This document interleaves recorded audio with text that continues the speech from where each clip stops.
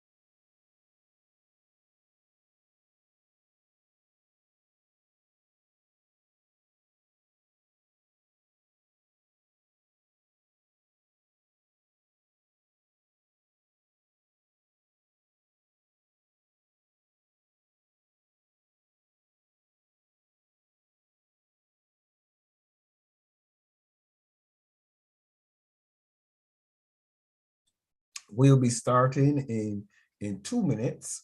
The class of SteelE Youth will be starting in 2 minutes.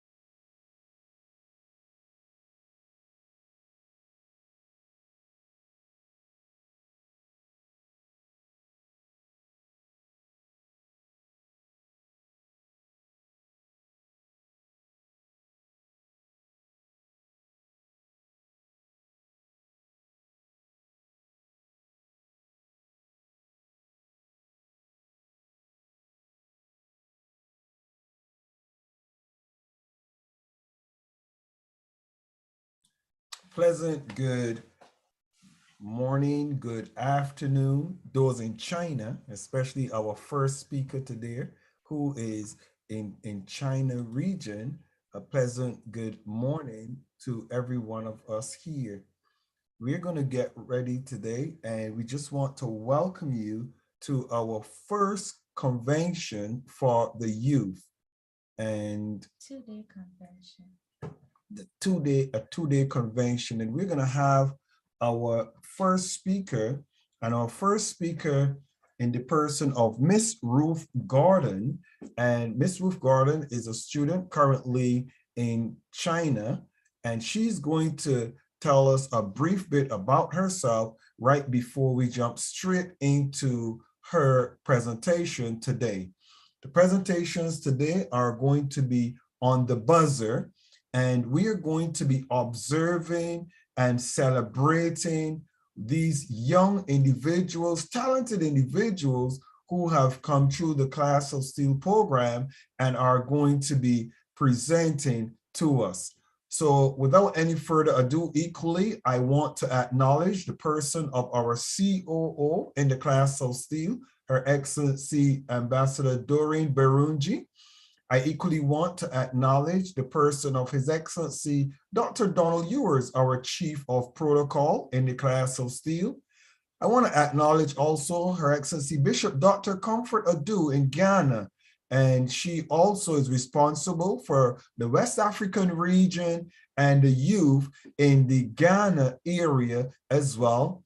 And I want to acknowledge, of course, the president of the Class of SteelE Youth, who is based out of Nigeria, His Excellency Architect Olusegun Olukoya.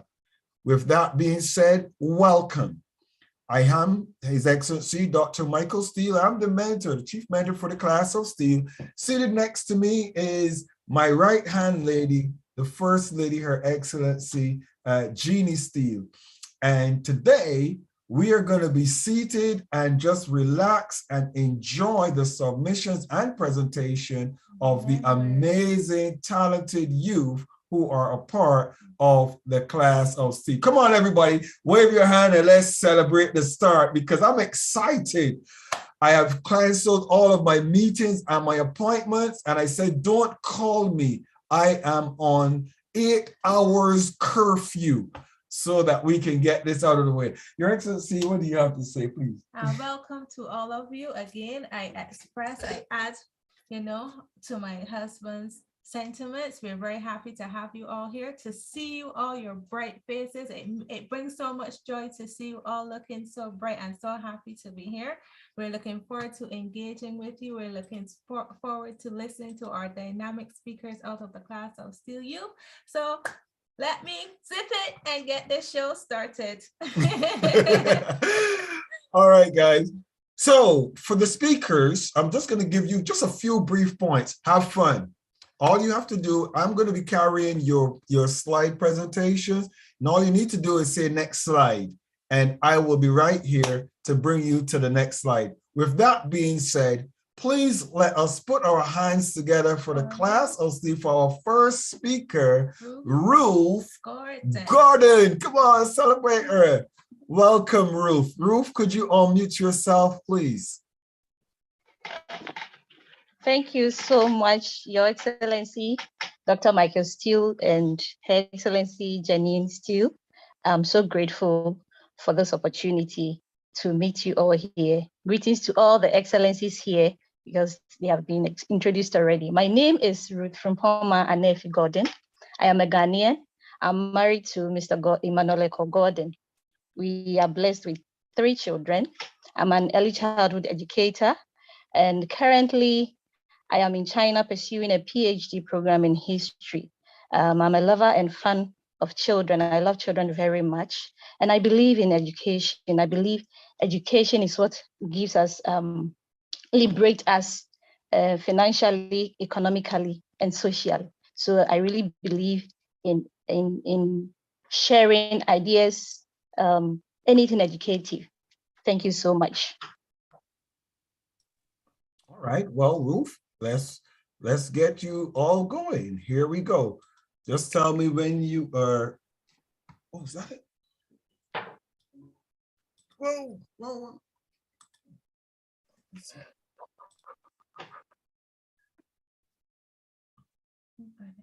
Mhm. Can everybody see our screen sharing? Everybody can see the screen share? Awesome. Go on, Ruth. It's all yours. Thank you so much once again, Dr. Steele, and all the excellencies here. To all my colleagues, I welcome all of you and good luck to all of us. Today, I'm going to present to us the demand culture places on you in a new environment. I hope I am audible. Okay. Please, let's go to the first slide. Thank you. The demand culture places on you in a new environment. In today's ever-changing world, people worldwide are fast realizing the importance of learning, understanding, and appreciating diverse cultures. Why is this necessary? It plays a significant role in developing communities that excel in problem solving and enhancing varying conditions. And to our table, we are going to delve into what culture is, the demands culture plays on you when you find yourself in a new environment, the importance you get being culturally diverse. And we end it with some tips that will keep lingering in your head wherever you find yourself, whenever you are in a new environment. Next, please.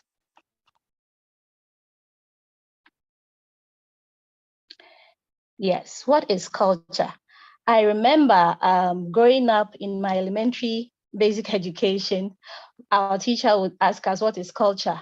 And the popular definition we've all memorized is culture is the way a group of people live. To a broader extent, it is often used to describe the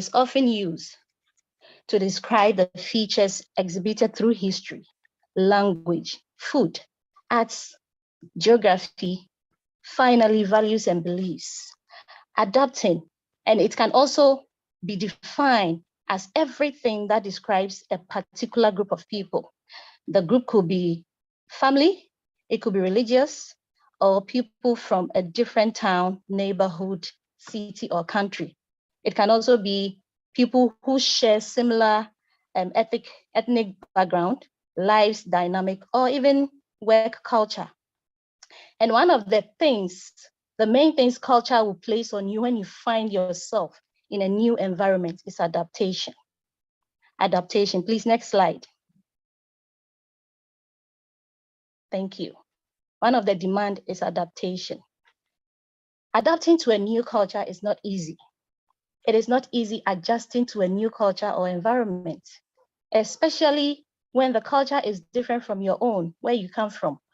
When you travel abroad or even provinces within or regions within your country, there are diverse culture. The way people live, the kind of food they eat are different from where you are coming from. So the best thing to do at that point is to adapt. Adapting is very difficult for most people. Living abroad, for example, and adapting to new culture is what you make of it. When you find yourself in a new environment, you find different things, different way of life. I remember when I came to China, back home, you wake up, you meet your neighbor, you greet good morning, good evening, good afternoon. I thought that is everywhere. So when I came, whoever I meet, good morning, there was no response. In fact, at a point in time, I felt offended. But later on, I realized that is the way of the people's life. They don't have that culture of greeting people randomly whenever you meet anybody. So it can be the best experience of your lifetime, or it can be worse or unbearable. And all you want to do is to go home. All you wish to do. Some of the experience might compel you to miss your old environment. It depends on you. Living abroad and experiencing different culture is an adventure. and challenging one as well. And most likely, the exciting of your life, it depends on you, how you see things, how you want things to be for you. So one of the things, the benefits when you adapt, even though it brings challenges and discomfort that you have to overcome by yourself, as you overcome these challenges, you empower yourself to be relevant globally. As you adapt to these new challenges or new experiences, you are able to fit in the culture and environment you find yourself. You develop the right approach in solving issues in your new environment. And apart from that, you are able to avoid unexpected outcomes. Imagine coming to China here has been a place for me to learn a whole lot of things. Back home, we are not used to using the subways, using the airports often, and all that. So there are some of the things we find ourselves doing, we don't do them back home. And me coming to China has really helped me in a way to adjust to certain situations that I felt would have been unbearable. So you overcome certain challenges. You adapt to the new technologies that you were not used to in your old environment. That is adapting to new technology skills. For some of the new technologies, you become abreast of the online marketing, abreast of using your phones to buy and sell, or buying and purchasing, paying payments, online shopping, making payments online, and other career services, etc., etc. So you have to become independent and adjust to these new experiences. Next, please. Next slide, please. Yes. One of the demands, you don't have to assume anything and jump to conclusion. You don't have to base your conclusions on assumptions. If you do that, you're going to find yourself wanting in your new environment. Note that culture, it differs from place to place, country to country, region to region, city to city. Even within your town, there are certain cultures that you are not familiar with that you need to adjust to it. So when you move somewhere from your comfort zone to a new environment, whether for internship, for scholarship, for work, for visitation, or name it, you have to understand that the change is very big for your life and you need to adjust yourself. And you should be prepared for this great change. It all boils down to you. How prepared are you to fit in that new environment? As I keep using myself as an example, when I moved to China, I thought my experiences living in other parts of Africa was enough for me. But living in China was, so living in China will be a piece of cake for me. But the experience was a different thing altogether. The language, the food, the culture of the people were so different from what I am used to. So it was just up to me to live with it and adjust to it and adapt to it. There is a saying that if you cannot beat them, you join them. If you cannot beat them, you join them. So every country and culture are different. And just because you lived abroad somewhere, somehow, it doesn't mean, or it doesn't guarantee that you like it anywhere you go. The cultures differ. The cultures are different. You have to learn a lot of things from the scratch, understand the culture, and most importantly, avoid making assumptions. One of the things that can put you in shock is assumption. You don't have to make assumptions. You need to study, you need to learn, you need to be ready to learn and unlearn. You need to tune your mind in that new environment you find yourself. But people have a different perspective and a way to do things differently in other cultures. So be mindful of that. So you not jumping your assumptions to conclusions, know that culture differs, as I've said already. There is no better way of doing things. It is just a different way of doing it. There's no better way. It's just a different way. Culture demands that you change your mindset and see that change is a necessity. Change is a necessity. Your new environment will give you the opportunity to learn and unlearn. Next, please.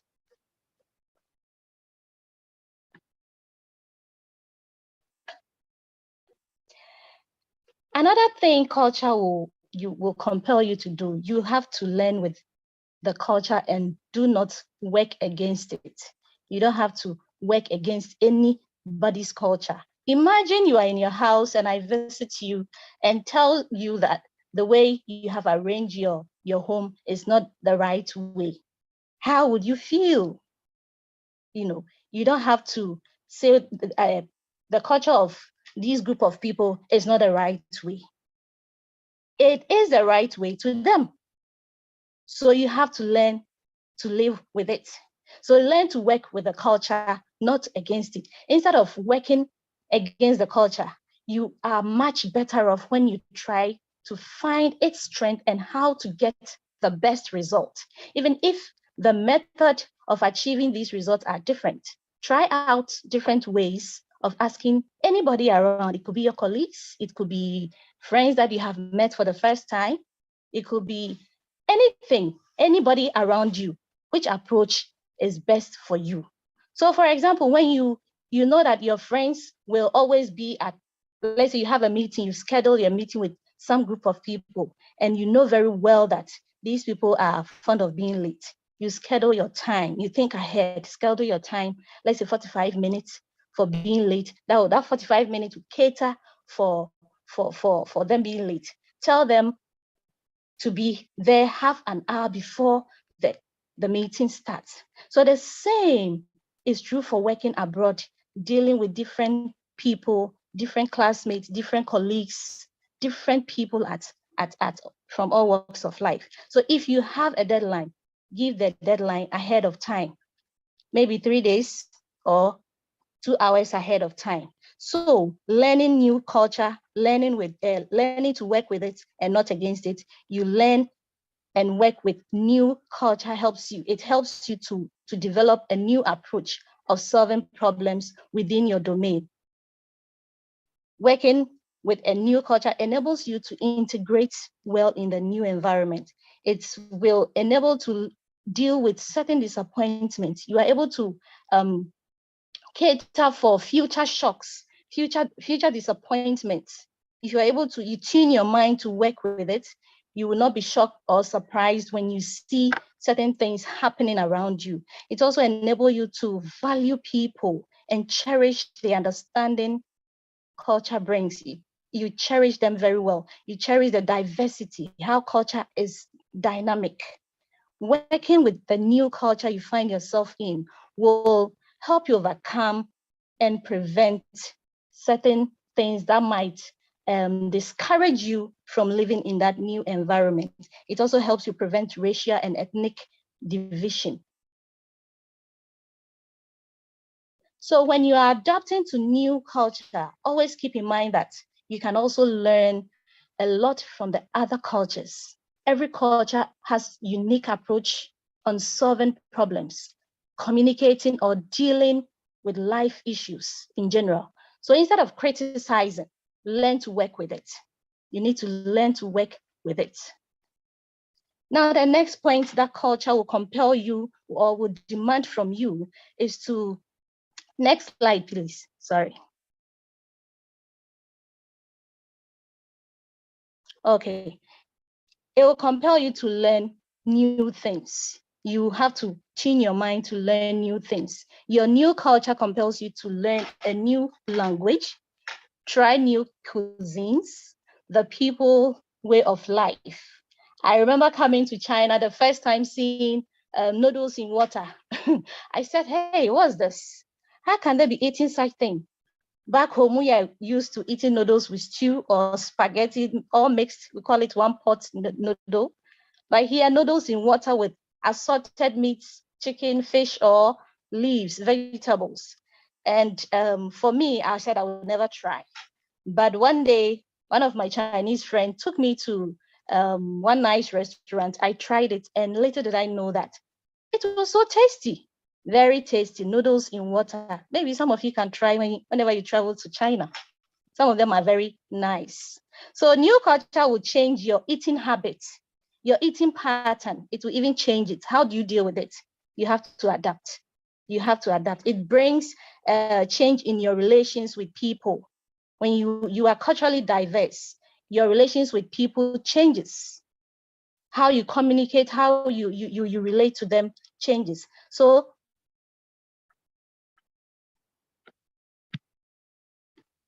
your newfound environment can cause you to rebrand yourself as well, either positively or negatively. It depends on you and how prepared or determined you are to adjust to that new environment.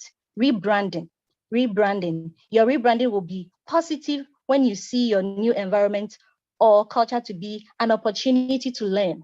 For me, being in a new environment makes me feel I have the opportunity to learn new things. It's an opportunity to learn a lot of things.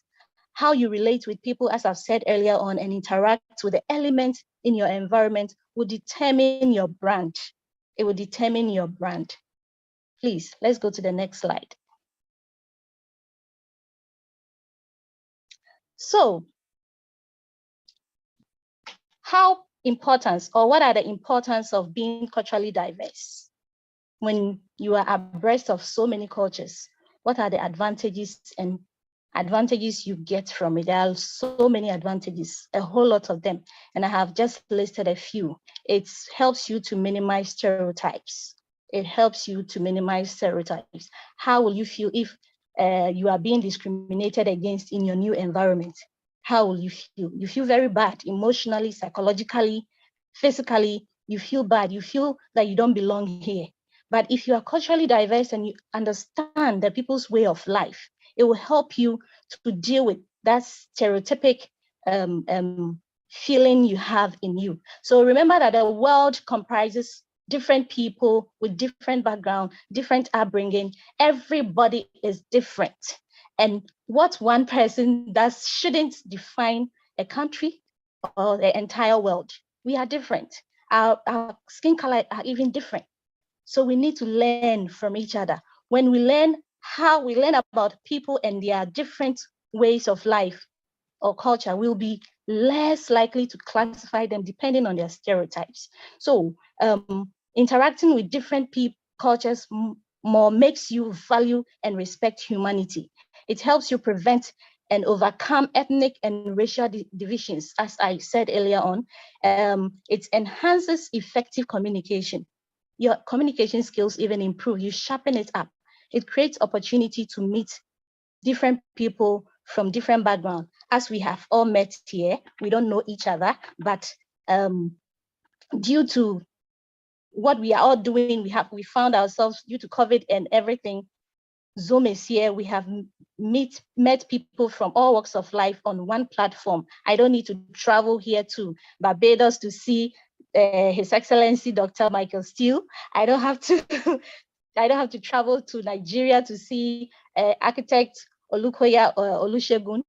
We have all met here. It helps you create network. You network when you are culturally diverse. You network very well. You have a pool or a circle of network. And then it exposes you to new experience. It exposes you to new experience. You don't struggle when you find yourself in a new environment. You quickly adapt.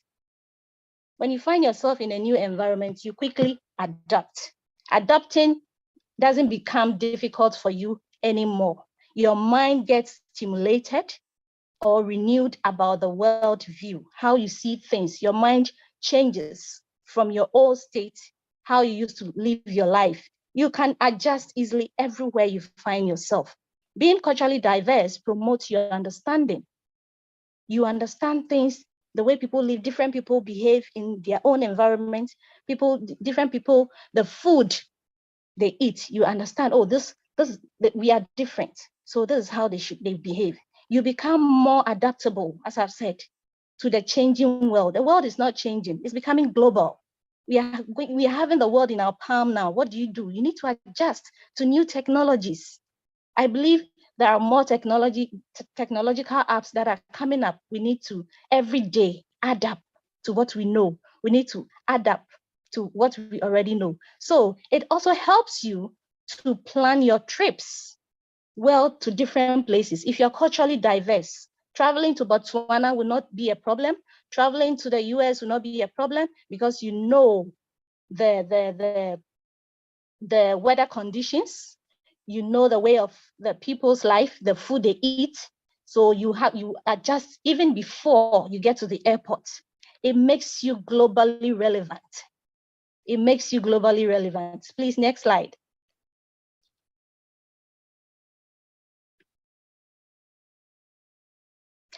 And some take notes. We can remember this even when we are in our kitchen cooking, when we are in our workplace, executing our daily chores in our workplace everywhere. Remember that culture is diverse and adapting to it makes one determined. Adapting to it depends on your determination. And remember that without determination, you cannot adapt. Adapting, as I said, is very difficult. You have to change your mindset, renew yourself, your mind to adapt.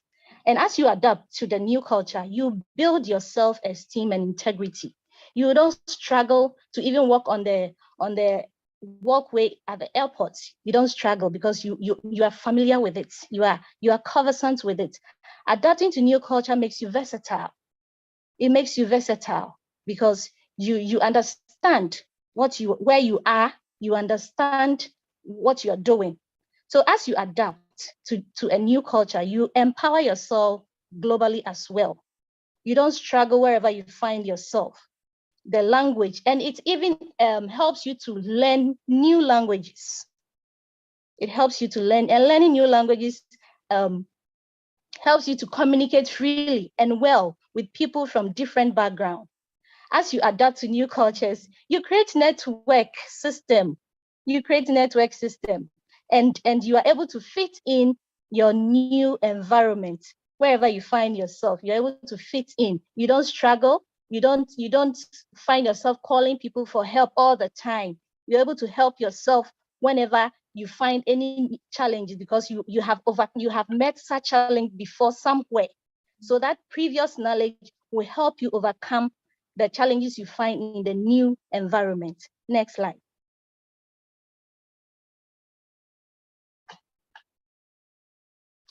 Yes, as you adapt to the new culture, you become nimble. What do I mean by nimble? You become very skillful. Maybe previously there are certain things you don't used to know how to do them, but being culturally diverse, you're able to learn certain things. And wherever you find yourself, you help yourself quickly. You are skillful. You don't struggle. You don't struggle. It boosts your self-confidence as well. You are not afraid to step out there boldly to do whatever you want. If only that thing is good. You don't struggle. You are confident in yourself. And adapting to new cultures, it makes you humble because you tend to appreciate variety and diversity. As you adapt to new culture, you become independent. You don't depend on people too much. You become independent and you improve upon your communication skills as well. Next slide. And adapting to new culture, you become more abreast of international protocols. You become more abreast to international protocols like COVID. We have so many protocols varying from country to country. You are versatile with that because you understand the cultures from different places. And as you adapt, you attain real life education and you expand your maturity and skills. When I say real life education, education is not only acquired in a four-cornered room called the classroom. You have first-hand information, hands-on information. In research, we call it primary information. So you have that first-hand education. No one needs to teach you because you are abreast with culture. And it enables you to kill that judgmental instinct in you. Every human being, naturally, we have this little or more judgmental instinct in us. So being culturally diverse, it helps us to kill that instinct. It helps us to suppress it within us. You become so much familiar with different cultures. So you don't stand to judge people when you see them behaving the way they behave. And as you adapt, you change your own perception. It helps you change your perception and perspective about life, even about yourself. You change, and it adds value to your own self. Next slide.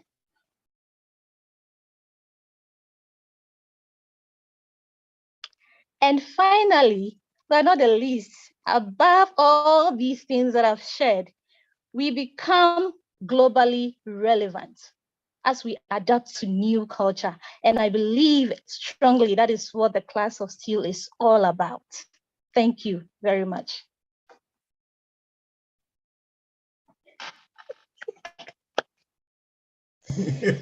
Come on, we have to celebrate, and we celebrate like this. This is how we celebrate. Me and First Lady were here watching, and we were saying that you got the first one out of the barracks, first one. And we were just looking and saying you're setting the bar high for the others who are going to come immediately after you. My first question, I want to take the privilege of asking the first question. And the first question is, what have the class of SteelE done for you that you would say the class of SteelE is a priority in your continued progress? What has the class of SteelE you've done for you? Thank you so much, Your Excellency, Dr. SteelE. The class of SteelE has done a lot. It has added value to my life, my social life, let me put it that way. It has changed so many things about my thoughts and about things, the way I used to see things, the way I used to understand, even my understanding about social life has changed. My interpersonal relationship with people, my human relations with people have changed. And I believe wherever I find myself, I'll be able to fit well, regardless of what, because I myself presenting this has taught me a lot. Culturally, we have to be culturally diverse. And apart from the value it has added to my life, I have been able to have or create some network. I've been able to network with a lot of people that I didn't know from different countries. I am here with you, Dr. SteelE. I didn't know you, but out of your class, I know you. I know Her Excellency Doreen Burunji. And then I know a lot of ambassadors here, and I'm so proud to be part of this class. Thank you so much. You're so very welcome. Any questions, just wave and ask any questions. Your Excellency, Dr. Ewers, our Chief of Protocol, you've watched these young people get to where they're at, and I see you smiling. Your Excellency, Dr. Ewers, please. A pleasant good morning to everyone. It's morning in the UK. I don't know in China what it is. And it's your beautiful presentation. There's so many questions that are running through my mind, but I have to just stick to your presentation. I like about the culture, the learn and the unlearn. How did you manage? How did you, before going to China, there's people will always say negative things to you. For example, when I went to Dubai the first time, somebody said, why are you going to a terrorist country? We hear so many things. Can you just give us clarity? Because even myself, there's minuses that I hear about China and so on that I would think first before going there. How did you have a positive attitude to go to China and to go there to even study? Because so many things is happening into the world when you go to different countries. How did you, get, that clarity and feel at peace to go into a new environment? Thank you so much, Dr. Donald. I'm so grateful for that question. Now, to start with your question, your answer. To answer your question, first of all, I was inspired by my husband. He actually is the brain behind my coming here. I had just been put to bed 3 weeks. I left my baby and came here. And I was surprised when I came here actually, because so many things happened. I remember one of the experiences, I was walking on the street. I think I was going to the bank, and a Chinese bypassed me, just rubbed his hand on my arm. I don't know what he was looking for. Maybe he thought I had fallen into a mud or something. That's why my skin looked like that. I was walking with a friend, and in fact, I really got irritated that I nearly slapped the person. Wow. But my friend, my friend held my hand and told me that you are in a new place. This is how they behave. We are strangers. They don't know us. And possibly they have never seen people with this kind of skin color before. And where I am, it's a classical city. They are not so used to foreigners that much. And as she educated me on this, I started having a renewal of mind that I should be ready for so many things, so many surprises wherever I go. So I started tuning my mind that anything that I see maybe is part of what I should expect. So what I did was to change my way of thinking.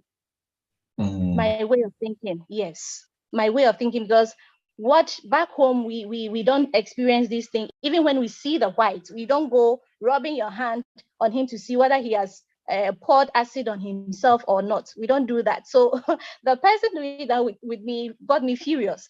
But I came to understand that they are not used to foreigners. So even when we are in subways, some are eager to touch our hair. You know, that the kind of hair we have is so kinky. Theirs are silky. They have never seen our hair before. So eventually, we even became used to their life. I became used to the way they are. So when I get to the subway and the way I have packed my hair and they want to see, hey, Nishi, jiga, jiga, she, jiga, she, jiga, tofa, and I'll laugh. They want to hold your hair, that kind of thing. And I realized it was their life. They have not really been with foreigners before. Unlike other cities, they are used to foreigners. So these things are not strange. But in China, the cities are different. Some are so used to foreigners, some are very reserved. So it's all boiled down to me changing my mindset. Thank So you. in other words, this is where it comes in, the learn and unlearn. So you have to learn certain things to learn. Yes, you please. answered the question. Thank you very much. Thank Thanks. you. Thank you so very much for your question, Your Excellency, Dr. Donald Ewers. The First Lady has a question. Go on. Oh, very well done to you, Ruth. It has been amazing listening to you. It's a great presentation. It was quite thorough and enlightening. My question for you is with regards to language and language barriers. Was it, did you know the language prior to going, or did you have to learn it while you were there? And how easy was it to learn the language and communicate? Thank you so much. I'm laughing because I'm still struggling with the Chinese language. Okay. From before coming here, I didn't know the language. In fact, I had no idea of the language they speak. And in my mind, I thought, just as we are used to the letters of the alphabet, is the same here. I never had the idea that they write in characters. I didn't have that idea. So when I came, it was a big surprise and shock for me. So even absorbing the tones, you know, Chinese, they use tones to speak. Some of the tones are high, some are bending, some are low and all that, some are sharp. Adjusting to that was even a problem, how to turn my tongue. And it was really a struggle, honestly. But I had to, as I said earlier, adapt and adjust myself quickly, because the time runs so fast over here. The time runs so fast. And if you don't tune your mind, you find yourself wanting. And aside that, they have a system, they have apps that can help you translate the characters. Yes, so on your phone, as foreigners, we have most of the apps on our phones. So Okay. when we communicate to even our professors and teachers by translating whatever they send to us if we don't understand. And when we go to the market to buy some of the basic languages, I have been able to master them. If I go to the market and I want to ask of the price of, let's say, apple in Chinese is 苹果. So and if the seller is older than you and is a woman, you call her 阿姨. So 阿姨这个是苹果多少钱? 阿姨 or auntie, how much is the apple? Those ones I've been able to master it, but I'm not so fluent in it. I can tell you I'm still struggling with the characters. You have to memorize the characters and it's not easy, but it's all about setting up your mind to learn and putting yourself in it. That's how you can fit. And China is a good example for you to learn because they have different cultures. Their cultures varies from city to city, from province to province. Yes. So you just have to adjust yourself, change your mind, and fit into the environment. Other than that, we'll go and you'll be left behind. Thank you so much for answering the question. Thank you. And any other questions? Anybody have any other questions or any comments? Any comments on how you think her first presentation in the class of SteelE was, or any comments? I see Her Excellency Doreen Baroon, Bishop Dr. Comfort. Bishop Dr. Comfort, please unmute yourself. Thank you so much. Today it has been interesting. Ruth, you've done a lot. But this one question that I would like to ask. You were talking about adapting their way of life, that is even their eating and habits and all the rest. Have you ever tried our culture dish over that place? I would like to know. Yes, please, I have. Most of the African foodstuffs, we get them online. We don't get them on the Chinese markets when you go to their markets. We purchase them online, just that they come at a cost. They are a little bit expensive. So we don't often buy them. So for me, when I decide to, let's say, prepare banku and okra stew with the palm zobi oil, I have got 5 liters of oil, which is quite expensive, but excuse me, my laptop. A minute, please. Yes. So as I was saying, the price of our African foods are mostly online and they are quite expensive. So we don't often, it depends on the individual. If you choose to go African all the time, it depends on your pocket. And as we are here to learn, we are also here to save as well. You don't spend all your savings on food because you want to go Africa. So you also have to adjust to the Chinese food sometimes. And sometimes I even yearn to eat Chinese food because some of them are very tasty. And it depends on the choices you make. Not all of them, though. Some they are, I can't go there. The taste is something else you cannot. But the ones that I am familiar with, that like the steamed fish, we call one hogwo, with the dapanchi, that is chicken, chopped chicken with assorted things like potato, vegetables, they have corn, they have everything. It's a one-pot dish with rice and it's so tasty. So it all boils down to you. We have most of the African foods online. We buy the neat fufu, we buy the neat Hausa cocoa, we even buy the earthenware bowl, what we call the ariwa. We have them online. If you want to mash or have bread and kontomire, the only thing that I've not mastered the courage to buy is yam because it is very expensive. One tuber of yam may even cost you 150 Ghana cedis if you don't take care. One tuber, and it's so small. And that, I look at it, I say, back home, 150 can buy a lot of things. Why should I spend 150 buying just one yam? So that one, I have never tried it here. And even plantain, their plantain is not the kind of plantain we have back home. their plantain is like is like those big bananas. You cook it and they are like ripe banana, and the taste is quite different from ours. So for me, I'm not a friend of yam or plantain. So it's not really a bother to me or a problem to me if I don't eat yam or banana. Plantain. So I have even sometimes I prepare the Chinese food with Elizabeth ourselves, the hoguo. We get the stuff and do it ourselves here. We go Chinese most of the time. And it's so interesting. It's so interesting. It's not always that Africa. Yes, sometimes once in a while you feel like eating fufu. Recently, Elizabeth, we can get cassava to buy online, real cassava. We prepared it, pounded, we didn't pound. We prepared it like banku, and it was so nice. And what we used as plantain was the neat plantain, the powdered one. We mixed it with the blended cassava, and it served as the same purpose as fufu back home. We had our light soup with live chicken, and voila, there we are.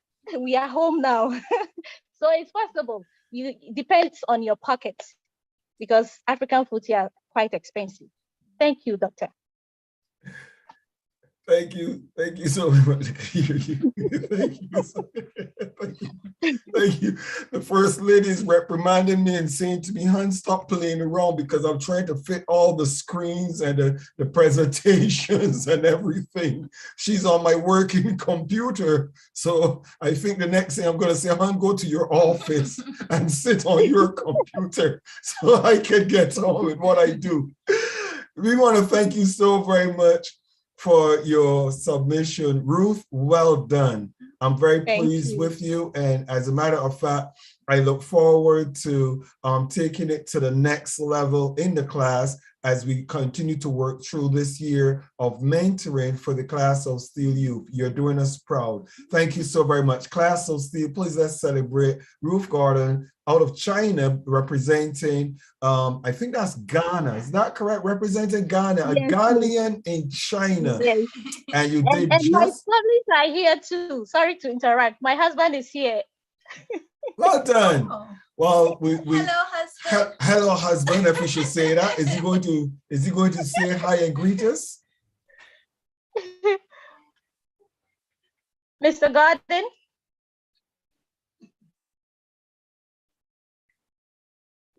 Uh-oh. Are you there or you're busy?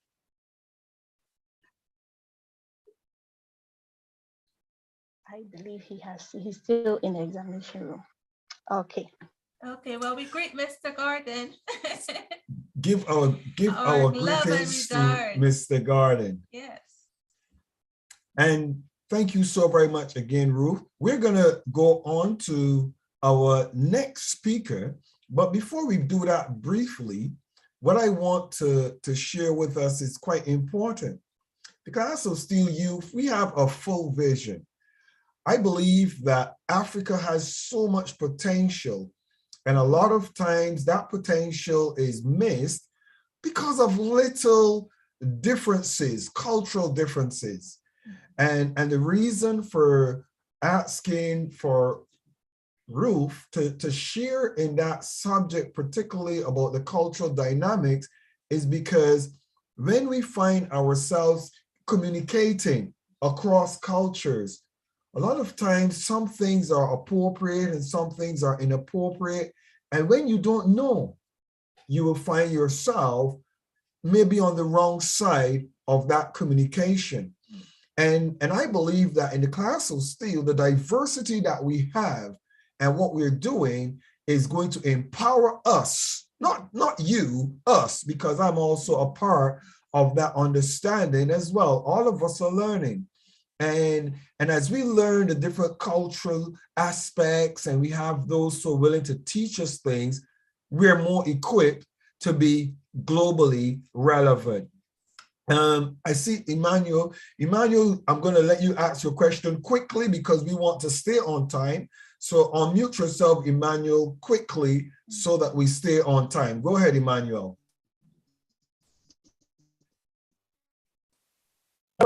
Excellency, Dr. I'm around. That is Ruth. It was because my microphone was muted. I can hear you. Oh, that is her husband. Is that your husband? Oh, that is your Mr. husband. Gordon. Hello, Mr. Gordon. I just saw the name, so I gathered that it is her husband. Very nice to meet you. Go again, Mr. Gordon. Greet us. We're listening. Yes. How are you all? And I thank you for the good work you are doing. So keep it up. Now I'll be attending your classes. Ruth, you need to let him use your connection because I think your connection is very difficult. Yeah, If he's able, because his connection is not clear.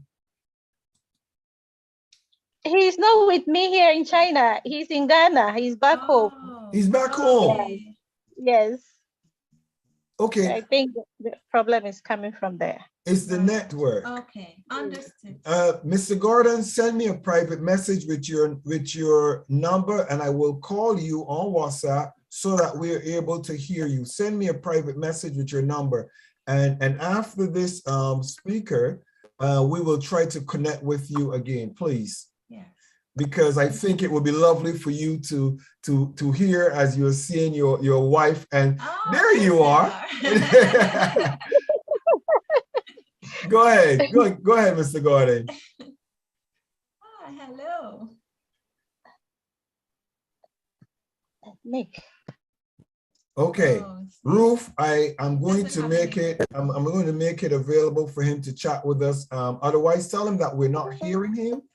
But it is lovely for you guys to see each other. Mr. Gordon, it is good to see you. We celebrate you.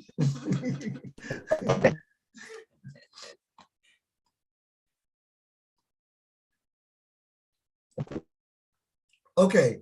And by the way, that's one of the things that we're looking for in Ghana and throughout Africa, good investors who are going to come and put communication technology infrastructure in place so that they can not just be globally relevant, but they can also be able to communicate better and more fluently across the diaspora.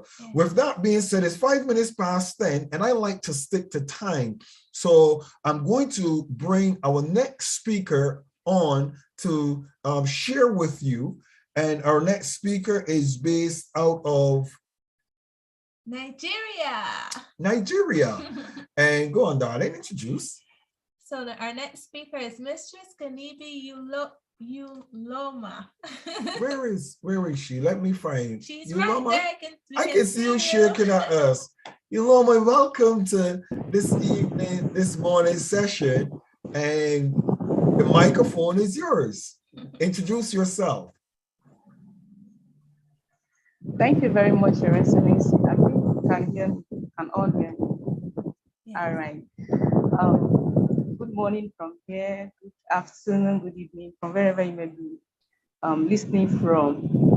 This is Kanibi by name, a full-time entrepreneur, a brand consultant, Language Bar Science International. A food scientist by profession. Okay, before you go, let me stop you. Your microphone, the microphone you're using, unplug it if you can, because the wind is blowing into your microphone and it is interrupting you. If you have a fan to keep you cool, please start to sweat because the fan is not going to make this good for you. So turn off the fan, please. You're gonna have to sweat this one out. All right. All right, let's try that again. Okay, start from the beginning again. Yeah. Okay. Much better. Yeah. All right. Thank you. So sorry for that. I am Kanibi Uloma, Mrs. from Nigeria. A brand consultant with Language Bar Science International, a full-time entrepreneur, a mom of 4 amazing kids, and a food scientist. I also run a part-time home business. So the topic I'll be discussing with us today is building a positive network of people. Please, can I use the slides now? Thank you so much, Your Excellency. Right, we're discussing building a positive network of people. Next, please. I already introduced myself. Just for the records, you can have a glance. Next slide so that we can work with time. All right, that is my topic, building a network of positive people. And there are keywords on this topic. Like this slide says, I'd like to start by saying, by inspiration, you attract people to come together. Through leadership, one builds a team to follow a vision or a goal. Let's pause and define who a leader is. Why I said this is, for you as an individual, and people are interested in coming together around you or following you, it automatically shows you have the qualities of a leader. And John C. Maxwell says that a leader is one who knows the role, who knows the way, goes the way, and shows the way. And I'll go on to say, being a leader is a choice. Why? Because apparently leaving their success or growth in the hands of others, there are quite a lot of people who have so much within them. They are intelligent persons, they are multi-talented persons, but they choose to stay in their corner, they choose to stay in their zone. They will never step out boldly to man responsibility. They will always wait for command. They want to be pushed before they make any move. No leader is born a leader. Leaders are individuals, young or old, who simply decided to take responsibility for whatever action or decision they take. They own up to consequences of their steps or actions. They make mistakes as well, and they admit it. And I give that to class of C because for some reasons, I work with a team of over 5,000 persons, and automatically everybody expects you to be 100% perfect, not knowing that you're just an individual just like them, just like you decided to take up the responsibility of, putting things together so that it becomes orderly. So as a leader, you make mistakes. There are people who will not be ashamed of their mistakes as well as their success. There are these people, leaders, they own up to everything they do. They are teachable, they are coachable. A great leader inspires confidence in others. They move them to action. A great leader by management puts a structure for the team to work with. A great leader also is creative in diverse ways. He or she always come up with ideas. So it is left for the followers to buy into the dream or the vision. Okay, so undermining what goes, whatever goes. I would like to chip in here the next word, network. You can just pause the slide for now. Let's quickly look into the definition of network.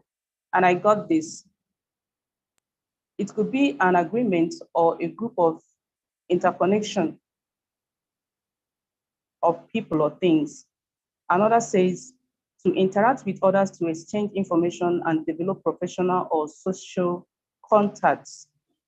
Then it further takes me to thinking of team, building a team. Building a network of people could also be said as being or seen as building a team.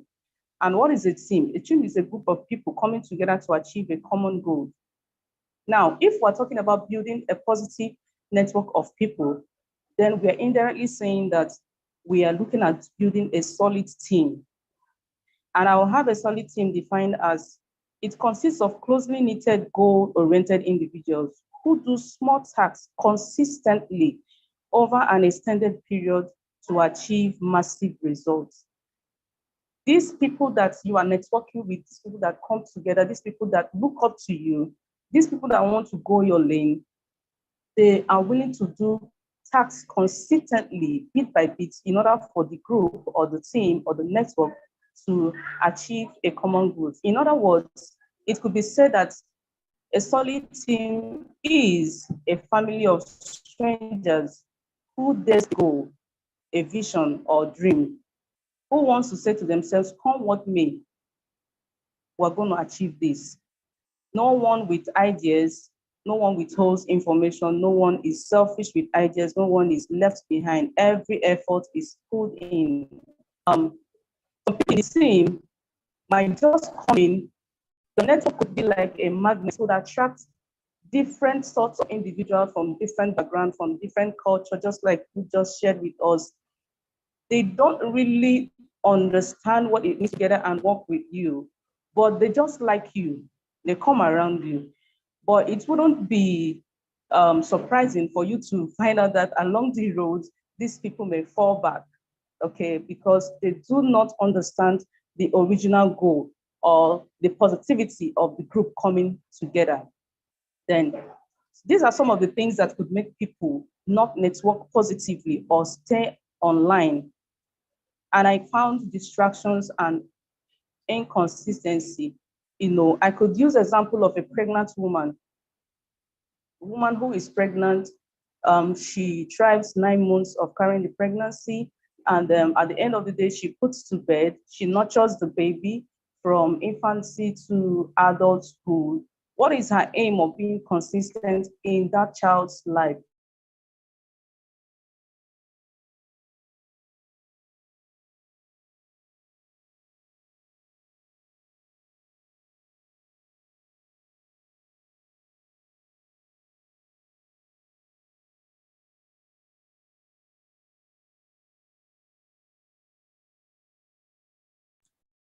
Okay, looks like, okay. Okay, are we still at the same slide? I think you just dropped there. I'm just emphasizing on something. Yeah. I'm just emphasizing on what is expected from the network or the team. Yes, why people come together and they want to network with you. I'm coming back to the slide. Is that okay? Yes, what go ahead. Is that you just all right. Froze for a little bit. That's what happened. Okay. So we can just keep the slide here as it is, because it talks more about the individual being a leader. So I want to chip in a little bit on the followers, the people the person is networking with positively. So just like every day we work with people in our businesses, we need people. In everything we do, we need people. So there are characteristics expected from the people coming to meet you as a leader, and there are also characteristics expected from the leader. So this I have on the slide is that of a leader. So this person that is a leader is teachable, coachable. He or she is open to learnings. She is open to corrections if she or he makes a mistake. A great leader inspires confidence in others, then move them to action. A great leader by management puts a structure for the team to work with. A great leader is creative in diverse ways. He or she always comes up with ideas. Such a person is always on the lookout to improve him or herself, knowing that we cannot get a result of 10 years by putting in the effort of last 5 years. Time is evolving, so you also need to evolve. So it is left for the followers to understand the vision and the ideology behind the management or behind the team or network. Understanding this goes a long way in affecting how prospects or people that you recruit around into your business or into your network stays or what they do with you. A team without a leader is like a ship without a rudder. This makes the role of leadership central to building a team or having a positive network. I got this from a book written by Ahoman Badiwe Maduforon, How to Build a Solid Team. Now, many people join businesses or come around you for different reasons. That is why everything around you or around the team could change, but you remain a constant. Some persons could join you because of the kind of charisma you have. Some persons because they have seen results in whatever it is that you're doing. Some persons, they just want to get busy and align with the structure you have put in place. Next slide, please.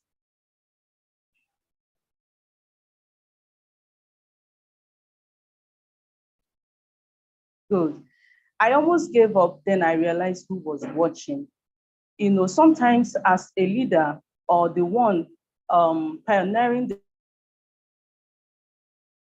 there are times you get frustrated. There are times you feel like, why am I even carrying this thing on my head? Why should I be the one pulling? Are they not individuals like me? Are they not human beings like they have one head, I have one head. They should be the one to do it. But there are these people that that you have impacted positively in their lives. You just have to stay on track just because of them. I remember one time when His Excellency told us that he has been on our timeline on Facebook. I was like, what? I tried to run through my mind all what I've been posting, what sort of things that I've been posting and all that. But at the long run, I know that I don't post trash. So you are watched. So you're careful of your actions, you're careful of the words you say. Even when you are pushed to the wall, you just tell yourself, they don't understand it yet. Next slide.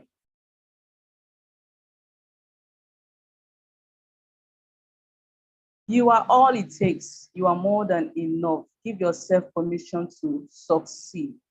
During the classes we had on our Saturday mentorship classes, I remember one occasion, His Excellency Dr. Michael Steve asked me, he said, Uloma, what is that one thing that is keeping you from unleashing? What is that one thing that is holding you back? A lot of times we have it all on our inside to lead or to be the one to pioneer a network. But for some reasons, basically for me, I had the challenge of other people's validation. You are like, what will people say? If I start this thing now, what would this person think of? Or what will my family think about me? But I've come to realize that I can become whatever I want. I can attract the kind of tribe I want, because definitely you would attract your tribe. So if as one, building a network of people, you have this positive aura around you, definitely you would magnet and attract people in that same tribe. Next slide.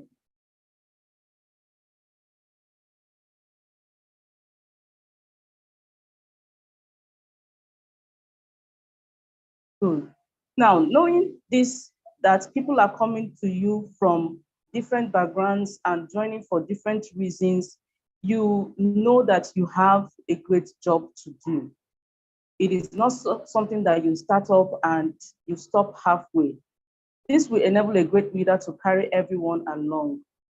You see people from their potentials. You don't use yourself as a yardstick. You attract everybody and you are able to align them on that right path that everybody is networking positively. So as a leader, you should be able to strike a balance.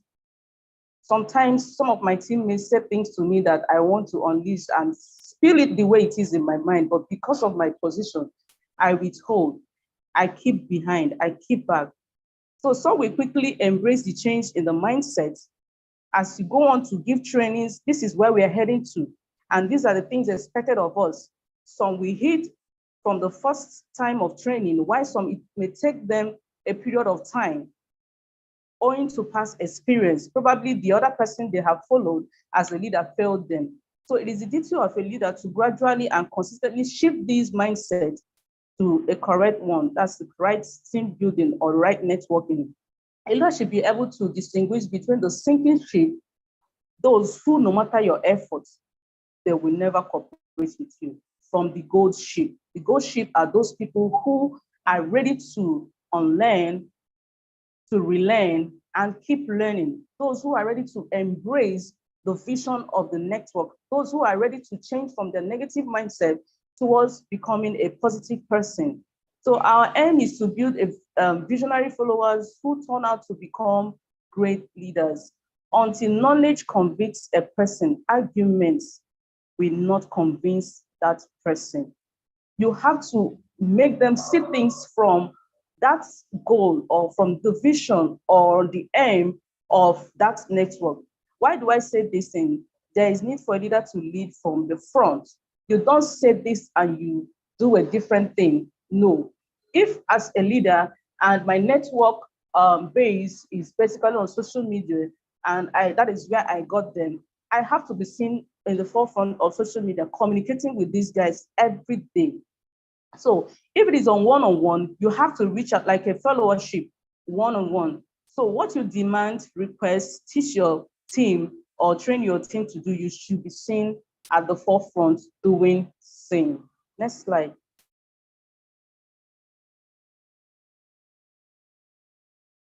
So better still with evident results. If you say, okay, we're going to invite 10 persons to the class of SteelE next meeting, you should be at the forefront, sending that invitation, and those people should be seen present in the class. You could possibly give your tips on followership, If you need to remind those persons on Monday evening and remind them again on Wednesday morning and again on Friday night, again Saturday, you show work or you show all work by displaying. You could probably have a WhatsApp room where you reach out to these persons, or you created a broadcast where you reach out to this person, and also teach those people who want to connect and network with you the same thing, that this way you can reach people out to attend these great classes, or this way you can reach out people to meet your needs. Some of us run an online business. So if you teach your followers or your network how to do follow-up, not just in their business or other aspects of their life, it is a plus. So this enables you to raise strong leaders, share duties, make it about everybody. They may not be perfect initially. That is very, very correct. Over time, they become better. Like the person I used to be last 2 years, it is different from the person I am today. And in the next 6 months, 1 year, it's going to be a different version of Uloma.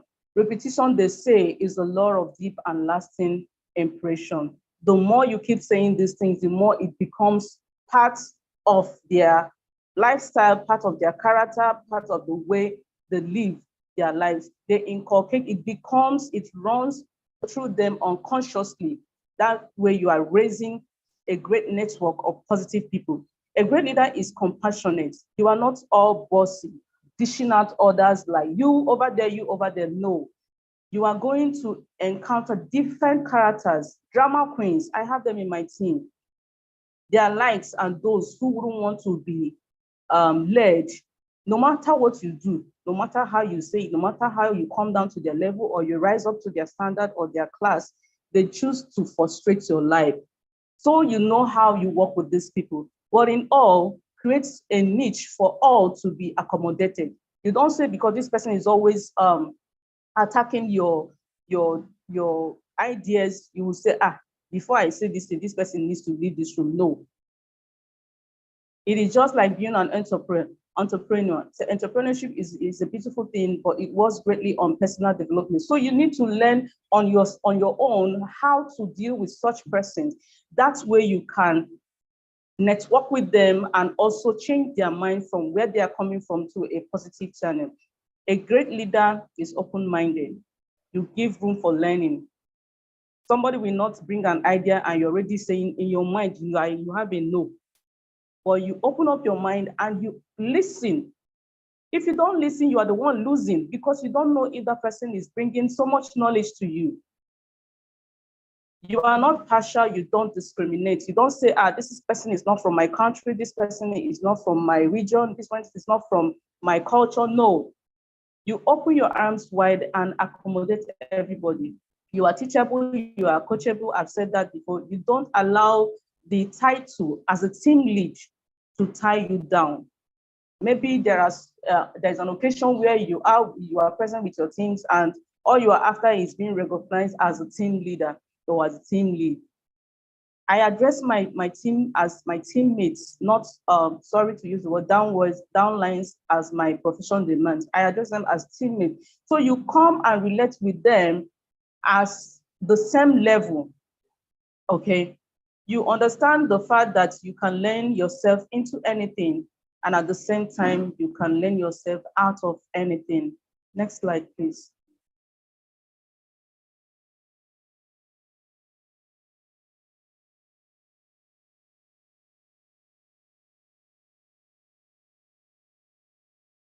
All right. We are learning how to become billionaires. We are learning how to become global citizens. We are learning how to become globally relevant. What you don't understand is to ask the question at the end of every day, what is the outcome of this network? Why am I doing this? Why do I come up on Class of SteelE every Saturday, every Monday, every Wednesday, every Friday? Because you want to become a better person. A great leader delegates tasks. That I've said before. This enables you to raise strong leaders in the morning or whenever you say, okay, just like His Excellency gave us topics to research on. Now, with different people speaking from different topics, we have added knowledge. So, and when you are given a task, you are automatically given a new version of yourself when you carry out that task. Share duties, make it about everybody. They may not be perfect initially. Over time, I've gone through this. Repetition, they say, is the law of deep and lasting impression. A great leader is bold and confident. Yes, intentionally you work on it. I used to be on the shy side. I used to be very reserved, but then I discovered that I can still be outspoken. I can still be confident. I can still mount a stage and address a huge crowd, irrespective of who is in there or wherever they are coming from. So when I decided to take up a change in my life, in my business, I attended seminars, I read books, I recorded events. Like the previous conferences we have, I did a lot of screenshots because they released lots of nuggets that is going to improve my life and improve everything about me. Then I stood in front of a mirror and I talked just to work on my boldness, just to build my confidence. I practiced being a speaker and a good one. Then I fixed a lot of seminars. Even if it is one person that showed up, I addressed that person as if I'm addressing a crowd. Then this gradually improved me because I noticed that after each seminar, I become a better person. The brief talk we have after the segment for questions. So why should one be a leader? When you understand the power of team building, no hell can mess with people who unite together in one purpose. They can withstand any force, any assault, from any distraction, no matter where it is coming from. I remember when I started a certain journey on my finance, and a lot of people don't like to go that way because they don't want to work. But I decided that I'm going to put in the work. Even my own spouse, my husband, was a huge challenge for me. But I didn't make it a drama in the house. I kept the focus. And as result began to come in, he began to see things the way I was seeing it. So you should lock arms with like minds. If there are drama queens and kings, work with them, try to instill, be patient with them. I think that's a better word, be patient with them. Gradually, they will see things for themselves. They will notice that, oh, this is on a good end, this is a goal, this is a good vision that is going to improve or help my life or make me better. Gradually, they begin to align and become part of the network. You should be a leader to show the process, to give back to the society from the wealth of your knowledge. Show them how it is done, the right direction, every step of the way. You don't hold information, you don't withhold any idea. Whatever book you read, you share and review with your team or your network, and you also refer them to books. Do not make money like the focus of coming together. Probably you have a good vision and people are coming together because of it. Probably the time will now allow money to start coming in and you are carried away by money. No, that's not being a good leader. A good leader maintains focus. You keep on track. Show the process and not just the glory. Discipline that comes from the process sustains the success. Next slide, please.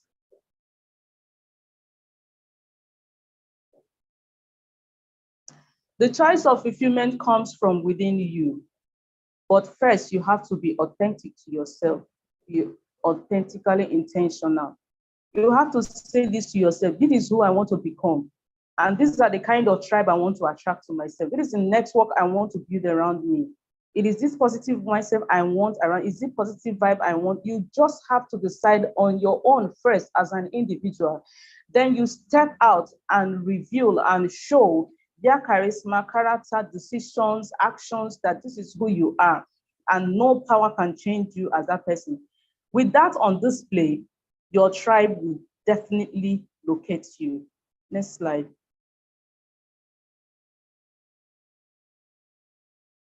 Replication or networking or team building, as we may see it, of forces coming together as one to achieve a common goal or vision is best described as a solid team whose center is held together by a great leader. Next slide, please.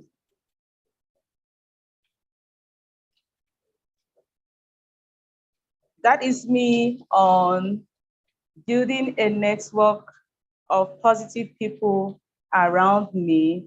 But I want to drop a few tips on how you can get those people to be on track for you in the next 2 minutes before the question section. First, you be ready to read right, just like a summary of all I have said. Second, you communicate daily with your team. Third, you train your team.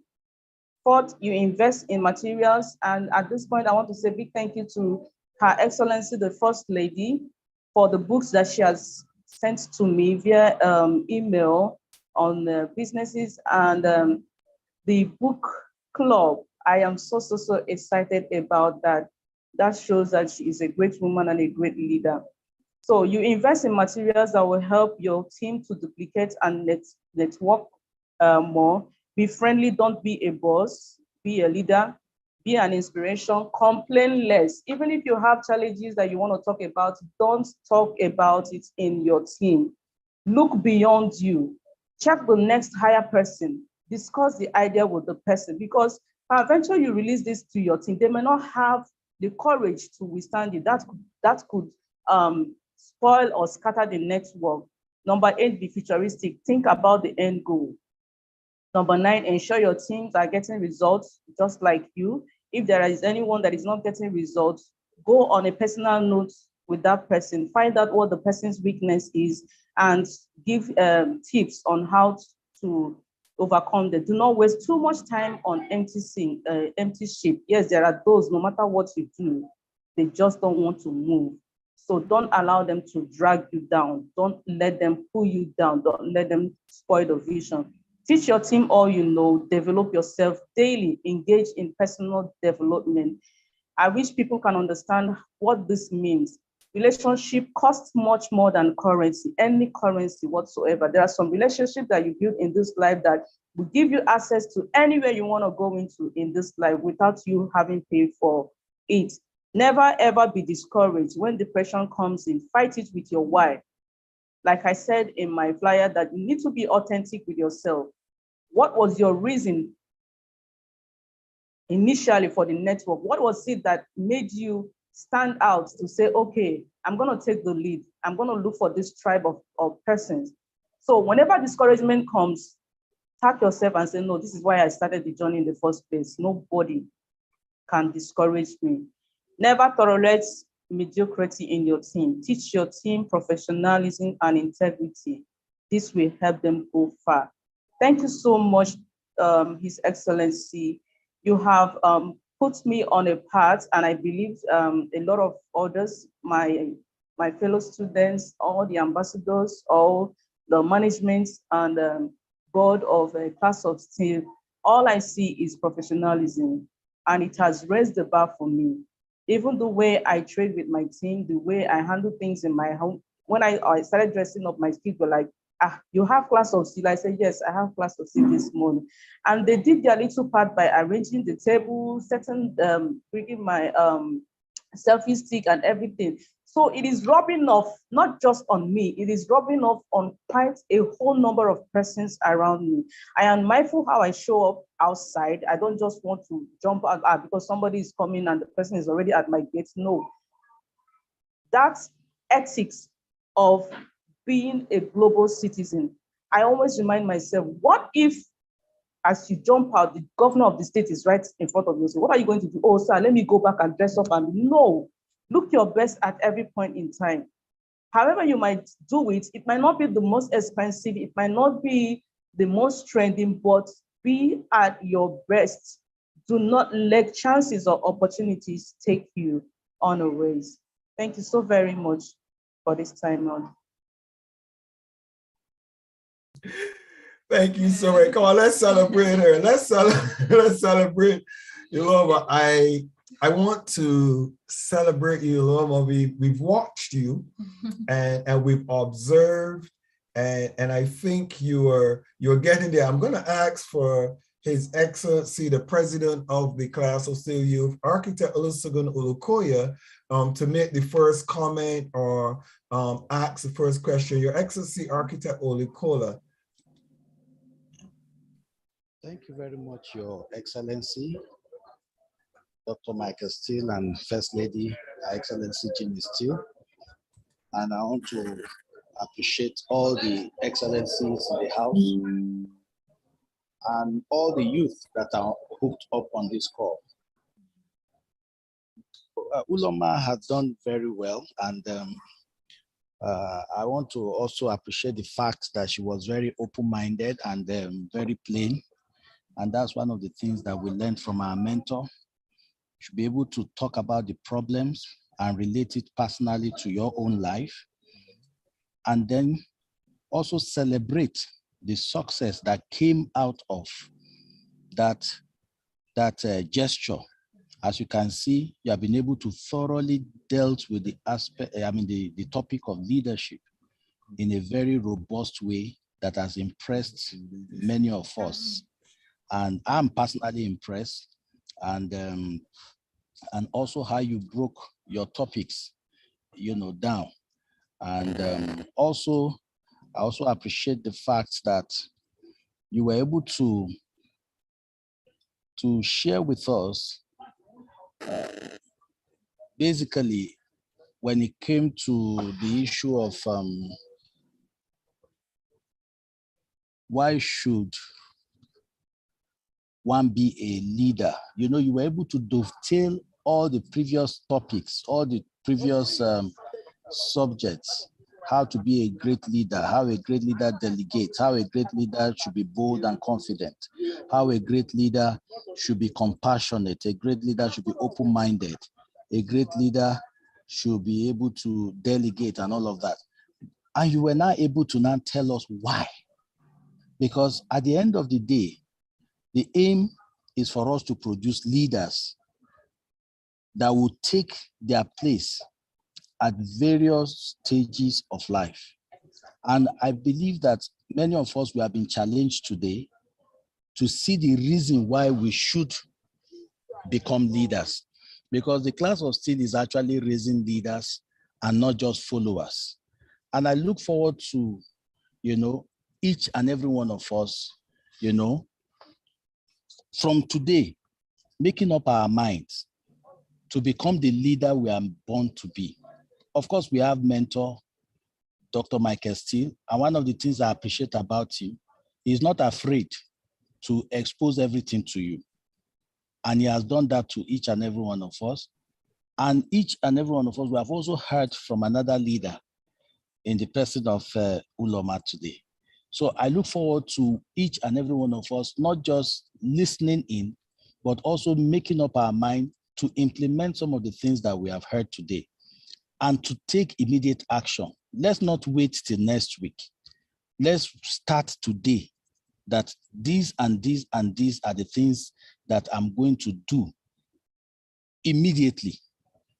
And just as we also want to appreciate Ruth, the first person that took us about the culture and all of that, there are key decisions we need to make immediately. If we don't make the decisions immediately, the essence of this conference will have been defeated. So let's make up our minds, take those points again, and take steps to implement them immediately. Once again, I want to appreciate His Excellency and Her Excellency SteelE, Dr. Michael SteelE and Junior SteelE. and all the leaders in the house today, and giving me this opportunity to just share these thoughts. My name is Architect Olukoya Olusegun, and the president of the youth arm of the class of SteelE. Thank you so very much, Your Excellency. Please allow me to call on, Her Excellency Doreen Burunji. Doreen, I'm not sure if you're able to lend a comment. I know you're still in the office. And again, thank you so very much for being in the midst of your busy schedule, still in office, but you are still here with us in the class of SteelE, committed to the development of the youth of our nations. Your Excellency Doreen Burunji, are you able to unmute yourself and just greet us or share your thoughts?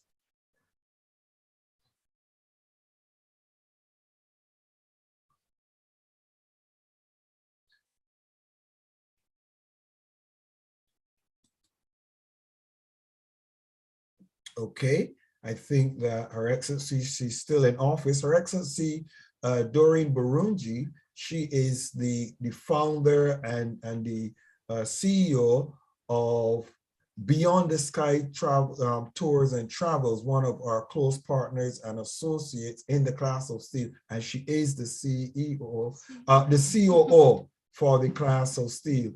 And in as much as she has an exceptionally busy schedule, I so appreciate herself, His Excellency Architect Olukoya, Her Excellency Bishop Comfort Adu, for making sure that they're here. Equally, His Excellency Dr. Donald Ewers, to making sure they're here to see your progress.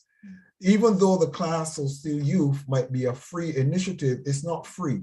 It costs us time, costs us effort, but we believe that you are the next generation of leaders. And if we could play our small part in sharpening your skills and tuning you so that you can be globally relevant and more culturally appropriate, I believe that we have played our little part in building a legacy for the next generations to come. I see Margaret Odame, and you've been listening very carefully. Margaret, do you have any comments thus far? I'm watching you because your camera is there. Do you have any comments for our past speaker or any of the two speakers so far, please? Yes, thank you very much for the opportunity. I don't know if this is the first time, but this is my first time of joining in. Ruth invited me, and I have been so enlightened. I don't regret coming on to listen in. I've taken 1, 2, 3 nuggets, which is going to be with me. Now I know that I can do business with somebody in China.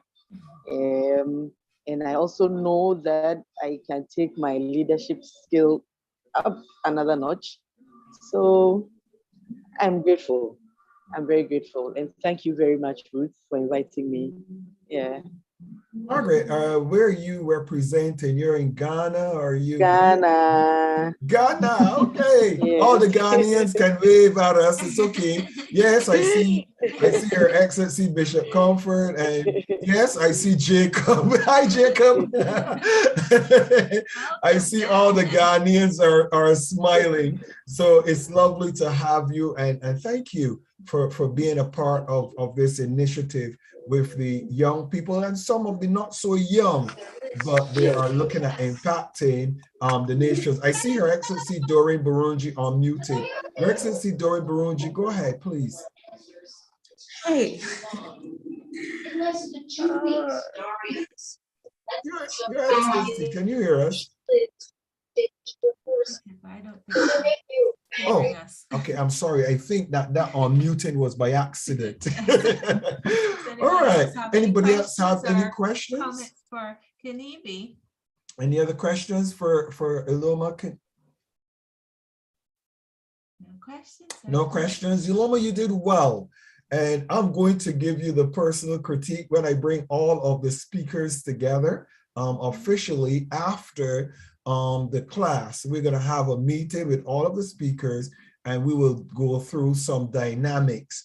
but I want to congratulate you on putting together such detailed notes and presenting to us today. Well done. And we look forward to your graduation amongst us in August. The First Lady was telling me that August is going to be a year. My goodness, time flies. In August is going to be 1 year that you guys have been sitting and listening to me going, yeah, yeah, yeah, yeah, yeah. I don't know how you manage. But it's a pleasure having you guys with me. We are going to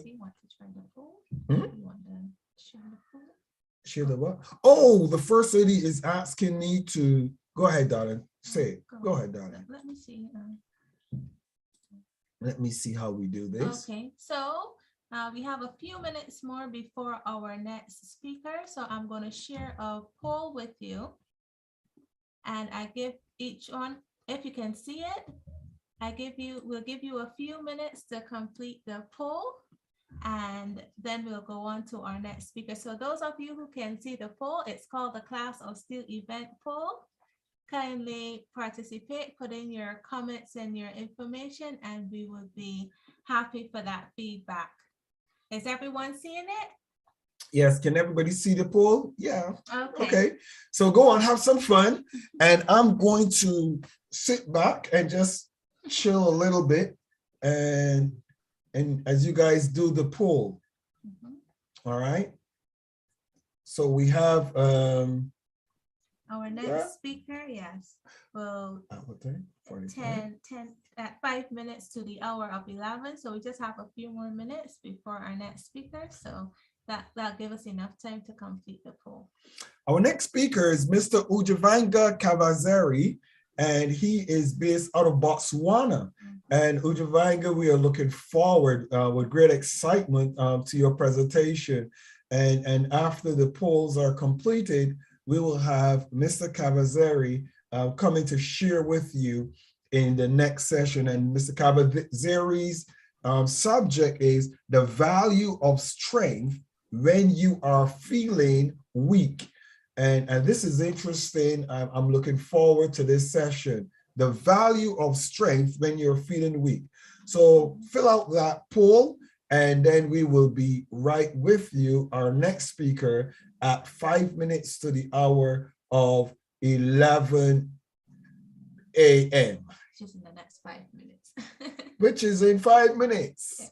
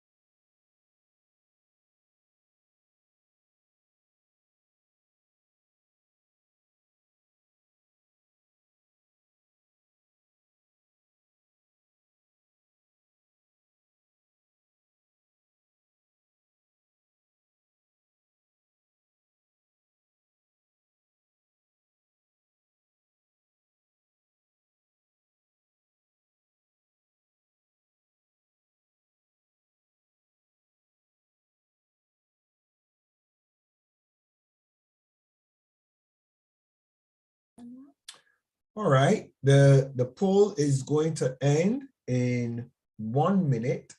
So get your last couple of questions answered quickly because we're going to end the poll in 1 minute. And we see that we have 8 persons who have participated. It may be because of your version that you're able to see it, but we have 8 persons who have participated in the event poll.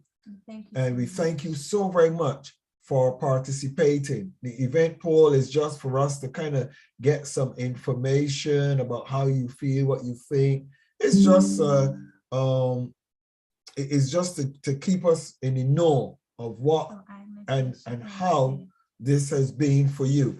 What we're also going to do is First Lady has also recommended that after the event, we would have the same very questions on our website so that persons could go on the website and you can do the same very poll yourself if you don't have access to doing it this version.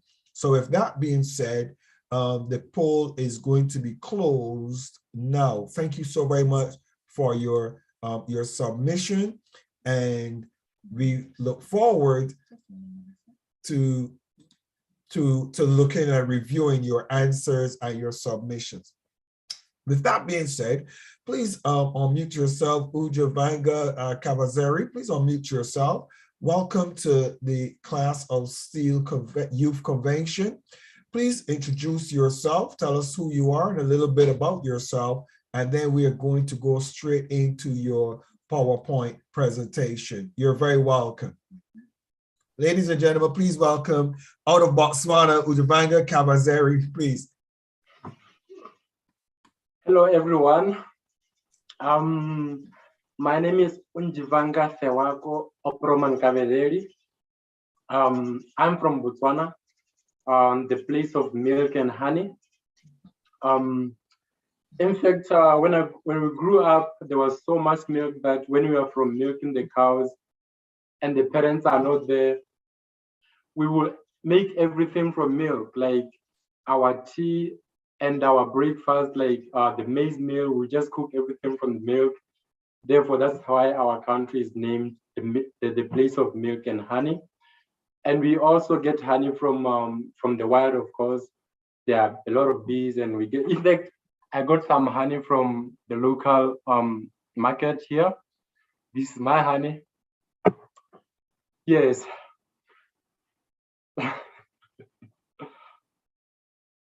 This is my honey. Yes. I was born in the northwest part of Botswana, and the northwest part, that's where there is the Okavango Delta, if you know that. And we have a lot of animals. Tourists comes down there, but the only disadvantage of being from a tourist place is that sometimes animals like elephants, they don't have natural predators, so they overgrow. And remember, we are not allowed to kill animals like in the olden days of our forefathers. So they overgrow, and now sometimes they become a bit of a problem because elephants are so huge that they can walk everywhere. They can take down fences and all that. So now sometimes they're a problem to the community. That's the only bit of disadvantage from that. And I just grew up in Maung, and I never left Botswana since I was born. Hopefully I will this year because we have a tournament in Namibia. In fact, I just got my passport on Wednesday this week for the first time in my life, and I'll get to travel. That means I know nothing about the outside world. The only place I know is Botswana. But since I've started learning Spanish, I now have friends from the Latino and España, places like Colombia, Argentina, Mexico, Brazil, and I'm learning a lot. And I've got some other friends in Spain, Zaragoza, Majorca, and Madrid. So I'm doing a bit of learning about the globe. So all I know about is what I see on TV. That's all. Okay, may I start my presentation?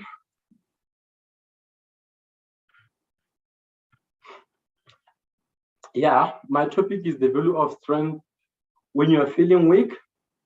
First, like we know, we start as young kids, very naive and knowing nothing, having experience about nothing.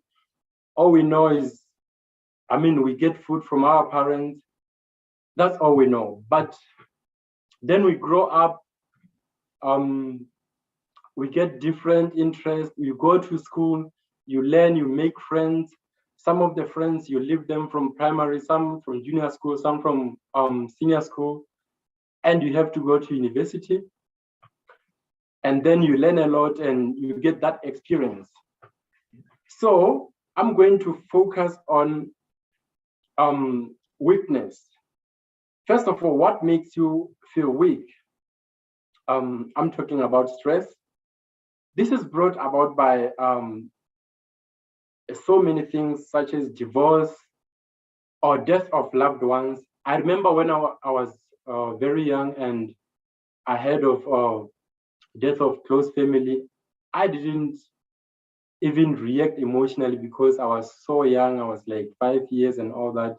At that age, nothing will really affect you. But as you grow up and you become emotionally attached to your loved ones, when they pass away, you get stressed. And also about financial stress. When we grow up, we all want to be rich, or we learn a lot of things about money. Sometimes you are working and the money is not enough because your family is so big, and also you've got expectations. You want to buy certain things. That means your budget is never enough. And sometimes you also make some investments that never works out, and that can stress you out. Also juggling several things at once, such as work. Sometimes you get a job and you want to get promoted. What do? You go to school, and sometimes at school it's not working out because you are so busy trying to juggle school and work at the same time. So this can also cause a lot of stress to yourself. Living with a chronic medical condition. Nowadays, we no longer eat that food that we used to back then, or our forefathers used to. So that means we eat a lot of food made from labs and all that, and this leads to some medical condition. And most people, because nowadays hospitals are full and there are a lot of diseases, diabetes, heart conditions, HIV. So most people live with this medical condition whereby they have to take medication for the rest of their life. And this can cause stress too. Next slide. Now, what are the symptoms? Symptoms of stress is anger and irritability. You become angry and irritable because your inner self is not rested. You are so stressed. There's so much to deal with. Black text as well, because as Africans, we are born in huge families. There are uncles, there are cousins, cousins of cousins, and all that. And when you grow up, you learn that you have to take care of so many people. And when your budget is not enough, this can bring stress because you get told a lot of things. People from your village will be telling you, now I need this, I need that. And sometimes you struggle with all this, and this leads to you becoming angry and being irritated by everything. When there's traffic, sometimes you're so irritated. There are so many cars in front of you, and you want to get home and just sleep. Yep. And you also have anxiety, apathy. That means you become disinterested in so many things. You become depressed and hopeless. You become so pessimistic that even when people are coming to you with ideas, sometimes all you do is crush them down. Next slide, please. How does stress affect your body? Feelings of emotional pain may lead to physical symptoms that do not have identifiable physical cause. When these thoughts are connected to somatic symptoms, result is significant distress or interruption in a person's ability to function. They may be diagnosed with somatic symptom disorder. There are so many diseases. Stress can lead to a lot of diseases because it works on your mind, like it destroys your mind and you become sick, but people won't notice because it's all mental. Next slide. And these are also some of the diseases that can come from stress, like heart disease, because during stress, your heart is overworking, it's pumping blood, trying to take oxygen to vital parts of your body. Also asthma and obesity. When you are stressed, you eat a lot. It's either you eat a lot, and for some people, they struggle to eat, but some people just eat everything because they are so stressed. So they eat a lot, and this may also lead to diabetes. Stress also leads to headaches. I'll explain this into, with the coming slides, what leads to headaches.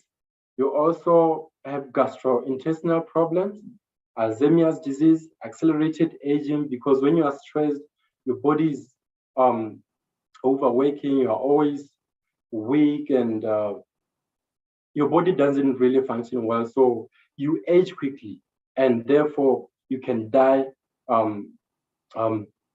premature death. Yep.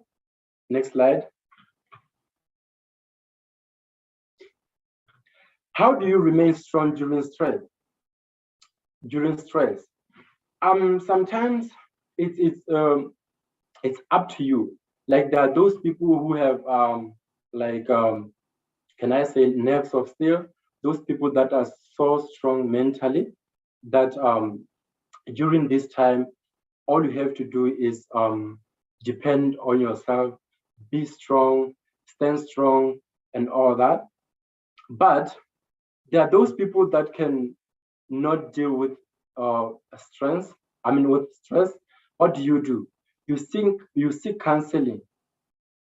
And counselors, these are professionals who can help when you are dealing with stress. They have been trained to listen, analyze, and give proper advice. Sometimes they can get to the root of your problem by just asking you questions.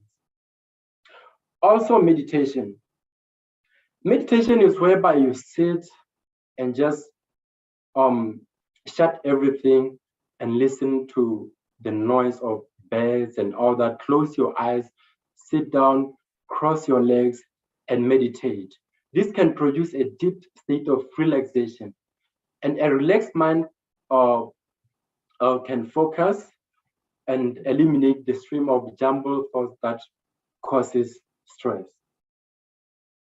So these are 3 ways to remain strong during stress, because mind you, you don't need to be weak during these trying times.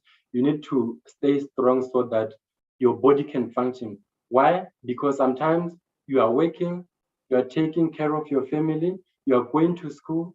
At school, they need marks. Your marks needs to be better. At work, you need to focus and deliver. At home, your kids sometimes don't even know that you are stressed, that you are weak mentally. So sometimes they need you to be strong for them as well. You need to wake up and bath them, pack up their lunch, and just be normal. That's all they need from you, while they don't know that inside you are dying. Next slide. Why is it important to remain strong when feeling weak? Like weakness or stress, it harms your body. it changes your body, it affects certain functions in your body. First of all, stress hormones cause your blood vessels to constrict. That means they become thinner and divert more oxygen to your muscles. So you will have more strength to take action, but this also raises your blood pressure. As a result, frequent or chronic stress will make your heart work too hard for too long. When you are stressed for a long time, your heart will overwork, like every day, your heart will find it hard to take oxygen to, mind you, our body lives on oxygen.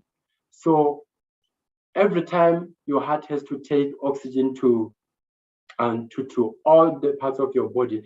And when your heart is overworking, now it means some of your body parts will be lacking oxygen because your heart has to take most of the oxygen to your brain for your brain to function, because your brain is overworking.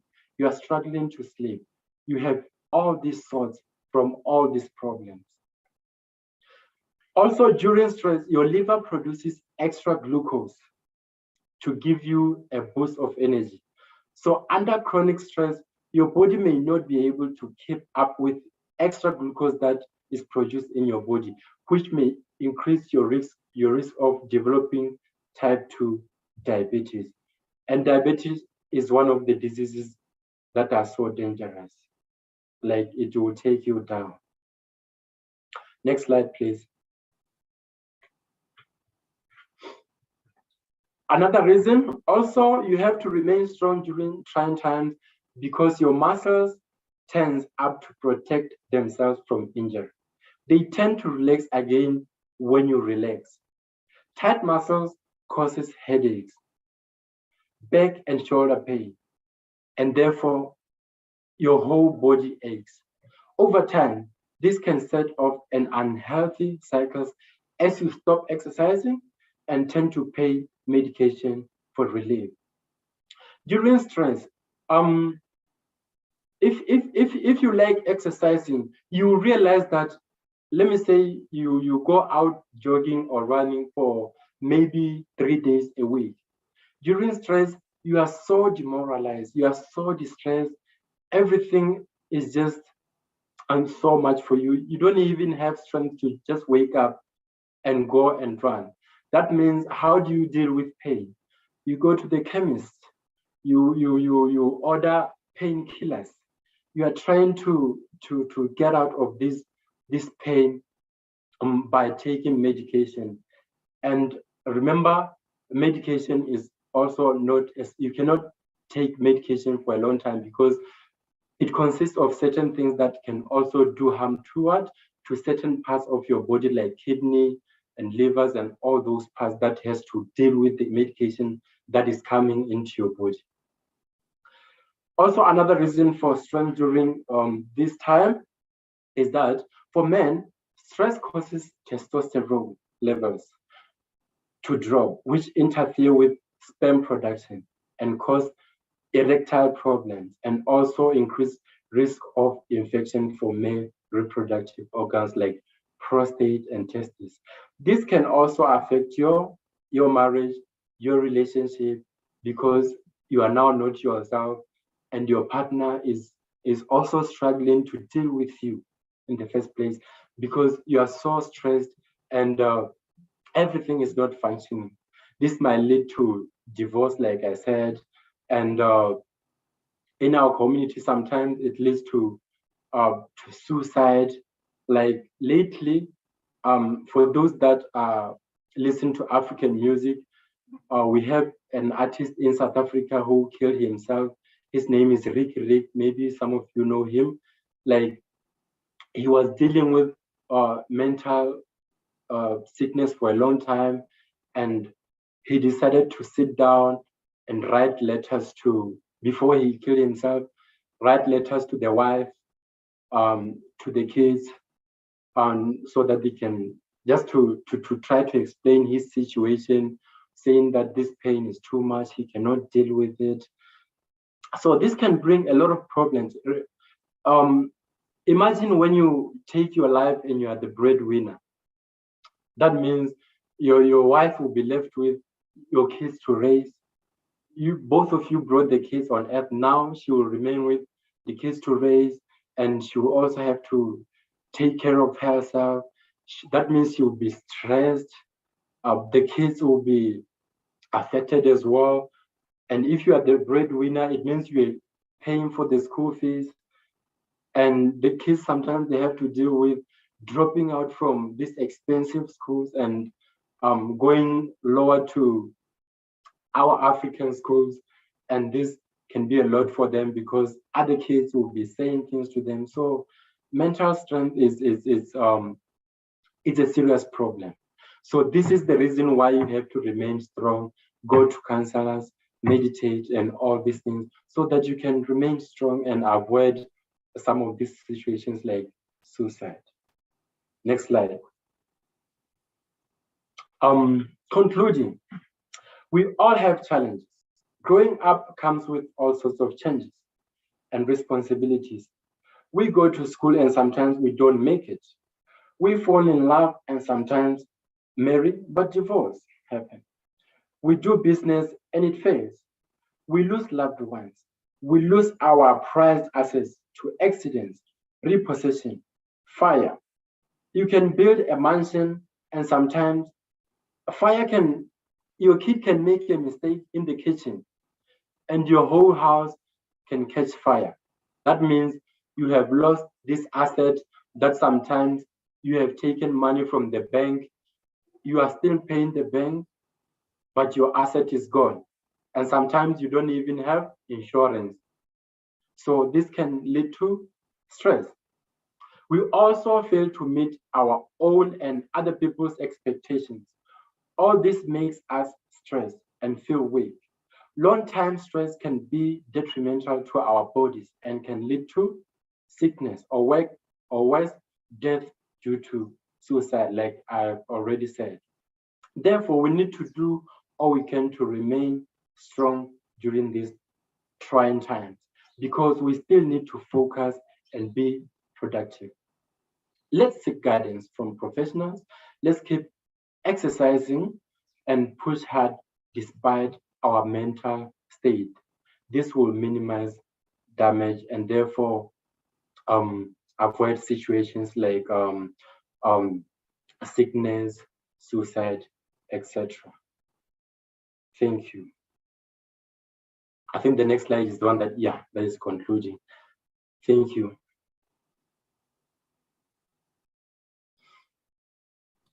Thank you so very much, Ujabandhu Berry. I want to thank you for that submission. As a matter of fact, while you were, as I would say, short and to the point, and very, very detailed, you gave us some challenging points, some very challenging points. As a matter of fact, because I know that you have quite a bit more time remaining for your submission, I think that this is one that we should pick up as a subject of discussion. And as your mentor and also being here, I think that the reason why I gave that to you is because equally, I am aware of what's going on in Botswana and in different parts of Africa with individuals who are weak.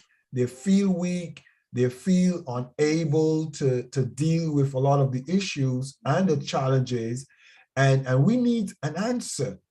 We need to be able as individuals to speak to it. As a matter of fact, when you spoke of the issue wherein persons have to look at, they are the breadwinners, but sometimes being the breadwinner is the biggest problem, because when you're the breadwinner and you can't put bread on your table, you've tried everything, you've looked to every avenue, and you don't see a way out. And you create an environment that can be very harmful. And I want for our youth, you as leaders, the reason why the class of SteelE is here is because we see those problems that are facing you. but we want you to answer those problems. What is the solution that you see? Because ultimately, it is you who have to implement those solutions. And if you look at them yourself, Ujavanja Kazaveri, if you look at the very issues, you as a young man, you're qualified. You are educated at the highest level. You're trained in martial arts and you're trained in different disciplines. You have your degrees, your qualifications, but yet it still remains a challenge. It still remains a very real challenge to look after your family. How do we deal with it? How do we look at putting things in place for the next generation so that the next generation does not lose out and miss their mark? The reason why equally we're very pleased with all of you who are in the class of SteelE and why we've made it free. I personally said to my wife, this is our corporate social responsibility to give back. This is not about making money. The class of SteelE for us is not about making money. It is about giving you an opportunity to sit down and get help.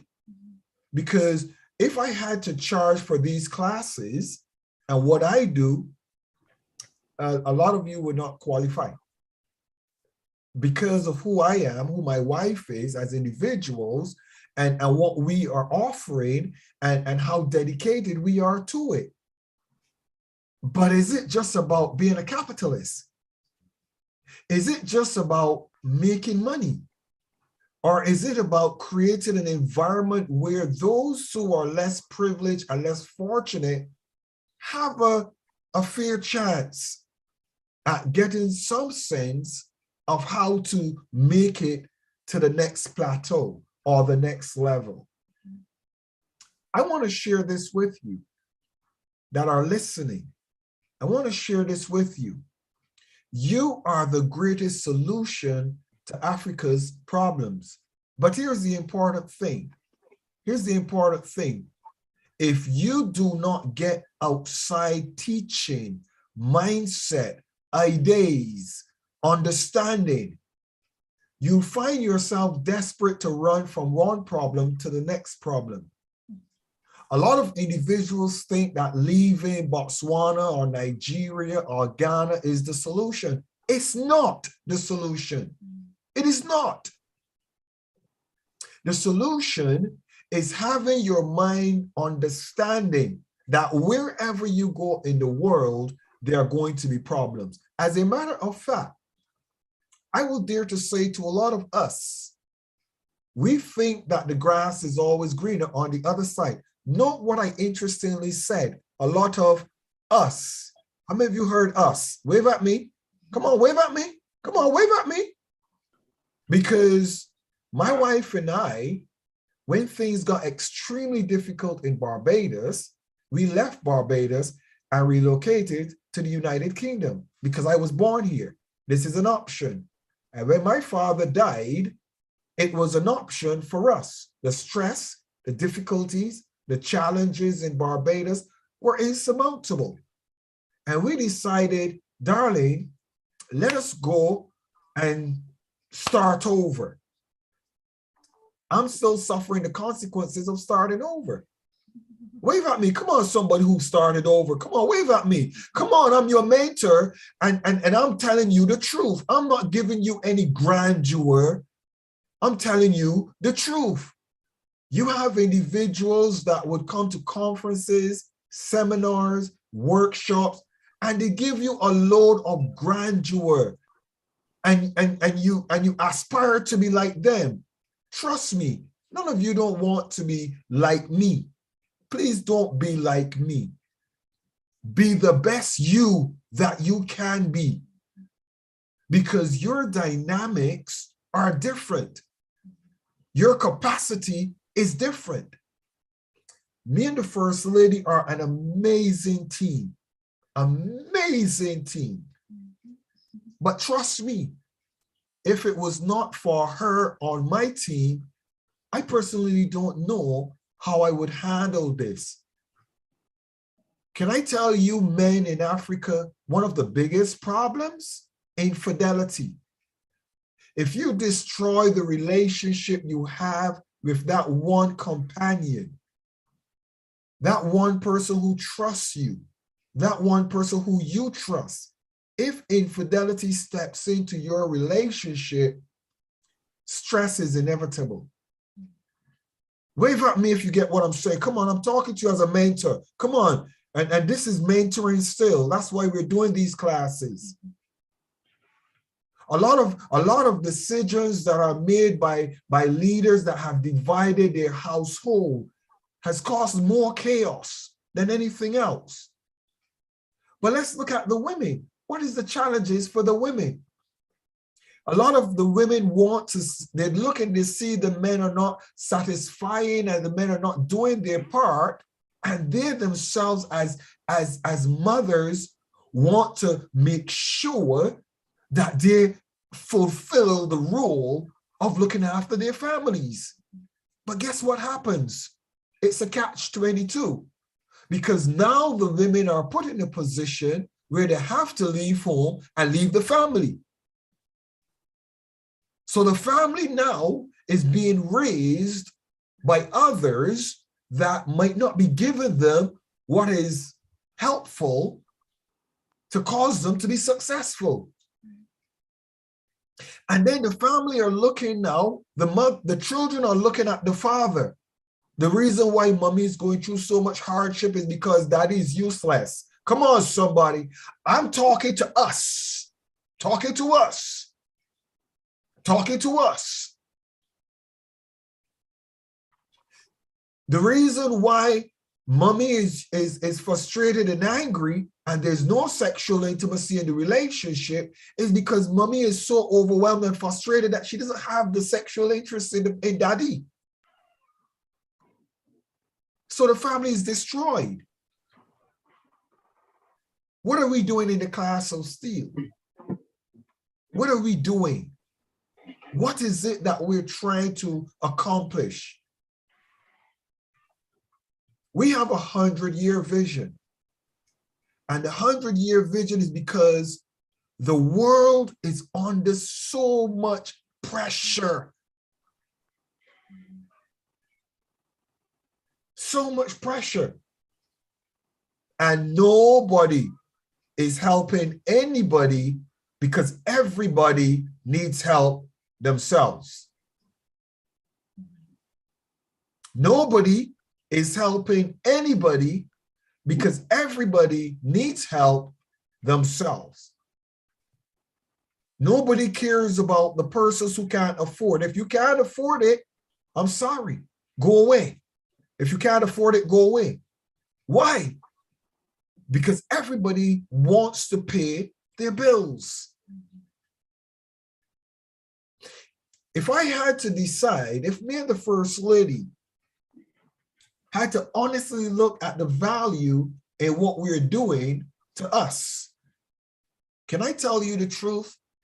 This is costing me and the First Lady more than you could imagine. As a matter of fact, I celebrate her as a partner. I celebrate her. I celebrate His Excellency Dr. Donald Ewers. I celebrate Her Excellency Bishop Dr. Comfort Adu. I celebrate Her Excellency Doreen Burunji. I celebrate His Excellency Architect Olusegun Olukoya. Can I tell you why? Because we're not raising the class of SteelE youth with a capitalist mindset. We're raising the class of SteelE youth. If we don't do this for the next generation, who's going to do it? I look at all of you that are wanting to be globally relevant. I'm so proud of every one of you. I am so proud of you guys, because in the midst of your busy schedule, in the midst of the challenges that you're facing in your personal lives, you take the time to come to this class of SteelE Youth and learn. You take the time to glean from the wisdom of each other. All of you, let me tell you what have kept me through my hardships and difficulties. Options. Write that word down. What keeps you through difficulties? Write that word down. Options. Write it down. OPTIONS. Options. Please write it down. In life, you need to have options. When stressful time comes, you need to know what are the options. You must have options. The class of SteelE is giving all of you an option. Ruth, you have a friend in the United Kingdom. Agnes, you have a brother in Botswana. Kavazeri, you have a brother who has access to the nations. All of you have options. That is what keeps you alive in difficult, horrible times. Options. You don't have to look and say, I can't afford that. So because I can't afford it, I'm not going to have it. That's not true. You have options. Wave at me if you get what I'm saying. Please wave at me. I want you to, I want when you leave today's training, I want you to be leaving and saying, I'm a better person because I heard something that is going to make a difference to me. Don't sit in the class of SteelE Youth.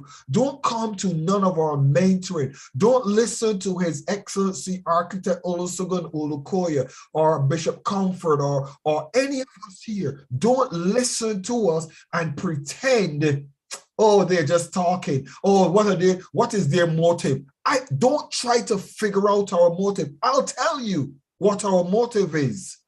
Our motive is not priming you and fattening you up for the kill. How many of you know you go to these conferences and seminars and then at the end they ask you for money and they ask you to do this? We're not asking you to do nothing in the class of SteelE Youth, but be the change that Africa needs. We're not asking you for anything. This is my corporate social responsibility. And I have embraced this, and I have embraced it's going to cost us. The team that we have embraced that. And I want when you come into this class of SteelE Youth, you come and leave being a better person. That's what we want from you. A solutions magnet.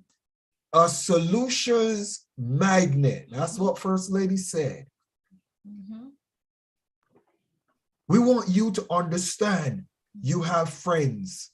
As a matter of fact, I want His Excellency Architect Olukoya to add his voice to this discussion. Your Excellency Architect Olusegun, the President, please lend your voice.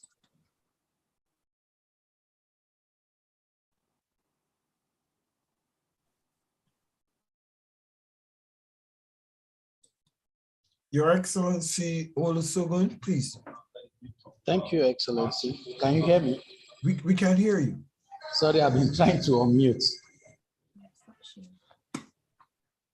Once again, I recognize you, Your Excellency, and First Lady, and all the excellencies in the house.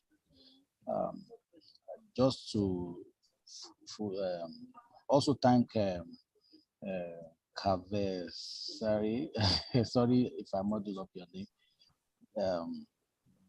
for a presentation well done. And thank you also and also congratulate you for your passports that you've been able to secure. That definitely is going to give you opportunity to be able to travel the world. And that's part of what we stand for in the class of SteelE and also the class of SteelE Youth Arm. I also want to appreciate the fact that all that His Excellency Dr. Michael Steele just shared with you is the truth, the whole truth, and nothing but the truth. Ordinarily, a lot of people make so much money from, setups like this. But from day one, he had mentioned it, and he said it not just to us privately, he said it openly so that the world can hear that he's not here to milk anybody or make money from the youth arm, rather but to invest in our lives. And that is what you are seeing today. Setting up just this Zoom conference is going to cost a lot. You know that, are you not surprised that we've been on for hours now and there's no interruption, no cutoff, no network issues? It's just for you to know the kind of premium cost this has cost the excellence, our mentor, Dr. Michael Steele, and the First Lady and the class of SteelE. So to add to all that the doctor has said, Dr. Michael Steele has said, is so that we can place value on this conference. As I speak with you now, I'm in Abuja. I'm attending a brainstorming session. We have been locked up in a hotel for the past 3 days, and we are supposed to come up with policy and all of that. But I'm still able to sneak out just to make sure I attend this conference. It's just so that we can know that there is a value we have placed on this. And the same thing goes for all the other excellencies that are attending this conference now. They all have something to do. But just like you heard His Excellency, he said he's on an 8-hour curfew. So no calls and all of that. So for why we are sharing this with us is so that we can place value on what we are learning and we are receiving today. And a lot of the presenters have also committed time, in preparation for this as well. So we are in the right place. I can assure us that none of us will have any form of regret for being part of the class of SteelE youth. And you should be confident enough to invite your friends, for the class of SteelE youth. Of course, we can do more in our mobilization for the next conference, which is coming up, next week. So please, let's celebrate ourselves in the class of SteelE youth arm, and let's also go home, as I said before, and make up our minds that we're going to implement most of.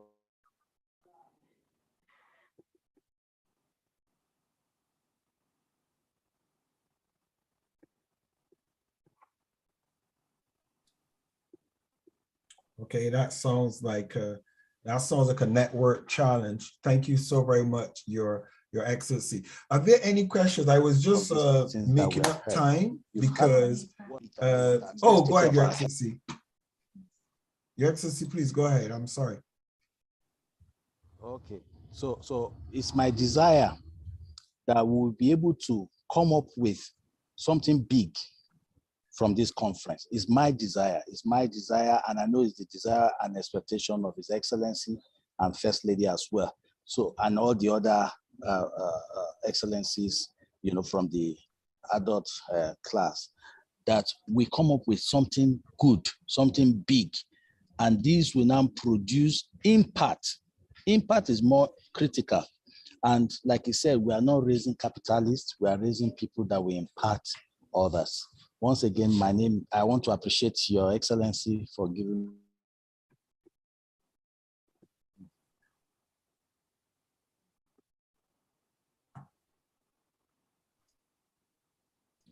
Okay, thank you so very much. The network again, but Your Excellency, Architect Olusegun Olukoya, and we just want to appreciate you for your submission. I want to ask Your Excellency. I see. Who's that?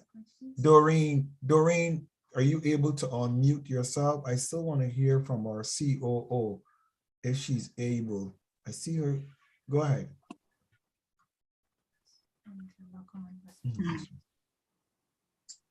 Yes, good afternoon, good morning from the UK.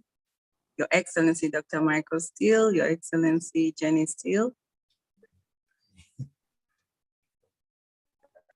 and all the excellencies from the others, so very much for being a part of this youth conference for the ladies. I can only say that it started what I endeavored to. The last speaker, Mr. Kavezeri, that his topic was really good and it resonates with what actually I'm going through. And just to add on what he contributed or submitted is that sometimes we fail, we are weak because of, we surround ourselves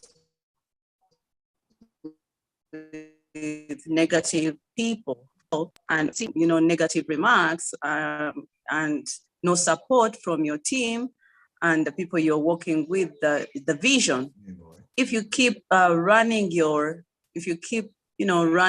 vision and you have a wrong team with you, I mean, you'll be demonstrating, or you'll be running with this vision by yourself. So you'll always be discouraged. And I would advise that if you have people like that, you separate yourself from such people and you get new team. Otherwise, you'll always be weak and you'll fail to accomplish. I would also like to say that if anyone is supposed to achieve anything, to get out of weakness, really, it is something that you have to work on yourself internally. You have to there's so many things that can contribute to that in case you don't have supporting team. First of all, there is a spiritual, like for me, what helps me is the spiritual connection with the Lord. That is my driving force. I am able to speak to myself, confess positively into my life, cancel everything that is being spoken of me to continue to pursue what I want to achieve. And also to be bold enough to say, listen, I can't move with you anymore. I don't have time for you. You're bold to say certain things because there are some people who think they are too mighty and big for you. And when you look at yourself, you're like, if these people are out of my circle, I will sink. It only takes boldness. And if you don't have people who give you the boldness, you need to find that boldness within you. And you say, listen, I have to be globally relevant. His Excellency, Dr. Michael SteelE, is talking to us in Africa. We have to be globally relevant because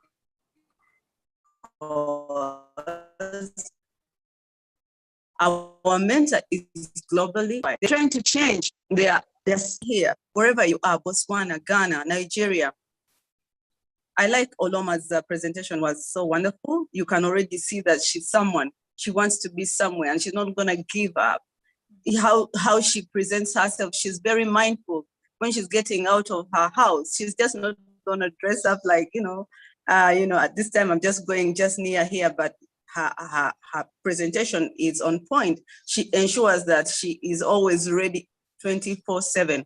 I would like to thank you for that point, because sometimes down in Africa, you're like, I'm just going down here, you can dress up anyhow. But if you know where you're going and what you want people to label you for, you have to be prepared all the time, 24/7.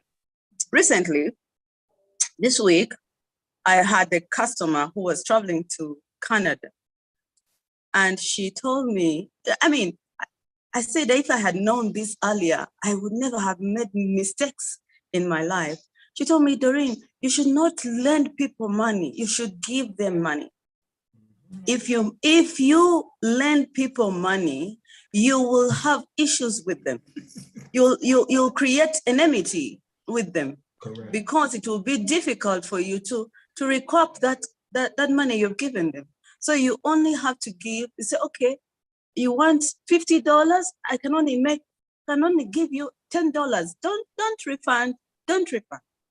I said, if I had known this earlier, yeah, I would never have made mistakes I have made in the past. Because Dr. Michael still knows how many people that owe me. It's difficult. I can't get this money. But it took one person to speak to me, yeah, to speak to me to stop lending people money, because at the end of the day, you're going to lose good friends, family members, just because of money. Yeah. So it becomes a weakness. It becomes a weakness in you, and you feel frustrated, you feel alone, you feel it has taken me to the bottom, really. Money has taken me to the bottom. So what am I saying from this meeting? I hope what I'm submitting to you today will help somebody, some young person who is an entrepreneur, who has not necessarily an entrepreneur. For as long as you are earning money, you should give. Just give, or if you don't give, don't lend. Don't lend, just give. If you don't have, just say, I don't have at this right time. Yeah, I have fallen out with almost half of my customers. I have just because of I have learned the hard way. So this kind of conferences give us an opportunity to learn from each other. From this conference, for me, what has really spoken to me today, for sure, is how I get out of my house. Every time I go out, even if it's just going to the shop, that has changed my life. If I did not come today to this conference, I would never have known. I want to be a great leader. I want people to celebrate me. I learned all these things from coming to the class of SteelE. If people don't celebrate me, then what am I doing with them? Really? Yeah. I also realized that it's not good to character assassinate individuals. If you have a problem with somebody, you can have a straight, a face-to-face meeting with them, and then you end the issue there, but not to character assassinate somebody with a whole crowd. I learned this from the class of SteelE, from the group meetings we are having and the conferences. So for me, I am now refined. Yes, I can say that. I am more refined, and I listen more now. Yeah, before I would not allow you to speak, but now I can listen. I can listen to everyone, because everyone is important. You learn from them. Like today, Olama taught me something. So I hope that I can go on and on, but I want to say thank you so much for giving each and every young youth an opportunity to raise from wherever they are, yeah, and have the confidence to prepare a presentation like this. It might have been very short, but we learned something out of it. And by you accepting to come and do a presentation, it is a turning point in your life. You can do it. It is now on the screen, but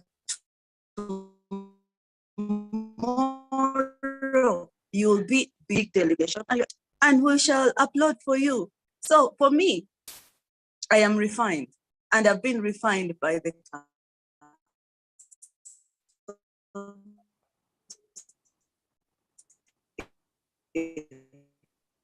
Dr. Michael, but I have so much to say, giving me the opportunity to be the COO of the class of SteelE. For sure, I celebrate that title, and it has pushed me far.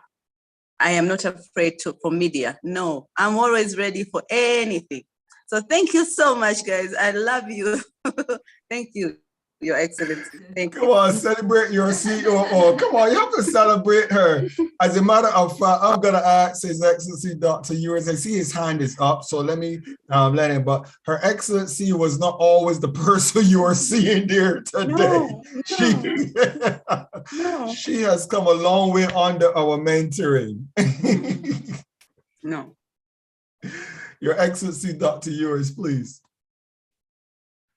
A pleasant good afternoon or good morning. We're still in morning in the UK. There's so much has said. And Doreen, I can't believe Doreen was an introvert, very shy, and Doreen, am I hearing you're taking the world stage now with your, my God, this is that shy young lady. So shy, so timid. And look what the class of SteelE has, bring out the inner beauty. And I like the terminology you use of you're refined, you're definitely refined. To the young man who just gave the presentation, forgive me, sir, I can't pronounce, I've got the tongue to pronounce your name very well, so I'm just gonna, there's just one thing I'd just like to add on is resilient with young people in the society, the world that we live into. Mental health in the UK is on the rise because a lot of the young people have no resilience. They get hypertension. They don't know what career to choose. A lot of them get all worked up. I have a friend now who's in the Birmingham University and he's having a relapse because the young guy, he can't cope. How do we define, you're a younger man in your generation and all this, the points that you've shown on your presentation on stress related, sometimes suicide is on the high. The other day there was an American presentator, very I think she was Miss United, she was Miss USA, commit suicide, etc. I don't want to sound dormant, but this is what happened in the world today. We're having so much young people stressed out, microwave career, microwave money, because of the media, because of all that we see around us, the technology, because of seeing how do we cope and bring forward those who are left behind? In your words, sir, what would you say regarding that area? Thanks.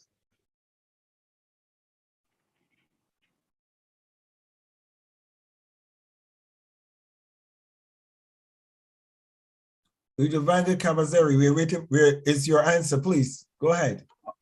Okay. What I can say to young people is nowadays, like back in our days, we were just going to school. There was the internet was not on the rise, but now I think the good thing is that when you are going to school, you have to research. The sooner you do it, the better. Research about your career opportunities. What are you good at what you can do, so that when you maybe reach tertiary level, you know what to do. You don't do a course and then drop it, and then you don't know which other course to do, because sometimes you will be on sponsorship, you are being sponsored, you don't have money, but now you have done a course for maybe 2 years. Halfway, you realize that, oh, this course, now you are realizing that this course doesn't have market. You don't know what to go and do after that.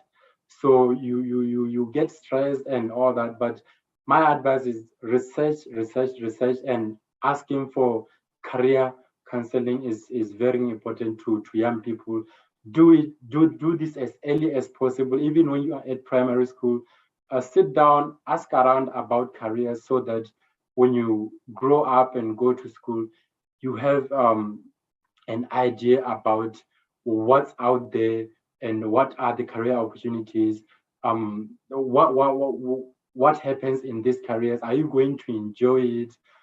And what it takes to qualify or to do this career. I think that's what will help young people in making better choices to avoid stress in the future when they get to university. Thank you, sir. Touch a valued point. One of my daughters went to university and did media, and exactly what you have. She's changed her career about 4 times. still can't find, and mentally, because I'm a father that is there for them and listen to them and constantly encourage. Not everybody has that kind of network. Not everybody, the family can be coming from a literate family. They can't articulate their son, their daughters in the career they choose, but the stress and mental health is on the high.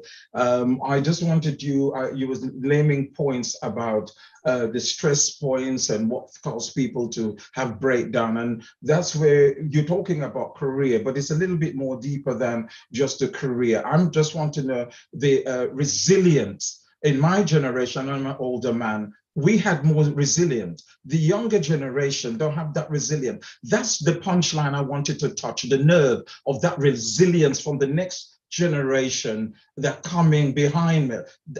Why is it that they don't have this resilience? What's stopping them? Because we have catered for their well-being and to provide them. But I just find the next generation don't have that resilience. And that's what I would want you to touch, sir, is that resilience. What can we do to help them?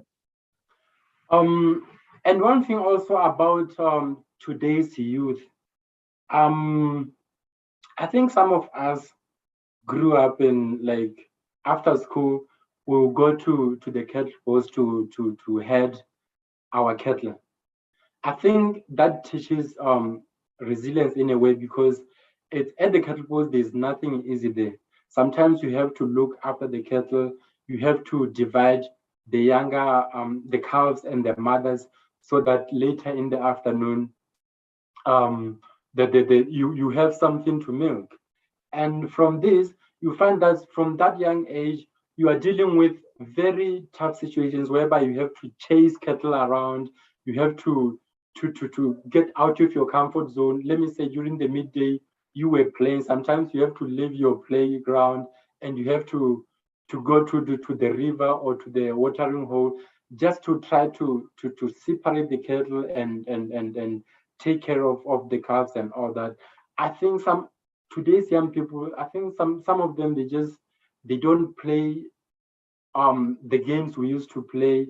All they do is sit there and watch TV, and they no physical activities whatsoever. They just sit there, wait for breakfast, wait for lunch, and for dinner, then go to sleep.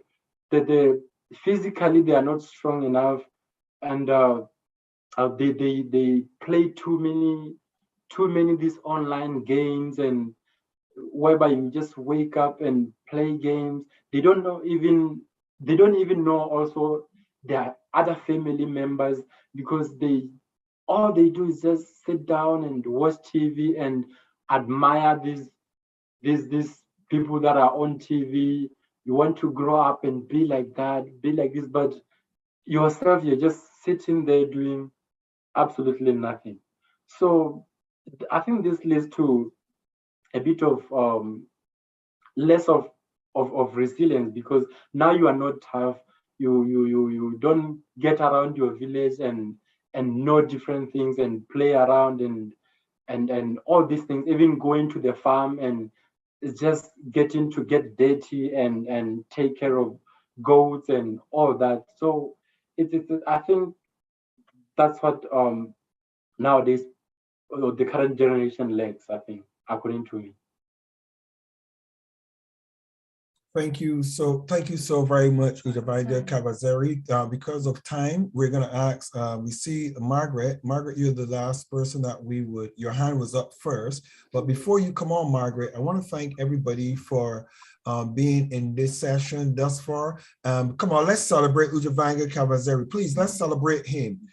You brought a really good subject to the table, and we appreciate you equally, the time that you use, and you give us so much opportunity to have healthy discussion and debate on this subject.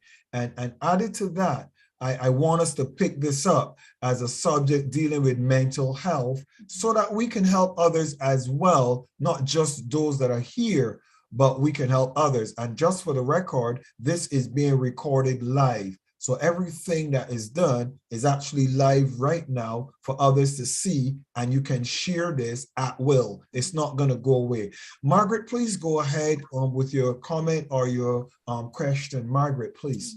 Okay, thank you very much, Excellency. So it's to add on to what Kavazeri was talking about.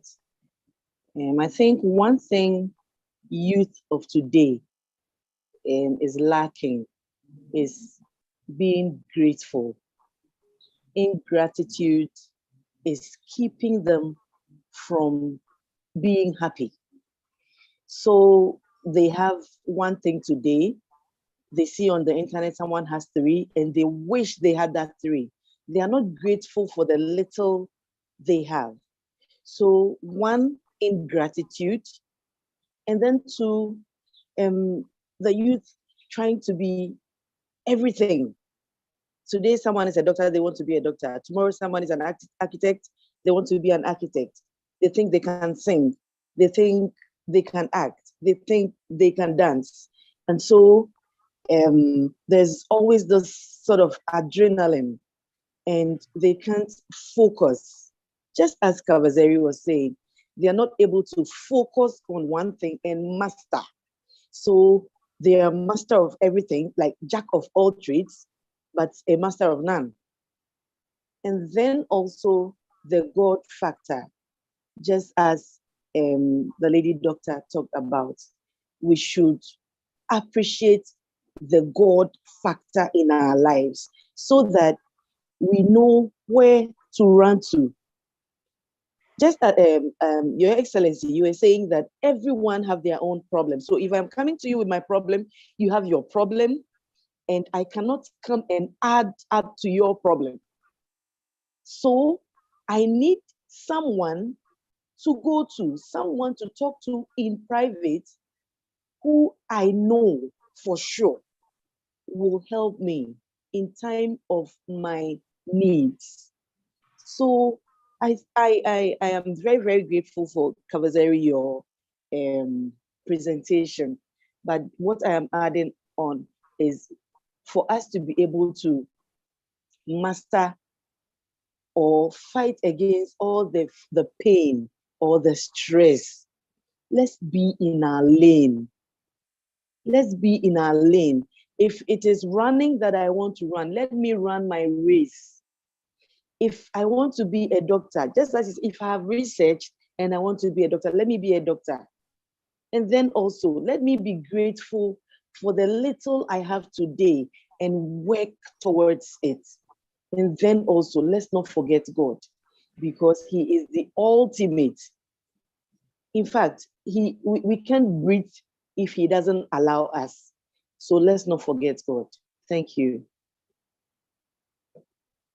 Thank you so very much. Well, that's a wrap for this first session. I know some of you have some other questions and comments, and we had to lower some hands because we want to stay focused with time, and we equally want to appreciate that it's been quite a while. It's now 12:02 here, and individuals have been seated like myself and the First Lady, and we just want to go get a cup of tea and just prepare ourselves to be back here for the second section, where we have 2 other speakers plus myself, who is going to be speaking at the end. With that being said, I want to first thing say we're going to be back at 12:30, because we're going to be back at 12:30. Please be back at 12:30 sharp so that we can jump straight into the next section. I like to make sure that we do things exactly in order. That's one. And then the second thing is I want to thank all of you who have been here so far, so long. I appreciate you, because this class of SteelE Convention would not be a success that I believe it is without you. So come on, give yourself a wave. Let YouTube and the other media see you waving, and thank you. Before I, okay. So with that being said, we're also going to have some healthy discussion after the final sessions this evening. So please hold your questions and your comments and take your notes and join us at 12:30 for the follow-up. I'm not going to close this. I'm just going to stop the recording, the live, but I'll still be here. But at 12:30, please be back. For those of you who are on broadband, it is okay if you stay, but for those of you, you can go and come back. I'll see you guys at. We'll remain logged in. We remain logged in. Right. So it wouldn't be a problem. If If you log in, you just log back in. So see you guys at 12:30. All right. But again, thank you so very much. So with that being said, to those of you who are viewing this broadcast on YouTube, on Facebook, and on our LinkedIn platforms, we want to appreciate you so much. I'm His Excellency, Dr. Michael SteelE, and this is Her Excellency, Jeannie SteelE. First Lady Jeannie SteelE. And we want to thank our morning speakers. Thus far, we had Ruth, we had Yuloma, and we also have Uga Van Cavazzeri. And we want to thank you guys so much for giving the first half of the Class of SteelE Youth Convention such a wonderful start. And we look forward to the second half at 12:30. We'll be right back, where we will take on the second half, and we have our speakers. Our speakers will be Ozawara. Uzarara, pretty. And Agnes. And Agnes. So we look forward to you guys coming. Agnes, we look forward to you guys coming and sharing. And then finally, at the end, I will wrap it all up for you, and we will have a final word from our COO, our president, our chief of protocol, and Her Excellency Bishop Dr. Comfort. See you guys back at 12:30. 12:30. Please don't be late. Bye, guys. Oh my goodness. Whew.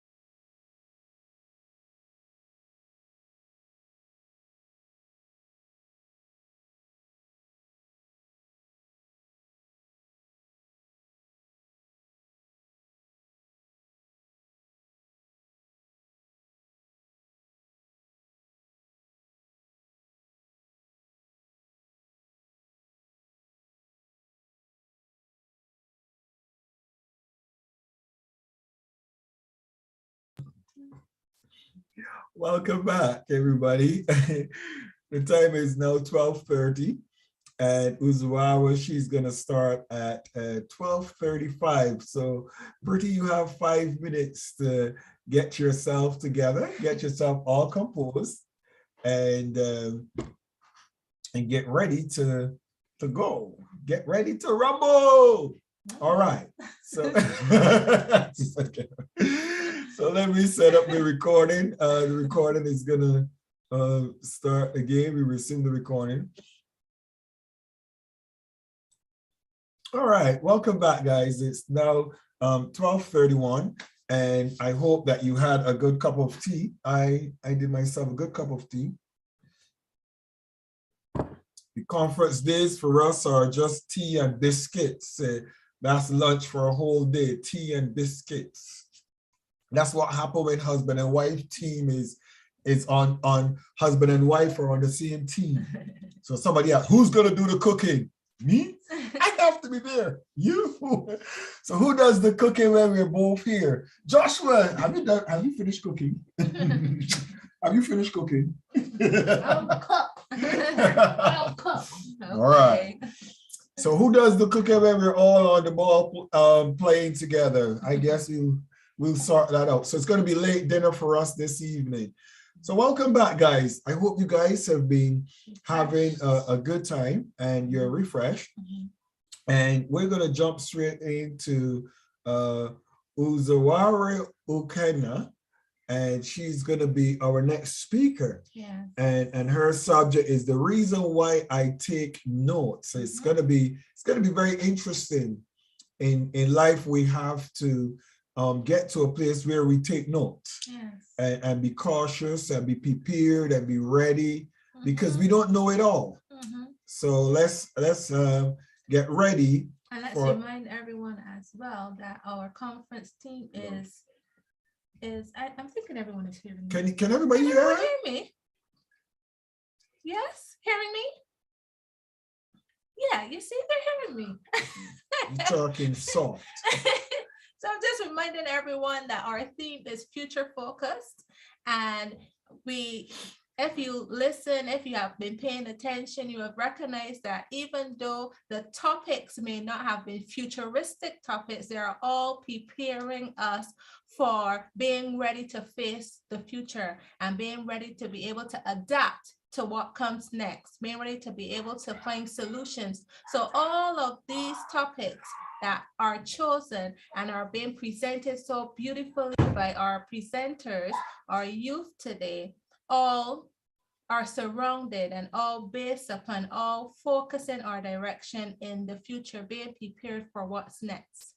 So without any further ado, do we open the floor for our next speaker? We're gonna open the floor for our next speaker. Are you ready? Wave at me if you're ready. You ready? Thumbs up. 2 thumbs up. How many of you are ready? Come on, give me some cameras so that at least you see she has persons that are watching and not just empty screens with names on them. Come on, give her some support. Let her see she has a couple of folks at least that are here with her.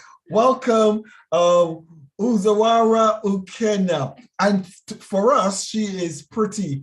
Welcome, Pretty, to the class. Please unmute yourself, Pretty. Welcome. Introduce yourself to us as we get ready for your presentation. And she represents the country of Nigeria. Pretty represents the country of Nigeria. So all of the Nigerians should be celebrating all now, because it's your turn to show what you guys have to offer. Go ahead, Pretty.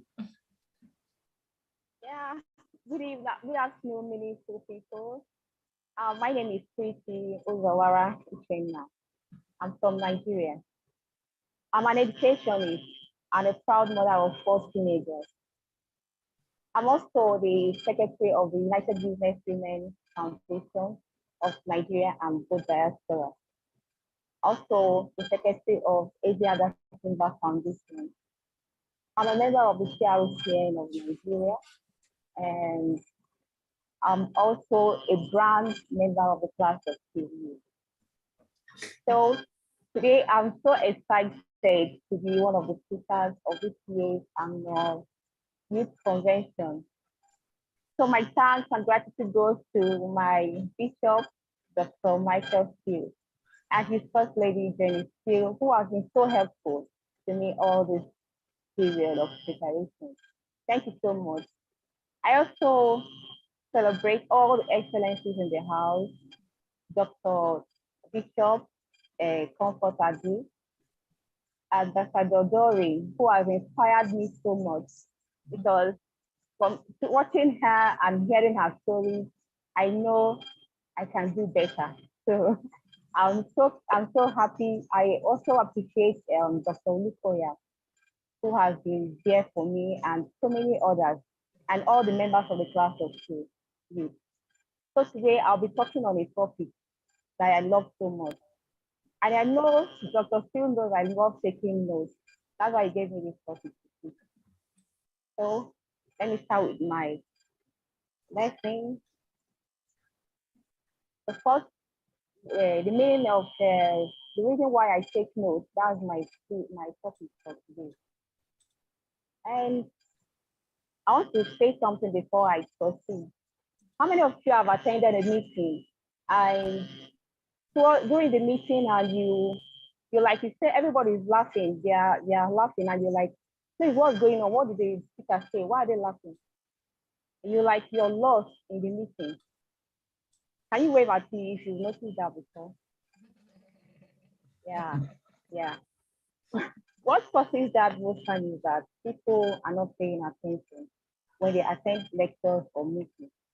Either they are multitasking, or you can see them pressing their phones, they're on WhatsApp, Facebook, and the rest of them, or they're even communicating with the next level. And then when people start laughing or making some arguments, they're like, what is going on? Sometimes people also attend meetings and lectures and they come out like, I don't even know the meaning of this meeting I attended. They are just lost. They're not supposed to be there. Why? Because they are not taking notes. So let me first of all go to the meaning of note taking. Please, next slide.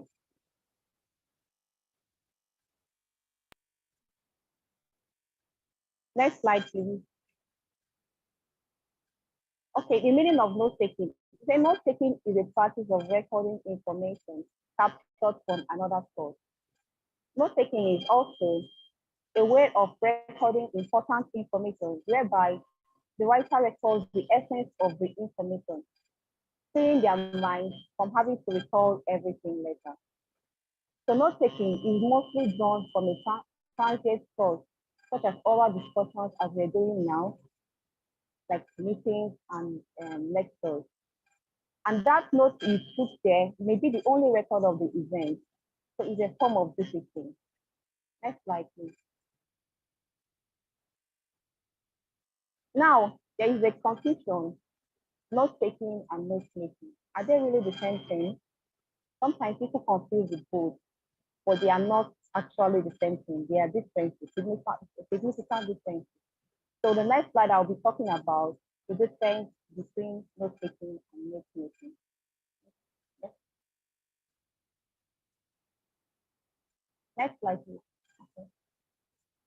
Now, the first one on this is that note taking involves what you hear or what you see. Like they're all seated here watching me as I speak. You're taking notes from what I am saying. You're watching me, you're seeing, and you're hearing me. So it involves taking notes from what you hear, what you see, or what you read. Whereby the note making involves processing all that you've already seen, hear, or read. So remember, number two is that note taking is passive approach of studying. So everybody, the teacher passes information and the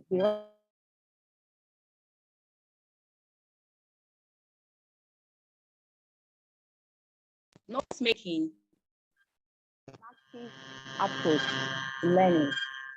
When you're right,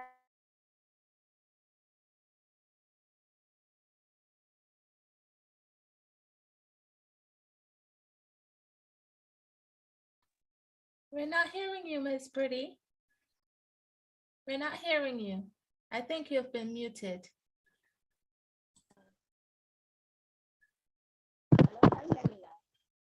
You're a bit low. Try to unmute yourself again.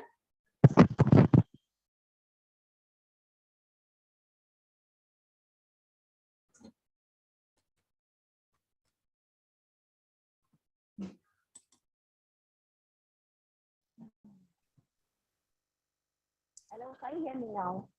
Yes, but you're a bit low. If you can come closer to the microphone. She's really low. Yeah, because you're quite low at the moment as well. Okay. Oh, I hope you can hear me better now. Yes, I'm hearing you a bit better. Let me see something. Listen. Pretty, if I might, are you using an earpiece? Yes. Could you remove the earpiece if possible and use your phone, because your hair might be hiding the earpiece. You need to see it and so you can speak into it. It's quite low. Because it is muffled by whatever you have hiding it. Okay. Can you hear me now? Hey! Hey! You should start over from the beginning. Hey! So say hi again. So I can go ahead now. Yes, we can now hear you. Thank you. From what you said Start over from what you said on this slide. Mm-hmm. Oh, thank you. So let me continue from where I stopped. Go ahead. All right, I stopped at on number 2, the being note-taking being a passive approach to studying. Now, number 3 takes us to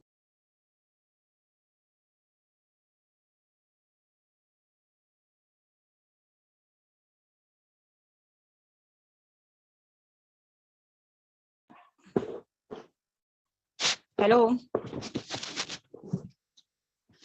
Can you make the screen a little bold for me to see? No, we can't do anything with the screen from here. Okay. Oops. Okay. Now, note taking is done. I'm not seeing the screen. Okay, it's done while attending lectures. Can you hear me now, please? Yes. Okay, I think I want to. Am I audible enough? Pretty, let's help you. I think I appreciate something that I want to share with you, which is important. Hello? Pretty, can you hear us? Can you hear us?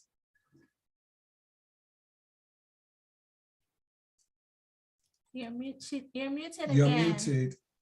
Okay, can you hear us? Okay. So, like I was saying, number 3, note taking is done while attending lectures like this, watching videos, or when you're reading. You're jotting those informations down. But whereas note making is done when you synthesize your reading from number of different sources, different apps, or different readings or textbooks. That's when you make your notes, you summarize it. And then number 4, it says that note taking is faster than note making. As I'm speaking, someone is jotting it down, it's faster. But when you start to make a note, it will take you like an hour or 2 to get something together. So the 5th one, note taking involves using the speaker's words verbatim. As I'm talking, you don't have the time to start changing the words or making your own notes. You just write word to word of what I'm saying. So the next one is, it is note taking in class or elsewhere is not easy to understand, but notes made are easier to understand. What am I trying to say? If I make a note, if I take a note as my bishop is speaking, and someone else looking into the notes may not understand what I'm talking about, except I explain to him or her.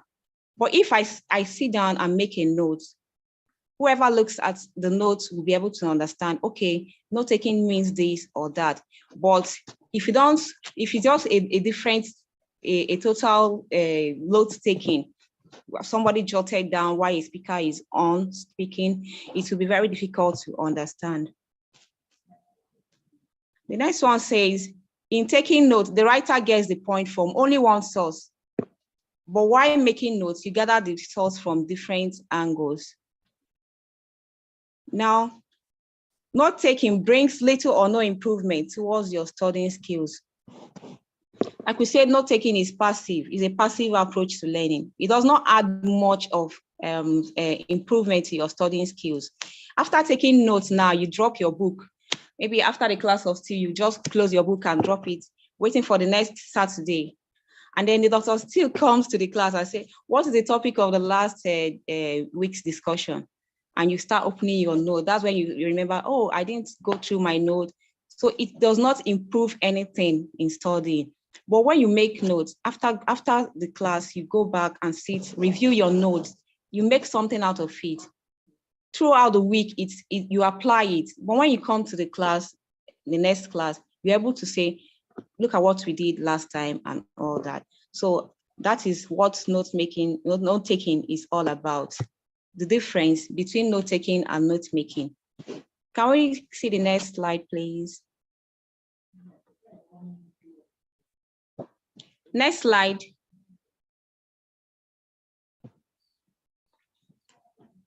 Beautiful.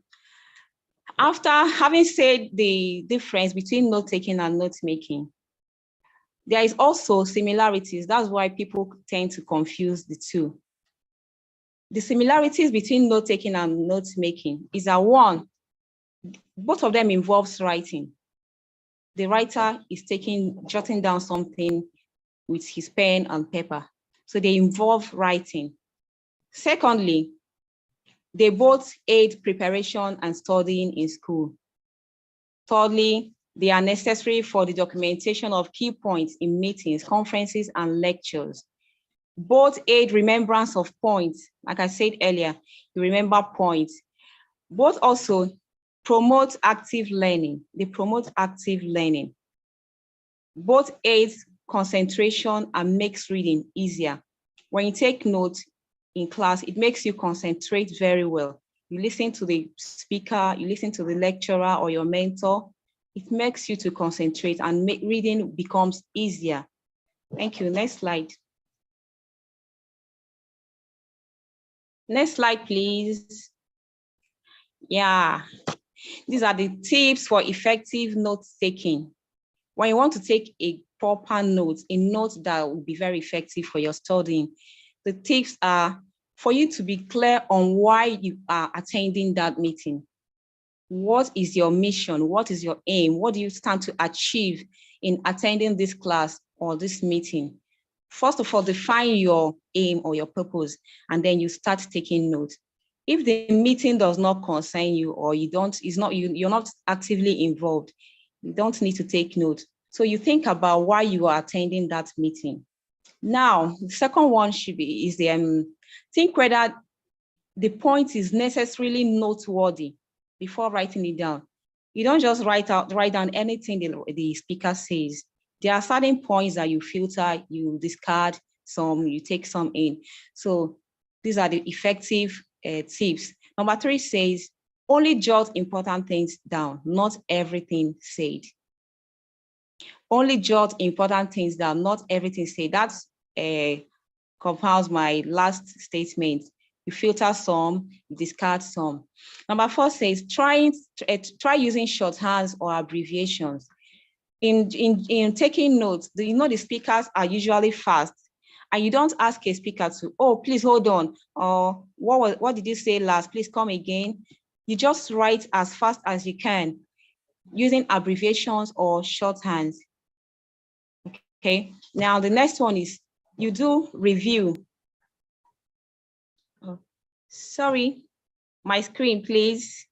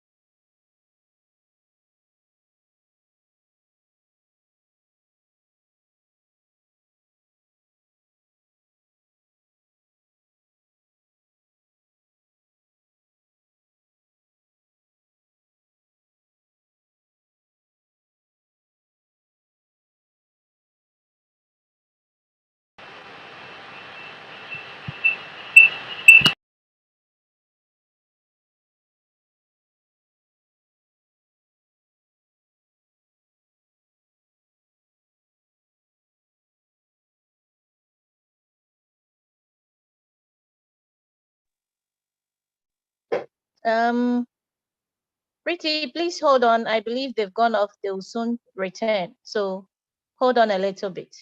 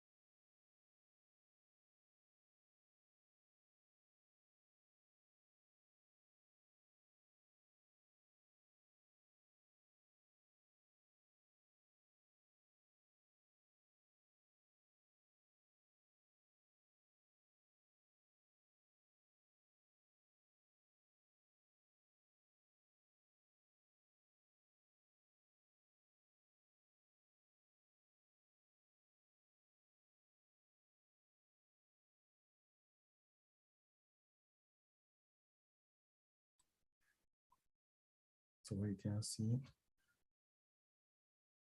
Okay, can everybody hear me? I think we, sorry about this. We just had a bit of a technical, some technical glitch. And I think Pretty, you're using a mobile phone for this, all of this, yes? You're using a mobile phone? Could you unmute? Just unmute. Okay, Pretty, you're using a mobile phone? I can't hear you. Are you using a mobile phone? Huh? Are you using a mobile phone for your broadcast? Yes, sir. Okay, is it Apple or Android? I can hardly hear you. All right. Hello. Hi. Can you hear me now? Yeah. Think that I have to continue with my notes. Pretty. I'm gonna try again. Okay. And we want you to complete what you're doing. So I'm gonna put it back on. Okay. Current slide. So.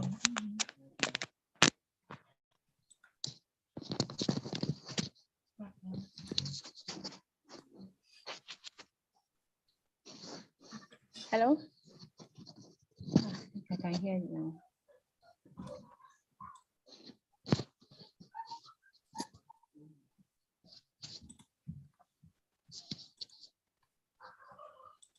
You got one? Yeah, right there, Mama. You right there. There? Yeah. Okay, go ahead, Pretty. If you can hear us, please go ahead. I can hear you now. Okay, go ahead. And stay calm. Okay, stay calm and stay focused. You got this. We're all here with you together. It's technology, so stay calm and focused, okay? All right. Come on, everybody. Come on. Let's give her some love. Come on, everybody. Let's give her some love. Come on. You got this, Pretty. Don't give up. You got this. That's why we're here together. Don't get overwhelmed. Don't get panicked. You got this. All right. So come on. We got this. You prepared for this, and we're here with you. That's why we're here together as a family. All right. Thank you so much. Thank you. You're very welcome. Come on, take a deep breath. You're all right. Everybody's with you. You're all right. Don't worry about it. Come on. You're all right. Okay. You're doing great. Don't feel no pressure. Don't judge yourself. Don't start to feel like you've messed up. Absolutely nothing. No. Let's just do this. You got it? Thumbs up. Yeah. Give me hands up. Thumbs up. Come on. Let me see the top. There we go. Let's do this. All right. Thank you. You're very welcome, my dear. Don't worry. We got this together. Go ahead.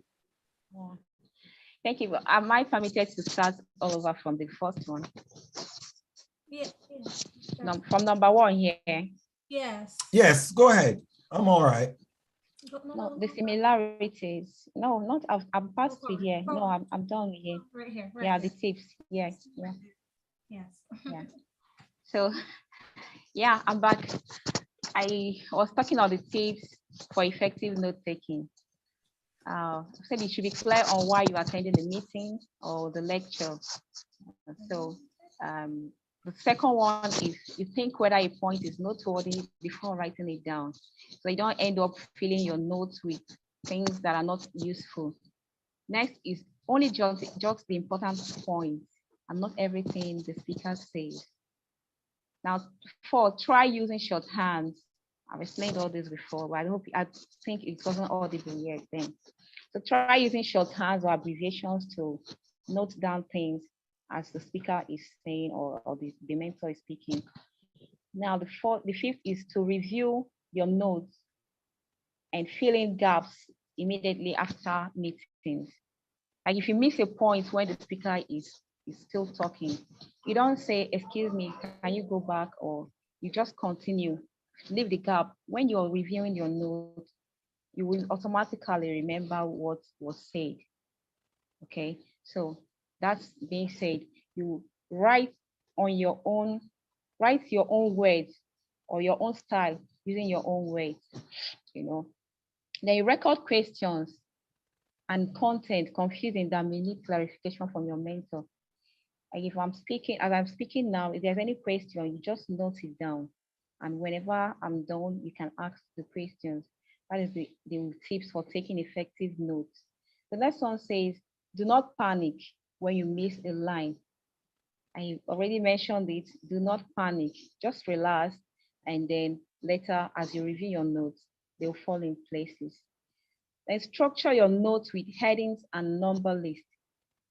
You must make your notes to have headings and list them with numbers or you bullet so that when you're reading it, it will be easier to understand.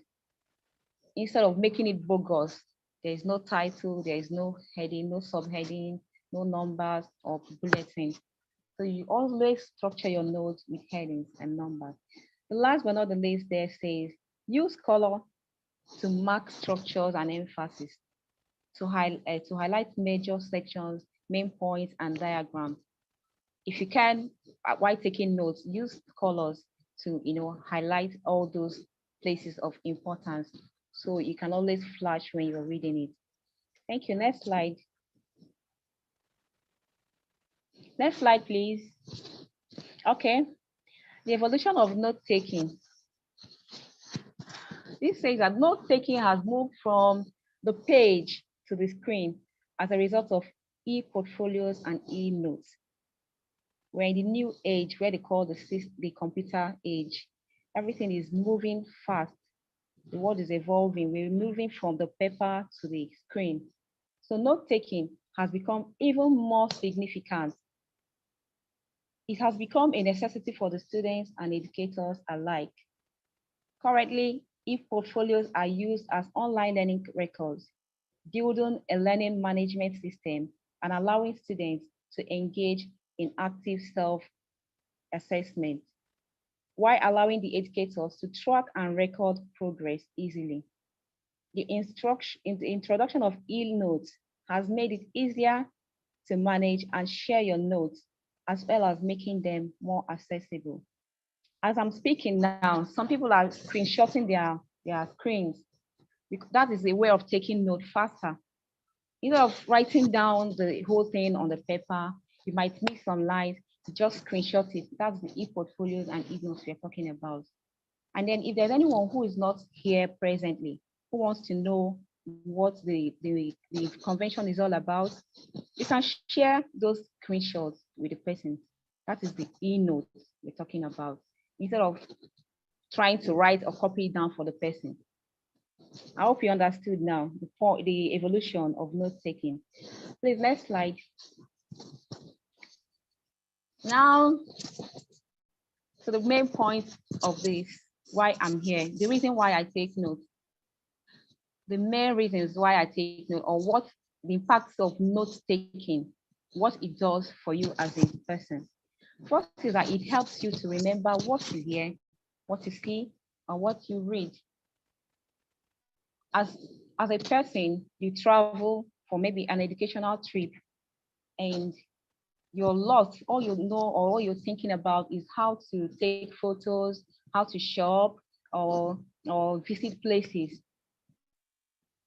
The best thing for you is to do to take note of what you're seeing. For example, the cities around, the names of the places, their culture. You take note of what people around you, what you see them doing, how they are behaving, and all that. That is one importance or one reason why we take notes. Then the second one is it improves your focus and attention to details.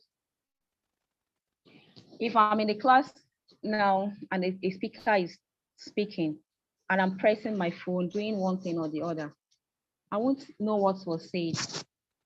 And it will affect me when I leave or when they call me. Okay, please, can you give us your submission on this? I'll start stammering. I won't even know where to start from because I wasn't focused. I wasn't paying attention. And I remember this convention is future focused. Our youth need to be focused in whatever we're doing. In every field you find yourself, always make sure you pay attention to little details around you. Be focused. It's going to help you a lot. I know of a girl who was traveling. Sorry for the little story, but it will help us to understand better. A girl was traveling from Port Harcourt in Nigeria to Lagos. And throughout the journey, she was all on her phone. She was pressing, chatting, and all that. She wasn't taking note of the roads, the cities they were passing through, the roads they were taking. And this girl fell asleep. Her phone was in her hand, and she fell asleep. The vehicle took her into the bush. Before she could get up, she didn't know where she was again. She didn't even know the last village she passed through. Why? Because she was not concentrating. She was not focused. She wasn't paying attention. And even when she opened her eyes, her phone and her bags were gone. She didn't even remember the faces of the people sitting around her. So what are we saying? Wherever you find yourself, always pay attention. Who is by my side? Who is beside me? Who is that person driving this vehicle? Which road are we taking? Is this which junction or bus stop is closest to where we are? You know, those things are very important when you're traveling.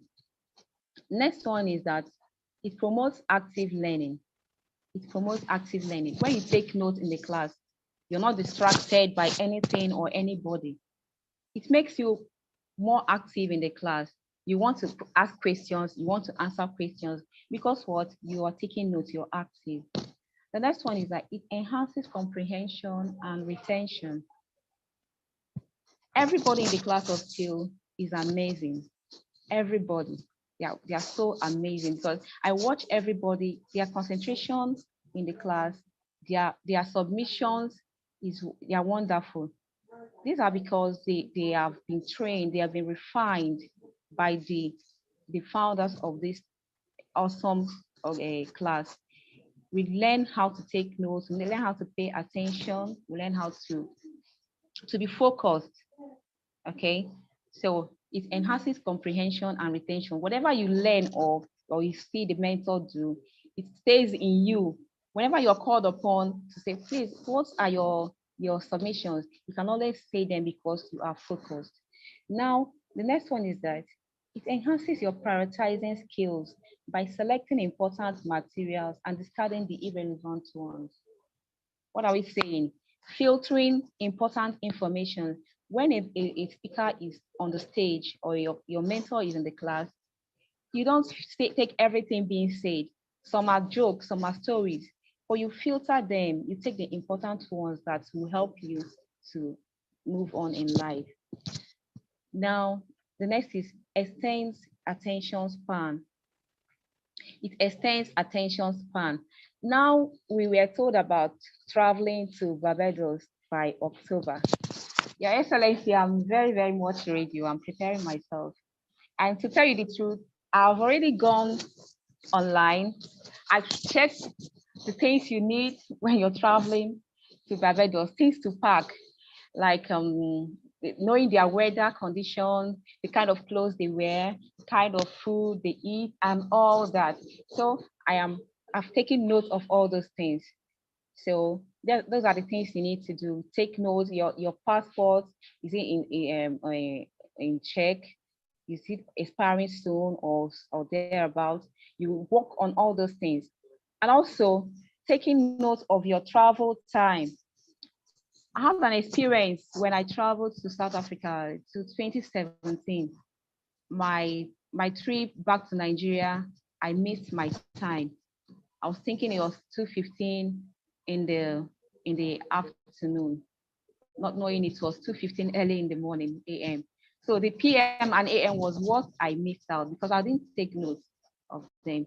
So when you're traveling, you take note of every details about your travel, about your paper, both where you're landing and where you're going to stay. So taking notes is very important. The next one is that it improves your organizational skills. It improves your organizational skills. Anyone who takes notes in the class, check it from the beginning of that your note taking. Somehow your notes will be scattered. It will be scattered. But as time goes on, you keep taking notes, you find yourself beginning to arrange your notes in order. It will be falling in places. It will become more beautiful. That when somebody looks at it, they'll be like, oh, this note is well arranged. It doesn't look like note taking as a speaker is speaking. It looks like a note properly made, what someone took their time to do. So it improves your organizational skills. You learn how to organize things and organize meetings very well. It also enhances your creativity. You learn to be creative when you take notes always. Oh, so with that being said, I know I've been able to also make you love taking notes. Next slide says, do you know? I just found out all these points because I love taking notes. This one says, do you know that shark loves the taste of the internet? Ooh, who else knows that? Do you know Viking men wore makeup? Just finding out. Do you know Q is the only letter that doesn't appear in any US state name? Wow. Do you also know that strength is the longest word in English language with only one vowel sound? Do you know the size of your liver fluctuates significantly throughout the day? Never knew. Do you know the feeling of Kit Kat? Kit Kat is made from damaged Kit Kats. Wow. Do you know it only takes 6 minutes for alcohol to affect your brain? Do you know there is a planet shaped like a potato? Do you know there is a museum dedicated to failure? Ooh. Do you know the Statue of Liberty wears a size 879 shoes? Oh, next slide. So one does not simply remember what was said without notes. Always take notes. Next slide. Thank you to all the wonderful excellencies in the house. And thank you, Dr. Bishop Michael SteelE, for encouraging me to be where I am today. Before this class of SteelE happened, I used to be a very shy type, like I told you. I can't speak in the public. But having been in the class of SteelE, it has refined me, it has molded me. I'm now a personal brand of myself. My motivations and skills have updated. Last week, me and Oloma had a presentation on the International Women's Day presentation. My first time actually speaking in the public. So it was awesome, it was wonderful. So I thank you so much for all the inspirations you've put in me. I also thank my husband for being there for me all this while. And he's also in the class now.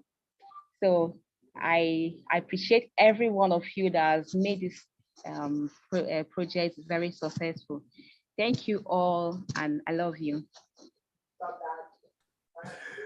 Thank you. Thank you so very much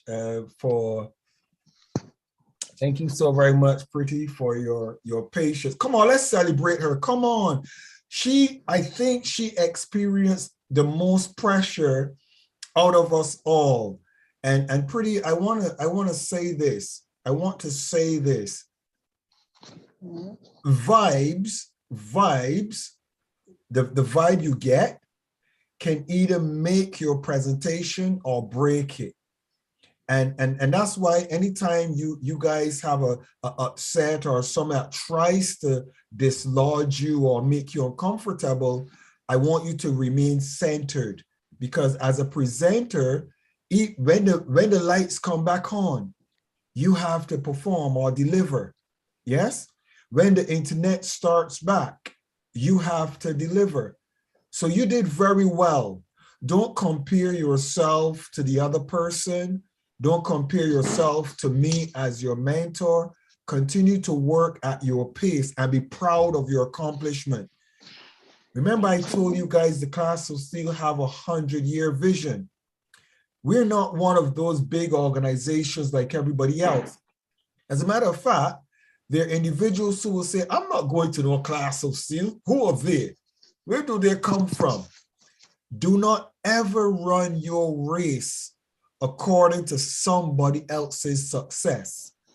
And do not ever judge your performance according to somebody who's been performing longer than you. Always remember, work at your pace, correct your mistakes, and better yourself. Do not compete. The class of SteelE is not a competition. That's why it is here, and everybody is family and friends, and we love you. We love everybody. Everybody here is friends. This is family.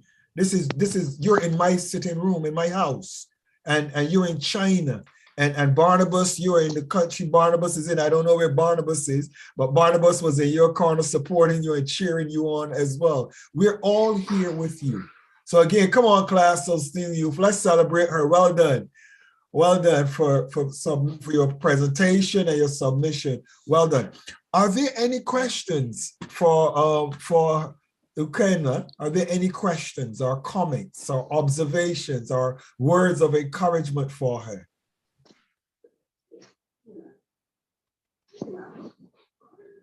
Barnabas, unmute yourself. I see Barnabas from Nigeria. Barnabas, unmute yourself and share your thoughts on the presentation and how she handles herself in the difficulty. Go on, Barnabas.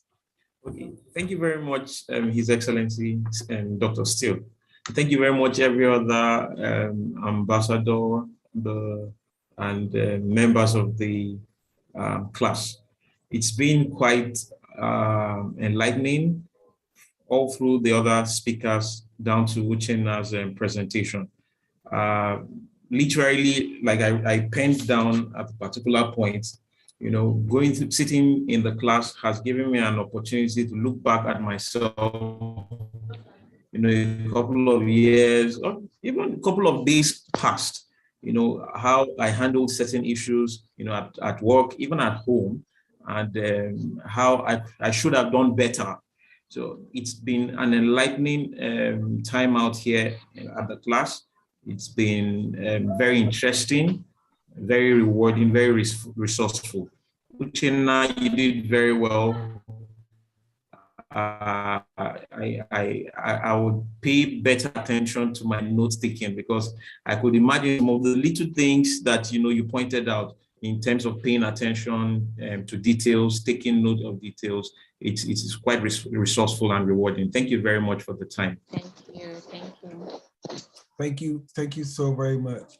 And I want to, Ruth, I want to pick on you to comment. She's your fellow speaker.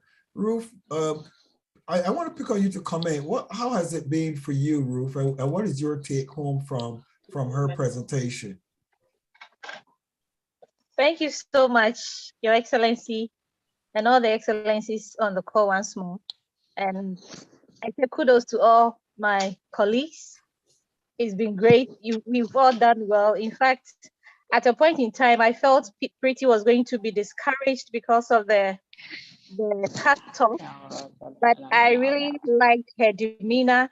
When we all came back, she was so enthused and poised to still go ahead with the presentation, and that is a good spirit. You don't have to be discouraged when certain things go wrong in the middle of something. You just have to hold yourself together and put yourself together, and then go ahead and do whatever you are doing. And as for the presentation, it's very good that you have reminded all of us, particularly me. I've added some point to my note taking, if I should put it that way. Yes, usually I take notes. Sometimes in my mind, I will tell myself I'll come back to expound on it, and probably something will crop in and then I forget. But this is a reminder that I need to pay attention to some of my notes, those notes that are critical, that I feel will help me somewhere to get somewhere. Thank you so much. It was so great, and it's wonderful listening to you present it. Don't lose guard. Thank you. Thank you, Ruth. Thank you. Actually, the interruptions didn't get to me because during the class of SteelE, Dr. Michael has always said, when you're disappointed, don't let it get to you.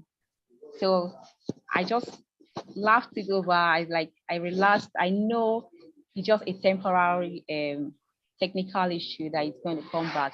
So I'm on. Nothing gets to me now. Thank you. Come on, let's celebrate her again. Come on, this is my class. I have tears in my eyes. Some people want money and currency. I have tears hearing you guys get your win. That's my joy. Patrick Uzawara, please, Patrick, please unmute yourself. Go ahead, Patrick. Yeah, good afternoon, everybody. My name is Patrick. Yeah. In fact, this is just a very wonderful family. I've not really witnessed what has been going on in the class of SteelE. Dr. Steele, I really appreciate what you've been doing. Particularly seeing my wife talking like this today. I'm so delighted. I'm so delighted. And if I say I didn't learn anything from the class, I'm deceiving myself. It was just a very wonderful lecture, and I've been able to grab a whole lot things that one have even forgotten over the year. So I really appreciate this family, and I will continue to appreciate it. Thank you so very much. Pretty, you've done very well. You've made me proud. I'm so happy about this situation today. Thank you. You too. Hey, come on, let's celebrate family. Come on, let's celebrate family. Let's celebrate family.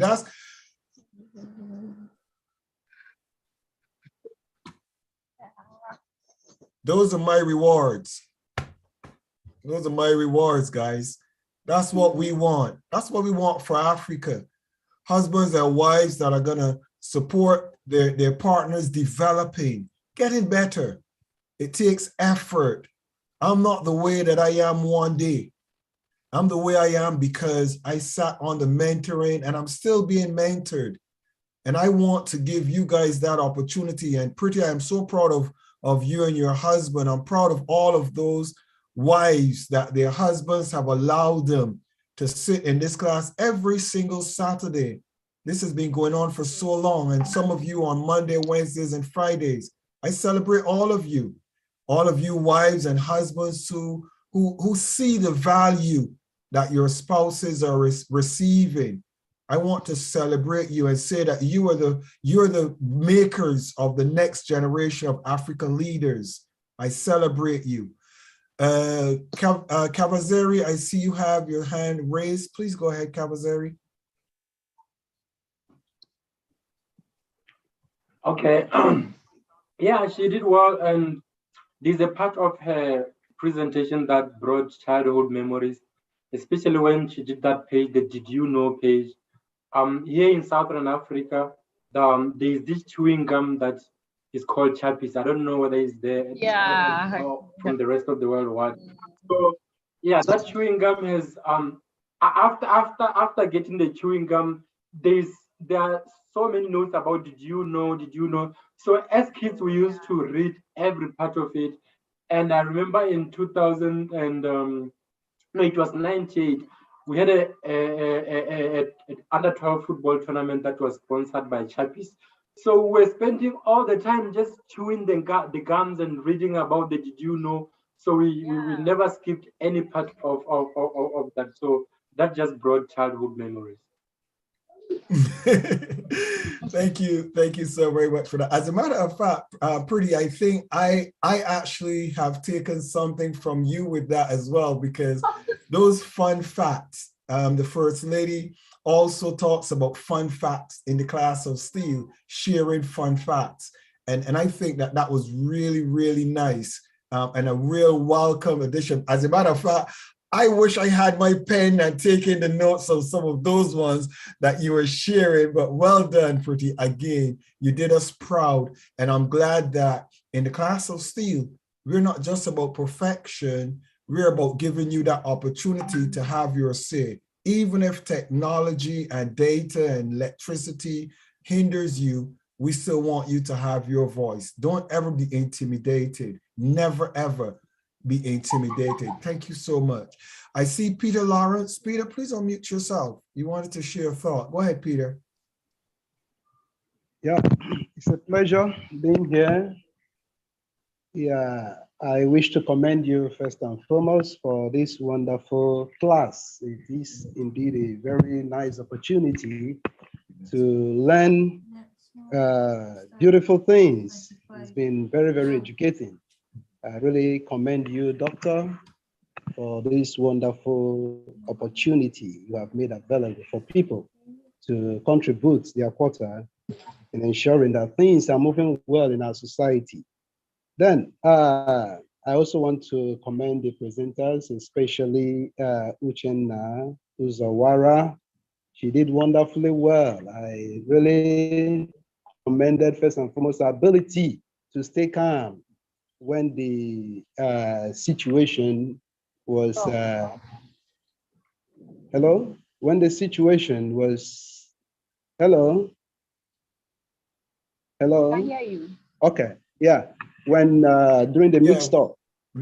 So I really want to commend her because as part of what she taught us on the importance of why we should take notes, she did mention about not being anxious when one mix up something when the note taking is going on, that one should learn to keep calm afterward. One can always get what he or she may have missed along the line. And I think she was able to practice it during the time that the whole thing was not going on well. So I really wish to commend her for her ability to stay calm in that very situation.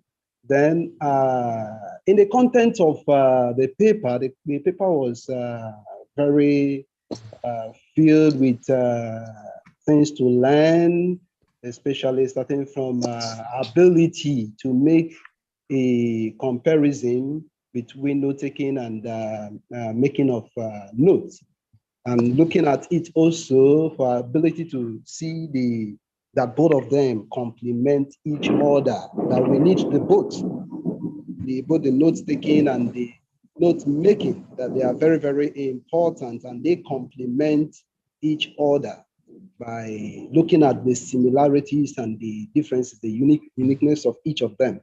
So very wonderful. I say kudos to that. Then our ability to look at the topic in question, that is note taking, encompassing. It was very holistic.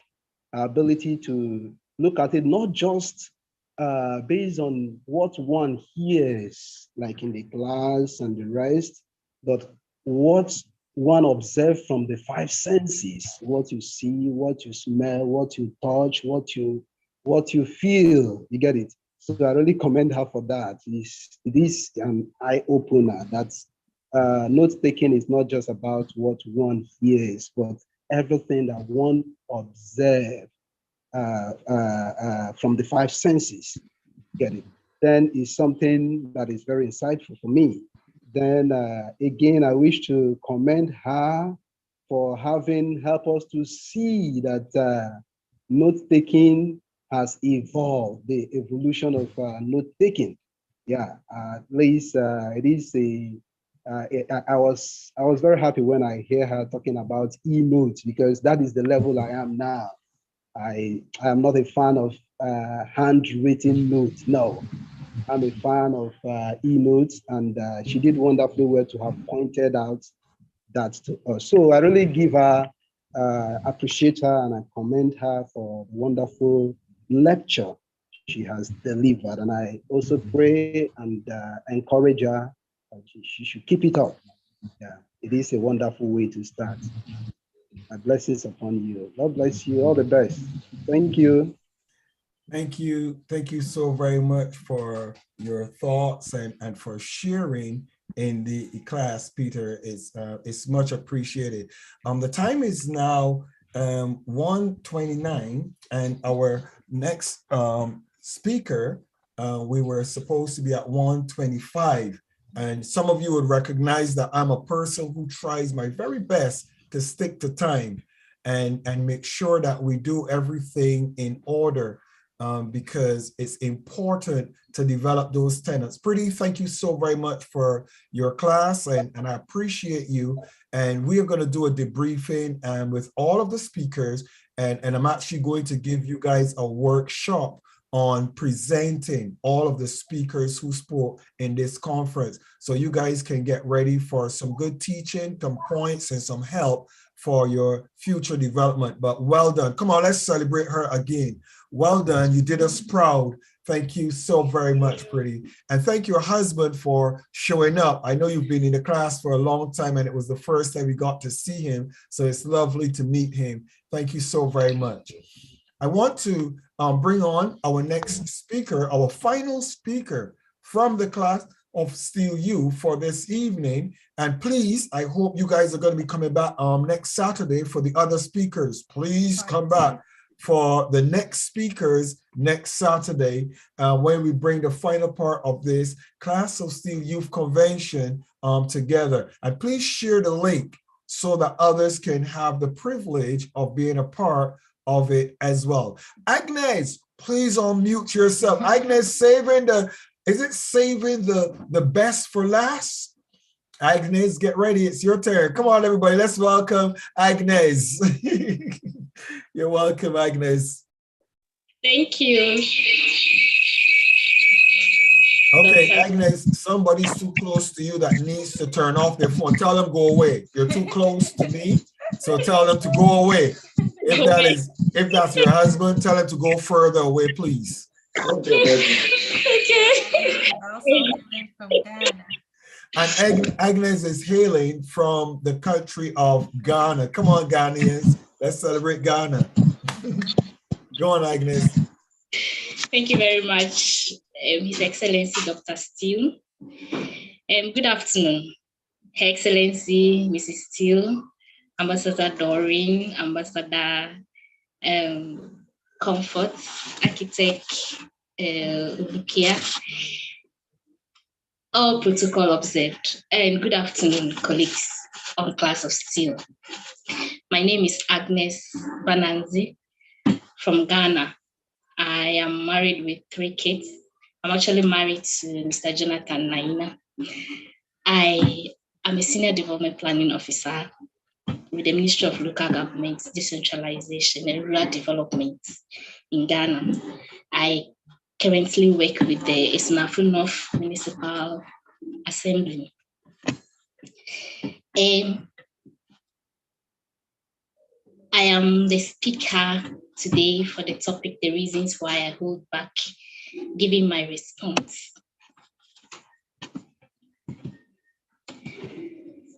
And this is how the presentation is going to go. So I'll be speaking according to these subheadings. We start with the definition of our terms. These are terms related to the topic. Can you hear me? Hello? Yes, we're hearing you clearly. Please don't ask if we can hear you. If we cannot hear you, I will tell you we can't hear you. Go ahead. Just flow with your presentation and say next screen when you're ready for us to change the screen for you. Okay, thank you. You're welcome, Agnes. Don't be nervous. Come on, Agnes, take a deep breath. I see your nervousness. Come on, take a deep breath. You got this. Yeah, you got this. Come on, let's celebrate. You know what? Let's do this. Come on, I see it. Come on, let's celebrate Agnes. Come on, guys, let's celebrate her.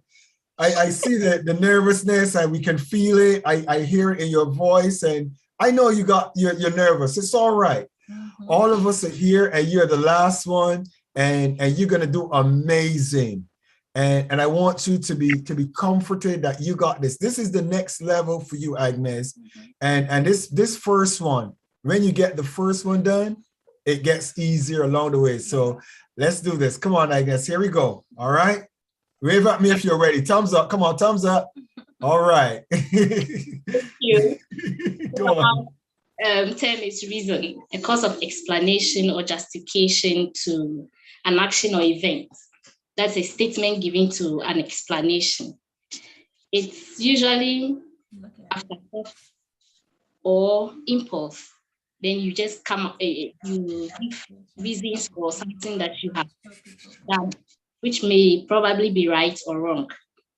Now, you hold back or restrain is to prevent yourself or someone from doing what they intended to do. Usually, it's either you just do it out of impulse or you have thought about it well, and then you want to carry it out. But you hold yourself because of certain consequences you don't want happening. We also have response, a reaction to something, verbal or written, answer to an action or event. Even non-verbal is also a response, which can be through the body language or facial expression. Let's come to anger. So Anderson and Bushman in their book spoke of anger specifically. It's a fundamental emotion that plays a significant function in maintaining aggressive intentions, increasing physiological arousal, and anger-related knowledge is used to interpret situations and provide aggressive response. Also, Thomas and Weston says the emotion and hostile attribution bias as anger. Anger, in simple terms, would be a strong feeling of annoyance, displeasure, or hostility. And anger is manifested everywhere and in all of us. I'm yet to see someone who has never been angry before. I came across this and I felt it was worth sharing. That a wise man was asked, what is anger? And he gave a beautiful answer. It's a punishment we give to ourselves for somebody else's mistake. Is it worth punishing yourself for another person's mistake? Let's find out. We have dimensions of anger.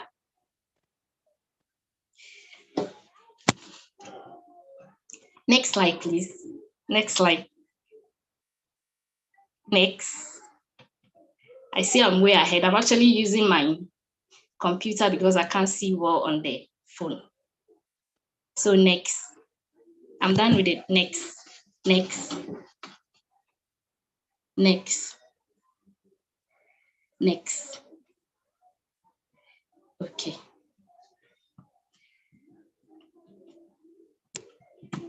Next, we're looking at the dimensions of anger. Fernandez describes anger in 6 dimensions.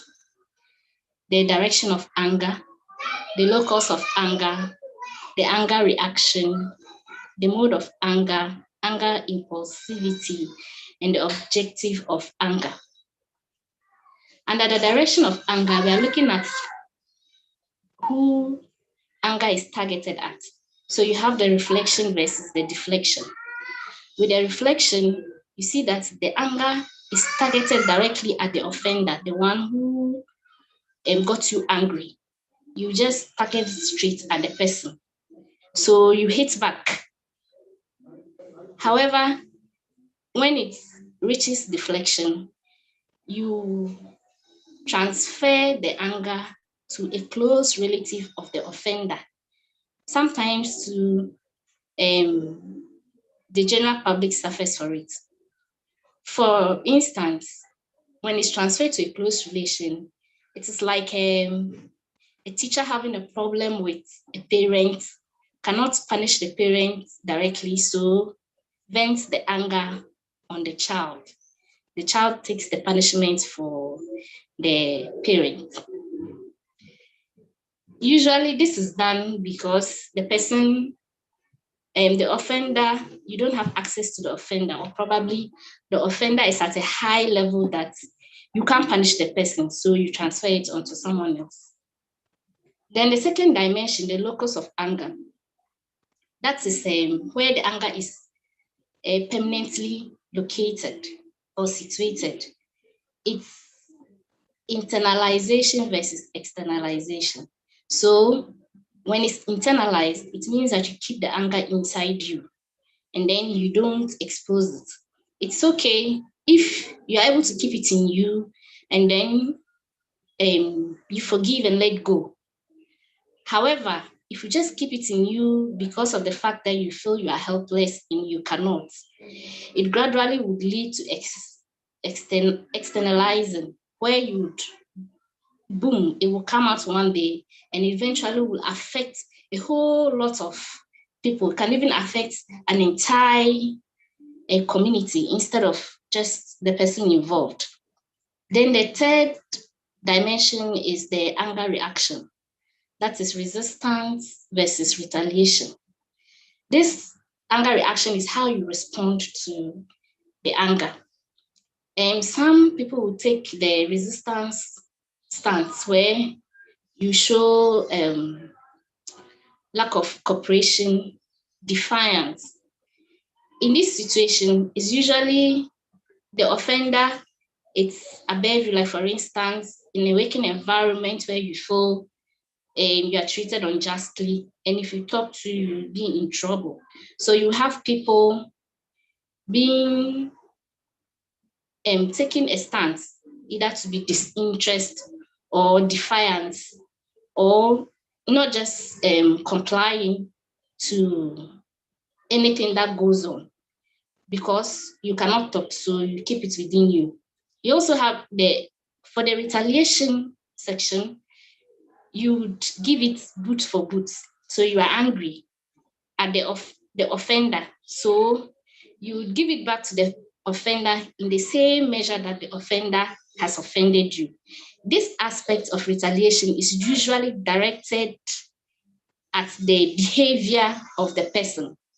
Unlike reflection, you can even hurt the person, but this retaliation, when the person insults you, you insult the person back with the same level of words, just because probably you want the person to realize that those words are hurting. Then the fourth one is the mode of anger. You have verbal versus non-verbal or physical. This is where you express your anger in words. You express it directly in words and you are okay. Or you would not use words, but then you show it on your face, your body language, using other means, but without speaking it out or writing it out. Then the fifth dimension is the anger impulsivity, where how you manage the anger. When it is controlled, it means that you've been able to manage your anger within limits, and then you don't burst out. A situation where it becomes uncontrolled, then it becomes very dangerous because you are out to target the one who offended you or even people around. Then the last is the objective of anger, which is restorative or punitive. And the restorative one, you are able to let go because maybe the person has apologized or has made efforts to make up for offending you. Or even not at all, but for the sake of peace, you make a decision to just let go and you are fine. However, the other section of it is the punitive, where you want the culprit punished, irrespective of whether there's attempts to make peace with you or not. You just want punishment. We have types of anger. There are so many types, but then I'm just limiting it to this for the sake of the presentation. So we have the assertive anger, the use of feeling of frustration and rage as a catalyst for positive change. With this anger, you approach it calmly. So you are able to use it, even though you are angry, you approach it in a manner that you are able to get things to work out the way you want them to be. So eventually it becomes a positive change for you yourself. In behavioral anger, it's physical and often aggressive and violent. This one is highly influenced by the environment that probably you grew up in or you were born into. It becomes more physical. When it's physical, if you were brought up in a more gentle environment, you see that you have that calm way of expressing your anger. However, if you were brought up in the harsh kind of environment, you're likely to be more aggressive and violent, ready to beat, ready to punish every time. Then we have the chronic anger. That's having a general sense of resentment towards others. You naturally or generally almost everywhere, anyone you meet, you have a problem with. You're always nagging, you are irritating and annoying most of the time. Judgmental anger. They believe that you are better or less than someone. And most people who practice this judgmental anger have this holier than thou attitude where they think that they are right and more righteous. So you should go according to what is being said or what is in the Bible.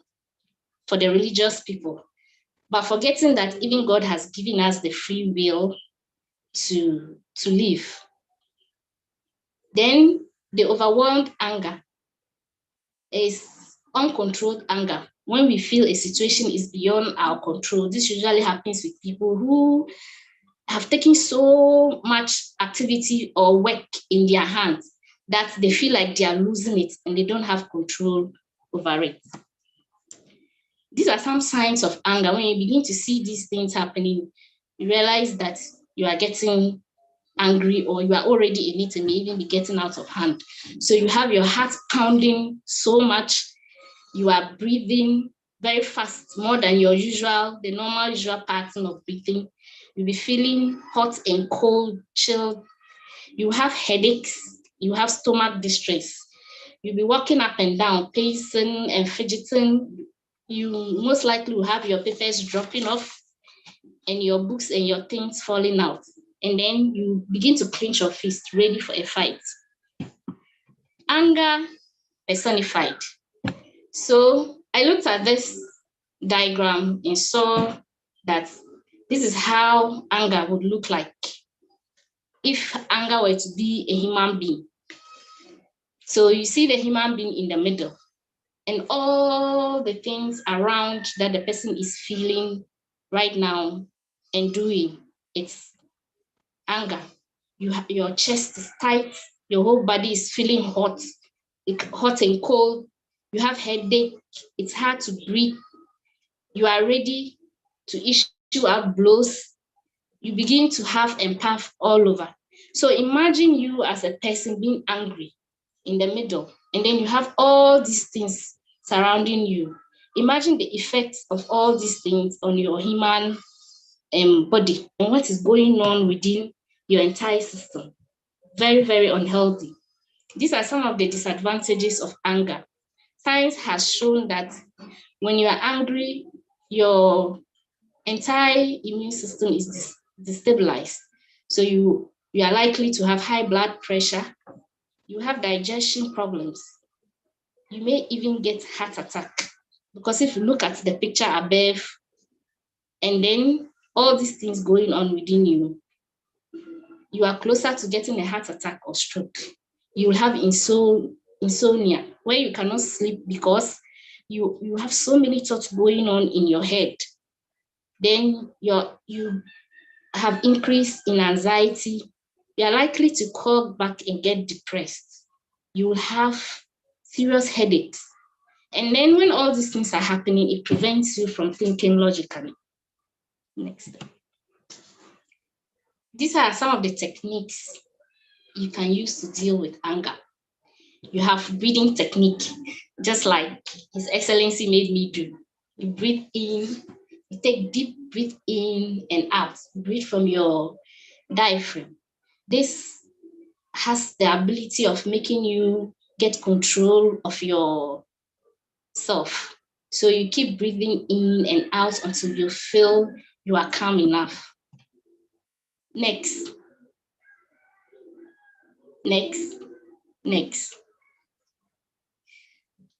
So you repeat calm words to yourself when you are angry, such as it's okay not to be okay. It's not every time you have things going the way you want it. Calm down, Agnes, calm down. Peace is worth it. You can also count 1, 2, 3, 4, 5, to whichever number that you feel that you've had control over yourself. Keep a journal or a log about your anger. Anytime you are angry, try to write the dates. Write down what happened before you got angry. Write down the issues, every step of it, so that when you are, after a while, when you go through what you have been writing in your book, you would begin to see issues cross-cutting throughout all. And then you would realize what makes you angry.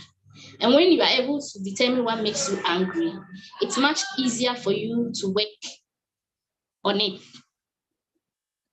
Next. Visualize calmness or peace. Meditate. Relax your mind. Enjoy the the environment around you. Then also exercise frequently. It helps to calm anger, because when you exercise, your body produces more endorphins, which is a feeling that makes you feel good. So you will be smiling more and happy that you can smile over issues and things without getting angry. Next, take some time off. Stress is one catalyst of anger. We are overburdened with so many things now. You have light bill, you have school fees, you have water. You are basically stressed up even before you start the day. So when you need to take some time off and then rest, it helps you maintain your calm, your cool. Next, change of environment. When you realize that a certain environment gets you angry, try as much as possible to avoid such environments. Go change a new place and start afresh. It will help you have control over yourself, and then you will not be angry, because there are some environments that as soon as you just get there, you are already angry when you haven't even started your business. Next, reasons why you should hold back. You hold back to avoid losing your self-control, because when you lose your self-control, you would end up embarrassing yourself, and you end up losing your self-respect in the eyes of people.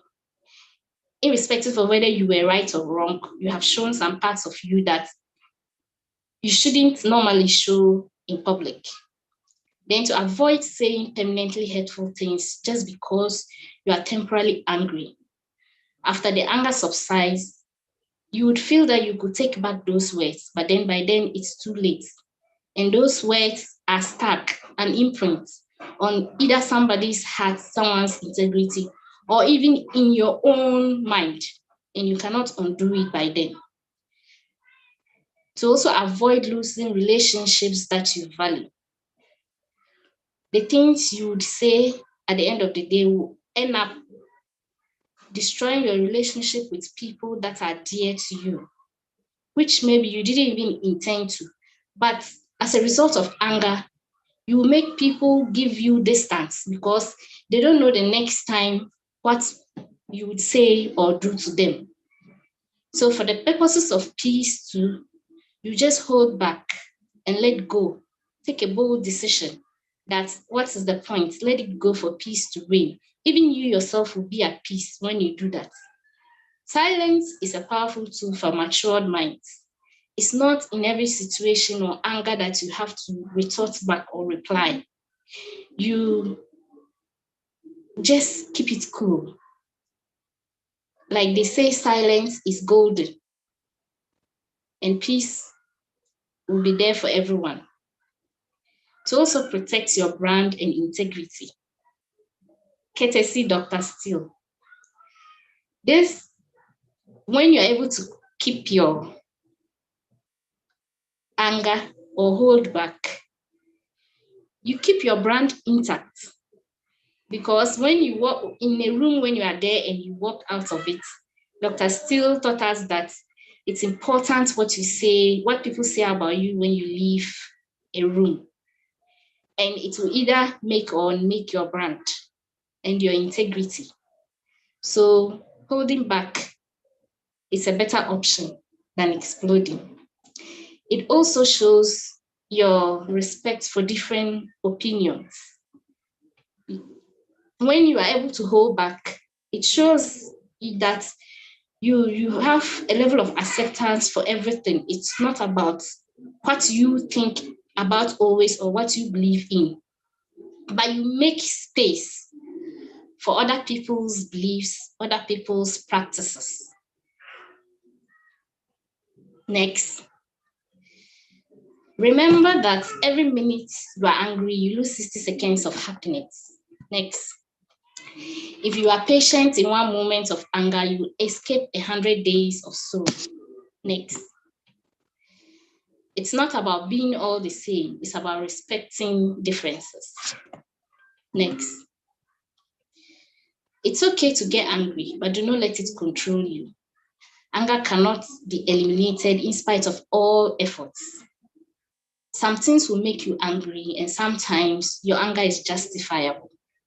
Life will come with pain, frustrations, and actions of others you can't change. But you can change how you let these things affect you.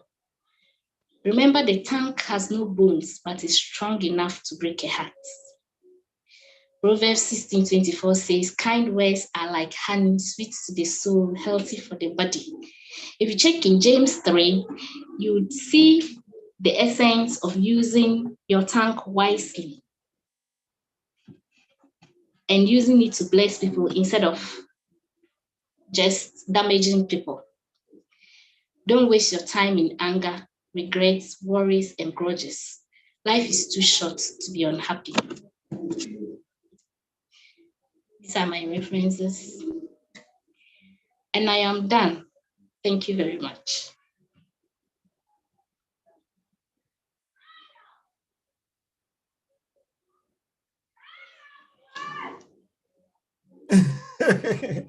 Come on, let's celebrate Agnes. Come on. That was beautiful, Agnes. You dear, Hannah. You have me good. I'm not gonna even see myself. It's okay.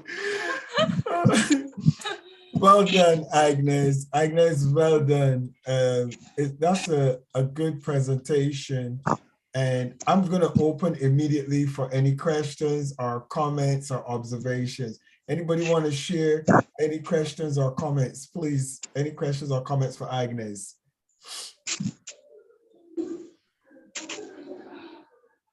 I see Pretty, go ahead. And I see Peter again. Go ahead, Pretty, and then Peter, then Bishop Comfort. Go ahead, Pretty.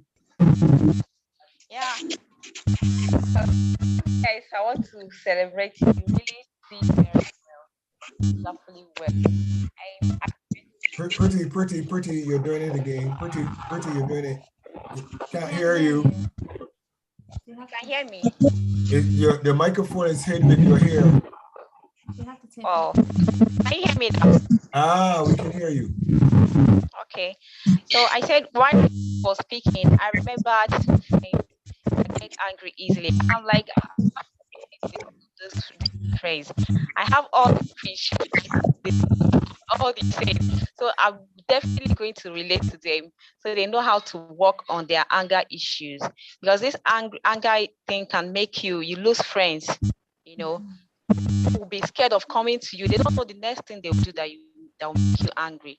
People will not even want to communicate with you and all that. So thank you, Agnes. It was nice, a very wonderful presentation. Thank you. Keep it up. Thank you so very much. I want to say Bishop Comfort. Could you unmute yourself? This is Bishop Comfort.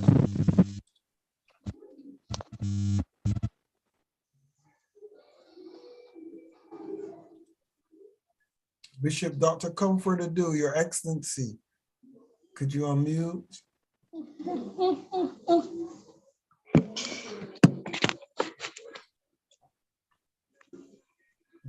Dr. Comfort Adu, you see it? Where is she? Which one? Oh, she's at the other one. Okay, go ahead. Go ahead. I can see you now. Go ahead. We're not hearing you on this one. We can see you. We can see you, but we can't hear you. This one gives yes, we feedback. can hear you. We can hear but you. I'll still use it.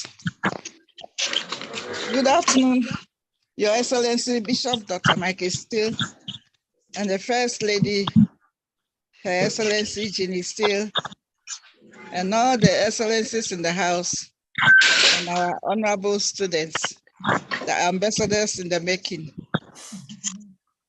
Good afternoon.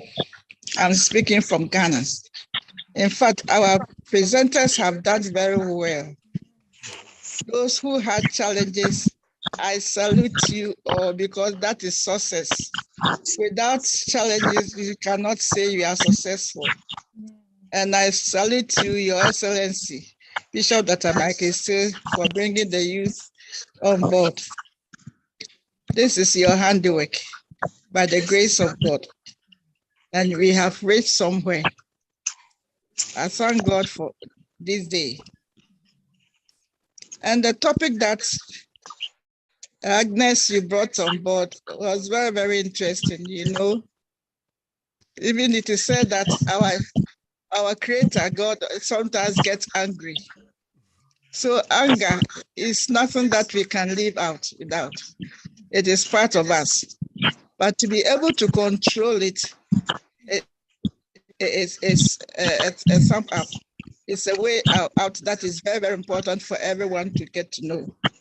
I was just saying sometimes at some place that there are some people who can be very, very angry, but you not notice it. Rather, the person will be smiling, but then they're executing the anger. That is human being. Thank you so much for your presentation. I think it will help us.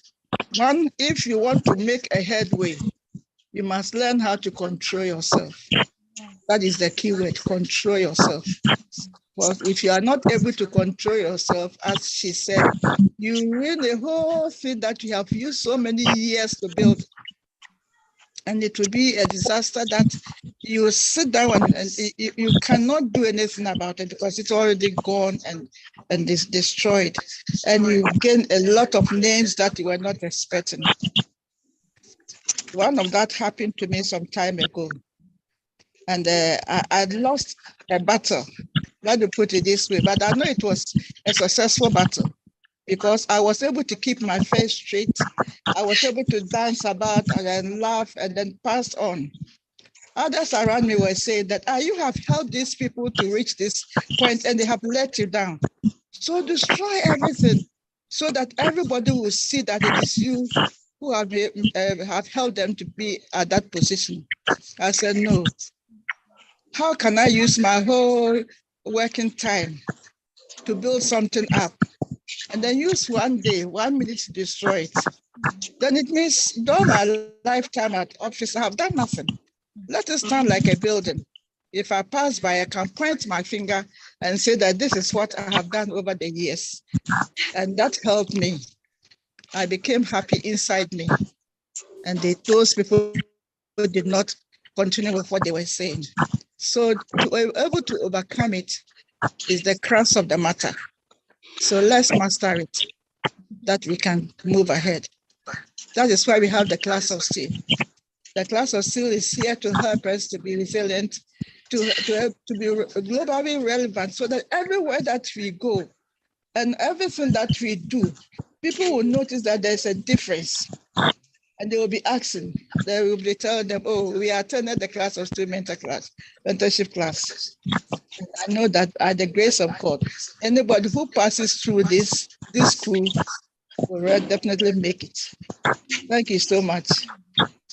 Your Excellency, the First Lady, she also be the brain behind all these things. God bless you.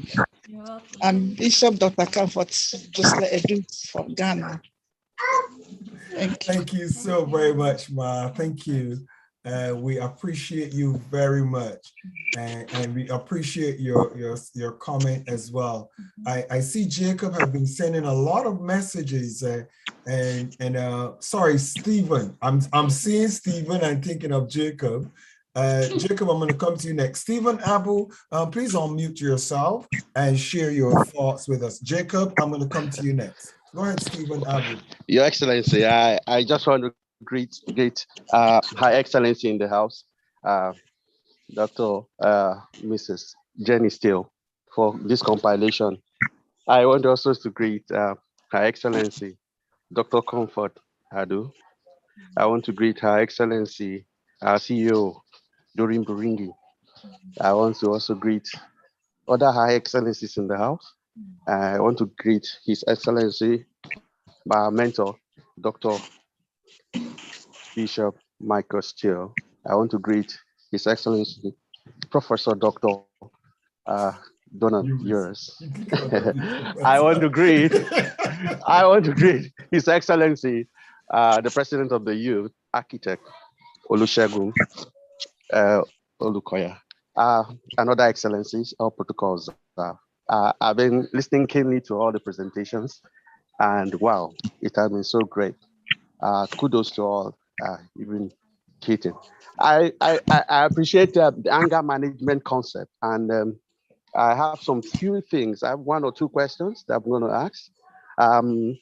Before I do that, I just want to say that if only we could know, we could place these different types of anger and what they do, the reflection and deflection, the direction, the location, and all that, in terms of an equation, and we could, calculate the impact that it has when it's either reflecting or deflecting. We will see the impact it has on the persons we are doing, and even on ourselves. That's a way to look at it. As an engineer, we calculate impacts and all that, so we'll be able to know which one will bring down individuals and then bring down societies down easily in the different forms of anger. I just want to say that you said when you were making a presentation, Your Excellency Agnes, that we should change our environment when we are angry. I just want to say, if the environment happens to be our loved ones, especially our wives or our children, do we change them? That's one of the questions. So do we change them? Because you're the professor here. Sorry, I'll ask another question. In terms of the anger management. And number two, anger. I have somebody that is so angry, any slight little thing in my environment, he gets angry, and people have known him to be so, angry in things. And I said, you said that one of the ways of doing that is to jot down anytime you get angry, and then you make notes about them, and then you can make a study about them and know what makes you angry. I don't know when you're angry that you'll be able to think twice to write something down. But let's say you have a reflection after that. The second question is that I feel that if one of the ways he can cocktail that is to be able to be chewing something, maybe chewing gum or sweet, or you put a spoon in his mouth when he wants to get angry. But I don't know your perspective about that, because it's giving us a whole lot of things to do when we're angry, or for persons who are angry. Please help us on that. I remain Abu Steven. God bless. Thank you, sir. Mentor. Thank you, Abu, for your pack of questions. When it's your loved ones, you don't necessarily have to change an environment. You have to stay in that environment and then try to talk it over calmly and get to the root of the situation. For instance, you say when you have to do with your wife or your children, if it's your wife, I am sure that there will be an underlying thing. There will be a root cause already before what you are just seeing. That will just be the cover up. So you need to sit down, but don't express anger. Don't do it harshly. Handle it calmly. Have a heart-to-heart talk with a person, and then you get to the roots of the issue. And when you get there, once there's love involved, even a simple apology would settle things and solve it. Your other question was somebody that gets writing, how you'd write the logbook. Of course, when you are angry, you cannot write, but then this one relates to when you have calmed down, then you jot it down. Because even if you are angry and you are going to write, you will only be writing why you are angry or your right to the anger. So you wouldn't even, the essence of the logbook will not be met. But when you have subsided, you will begin to reflect, and then you can write down what happened. Even you begin to think about what you also did wrong. And then when you jot it down, after a while, a number of jottings or a series of it, then you will be able to cross-check and you will see the issues cross-cutting through. Then you identify exactly what makes you angry. And one that you said is practically always angry. If it is too excessive, then I think that a therapy will be required. Because if You cannot put spoon in somebody's mouth in order that the person doesn't get angry or the person to be quiet. But then if you feel that it's too excessive, and then after practicing these recommendations is still not helping, I think a counseling or a therapy will be best for that person. Thank you. I hope I've answered your question. Thank you. Thank you so very much, Agnes. And we have Jacob. Jacob, you had your hand up for a while. Go ahead, Jacob, and ask your question or make your comment, please. All right. Thank you so much, Your Excellencies. My name is Jacob from Ghana. I really enjoyed the class, and I want to thank all the presenters today. I've learned a lot today from all the classes, but I just want to contribute on this anger thing. It's something that as human beings, we should know how to handle it. It's very important because the concept of anger itself is not a problem, but it depends on how you handle it. Because anger can help you to share your concerns. It can also help you so that you can prevent other people from running over you. It can also motivate you to do something positive. But the key aspect of this anger is that how do you manage it? How do you handle it? So it is that aspect that I have seen that it's something that really will help us if we are able to understand this anger thing. Because looking at the broader aspect of it, it is something that when you don't take camp or when you are not careful about it, you end up doing something at the end you regret from doing it. And anger have caused a lot of things. People, broken homes, a lot is happening because of anger. But today, I think I've learned a lot that when you are angry, the steps in which you need to take. You can be silent, you can change the environment. So I want to thank you so much this afternoon for the presentation. Thank you. Thank you so very much, Jacob. I see Ruth. Ruth, you had your hand up. Ruth, I'm not sure which screen you're using. Show me which one you're going to use. Is it that one? You can unmute there. Okay, go ahead, Ruth. Yes, thank you so much, Your Excellency. Sister Agnes, that was a great presentation on anger management. And I was just about to add to one of the points Mr. Abu raised, that if your loved one makes you angry, what do you have to then believe? That has been answered already. One of the things, and I think she made mention of it whilst presenting, if your loved ones, your family members, or anyone close to you makes you so furious, as she said, silence, they say, is golden. Sometimes you need to be silent and perhaps leave that particular scene for a moment, go cool off somewhere, and then just assimilate whatever or reflect on whatever has gone wrong. Probably it might be your fault. And when you realize that it's your fault, you should also learn to accept your mistakes and then come back and apologize. Because apology will not take anything from you. It will not reduce your height. It will not take off who you are. It will not reduce your personality. And as human as we are, we need to also make apology our friend. And then getting hold of our emotions. Yes, getting hold of our emotions. And as Pinky said in her presentation, life is too short. Like God has given us just one life. God has given us just one life. Are you going to be angry at the slightest thing? Just tune your mind that regardless of the situation you find yourself, no matter how difficult or how angry you are, come out of it quickly, because anger is sickness. If you are angry, you put, like, you bring to yourself a whole burden. You put a whole burden on yourself. So you tune your mind that no matter what happens, maybe my husband has made me angry, or my wife, or someone, my child, or something. You just exercise patience. and cool off somewhere before you come back to react on whatever issue that made you feel. Because when you're angry and then you immediately react, you might spew out things that are not supposed to come out from your mouth. Thank you so much.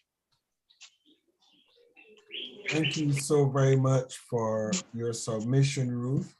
And to everyone who has made a submission according to this session that we just had. Where is Agnes? Agnes, do you have any final word, Agnes? Thank you so very much for your submission. Any final word, Agnes? I would like to say thank you for the opportunity. At least for the first time I've made presentation on Zoom.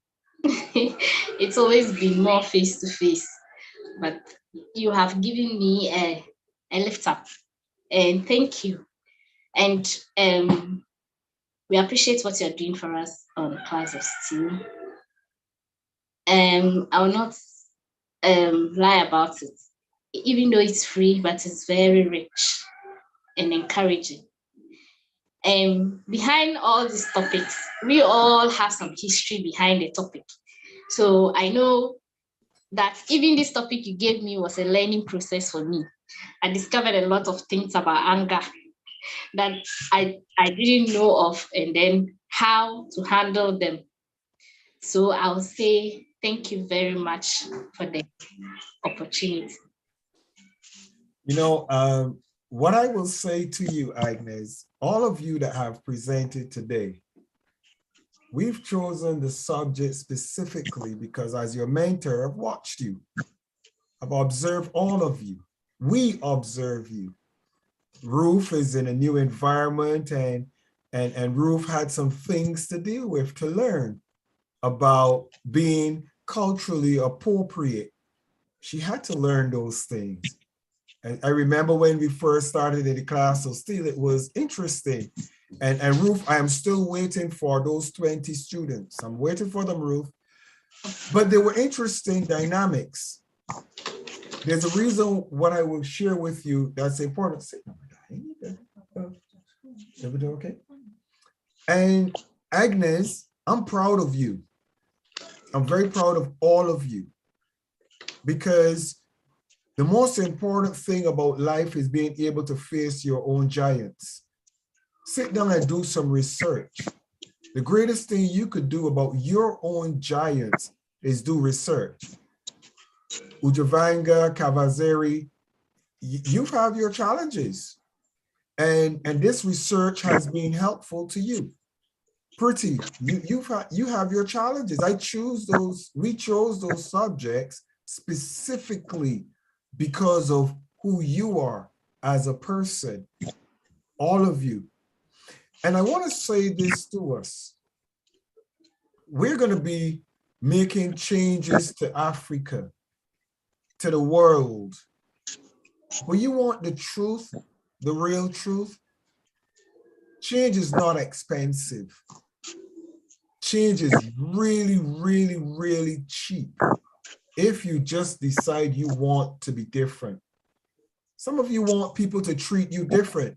Have you thought about behaving differently? Have you thought about responding differently? Have you thought about looking at the other side more intimately to find out what's on the other side that is causing them to respond or react to me? Make a difference. Come on, let's celebrate Agnes for a wonderful presentation. Come on, let's celebrate her. Well done, Agnes. Come on, well done. I want to ask His Excellency Dr. Donald Ewers if he's available. Your Excellency Dr. Ewers, are you there? If you can unmute yourself, Your Excellency, and give your Excellency Dr. Ewers, you're with us? Yeah, lifting. Okay, I think there's, okay. All right. We're gonna do, the First Lady I'm the last speaker this evening, and we're going to have a poll. The First Lady have done another poll. Which one is it, darling? And it's one that says, thank you for joining with us. And I'm going to give you guys a couple of minutes before I start my presentation for you guys to fill in the poll. Be quick, because the poll disappears. You don't have all the time. So fill out that poll for us, and that will help us greatly. Just getting your feedback. It will be an asset to us. Some persons might not be able to see it. Sorry. Some persons might not be able to see it because it depends on the version of Zoom that you are using. So if you're not able to see it, it's probably because you have an older version of Zoom, because it works best on the newer version of Zoom. So you would need to update your Zoom to be able to participate in polls. So I apologize if you are not able to see, because I recognize that Agnes has said earlier that she was unable to participate because she couldn't see, and maybe that's the reason that she did, because that's one of the main reasons why persons aren't able to participate in polls. And I want to say thanks to Zoom. Actually, Zoom have been serving us very well. There's a team that sits behind Zoom when we have these full broadcasts, and they just make sure that you have good service, good bandwidth. So Zoom have served the class of SteelE really good. We're very proud of the relationship that we have developed. Obviously, we pay our bills for our Zoom, but as much as we pay for the service, how many of you know, even though you're paying for a service, when it's a good service, you can still say thank you. So for those who are on the Zoom network, the technical team behind the scenes, well done, and thank you for allowing our broadcast to go seamlessly in these sessions that we've been working with you. And for all of you in the different parts of the region and Africa, all of you guys who are here, it has cost you data. I don't want to take lightly how much it costs in data for you guys to be on the class of SteelE for sessions like this. So equally, I want to say thank you guys for being here for the entire day. And for my wife, darling, thank you so very much for your hard work in all that you do to make the class of SteelE the success that it is becoming. All right, let's look in, and we're looking at the polls, Looking at the polls.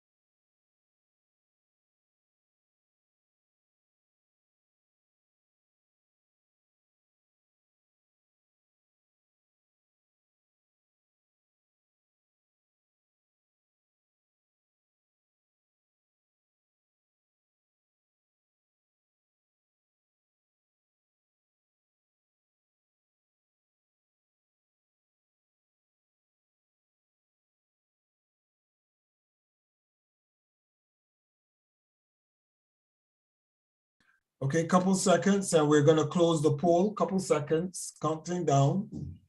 10, 9, 8, 7, 6, 5, 4, 3, 2, 1. It's 10 questions and part of it is writing. Can't read this into writing. Come on. Daddy?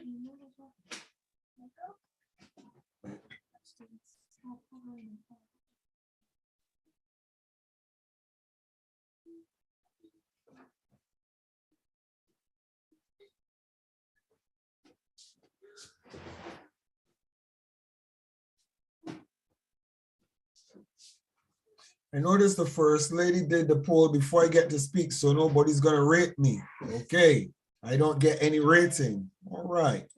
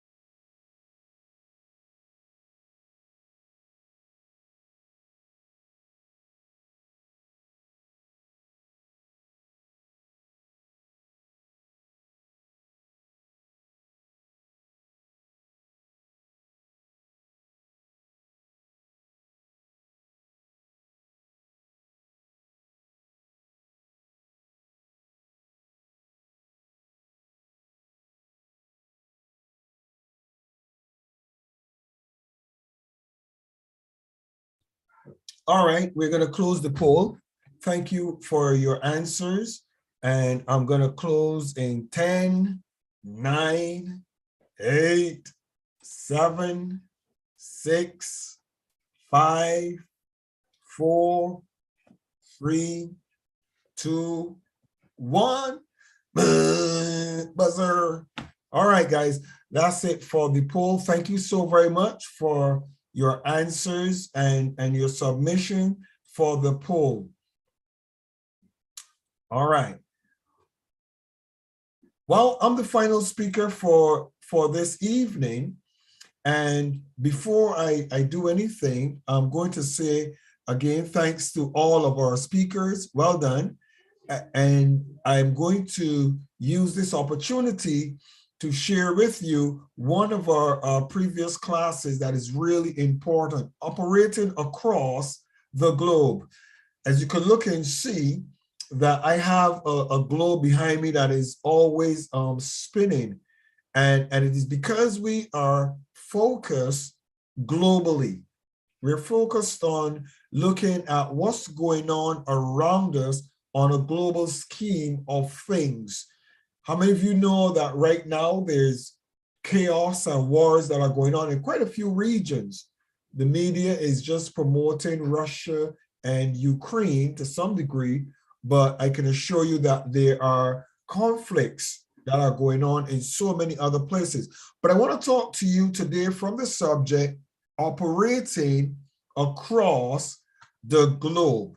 So I'm going to join you and you know, take some notes because we're going to have some fun. And I'm going to go quickly.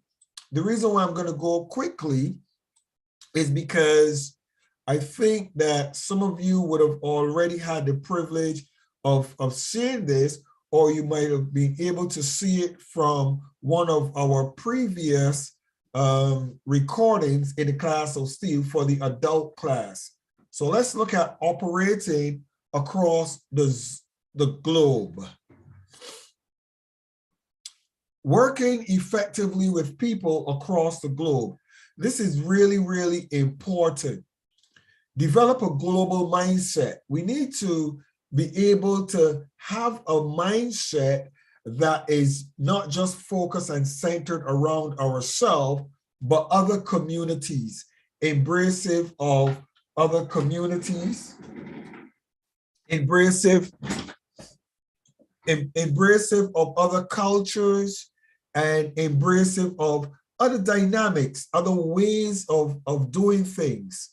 Be mindful of office hours. We create an environment when you are operating across different diasporas, different continents.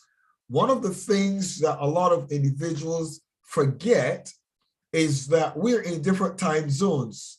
For example, right now in China, we have Agnes that is with us. Ruth. We have Ruth that is with us, and Ruth is in China. And let me ask Ruth, what time is it there in China? What's the current time in China at the moment?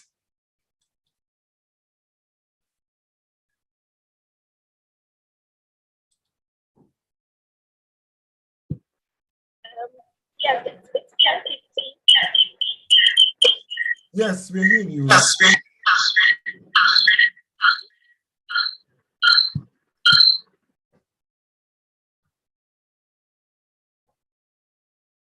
Okay.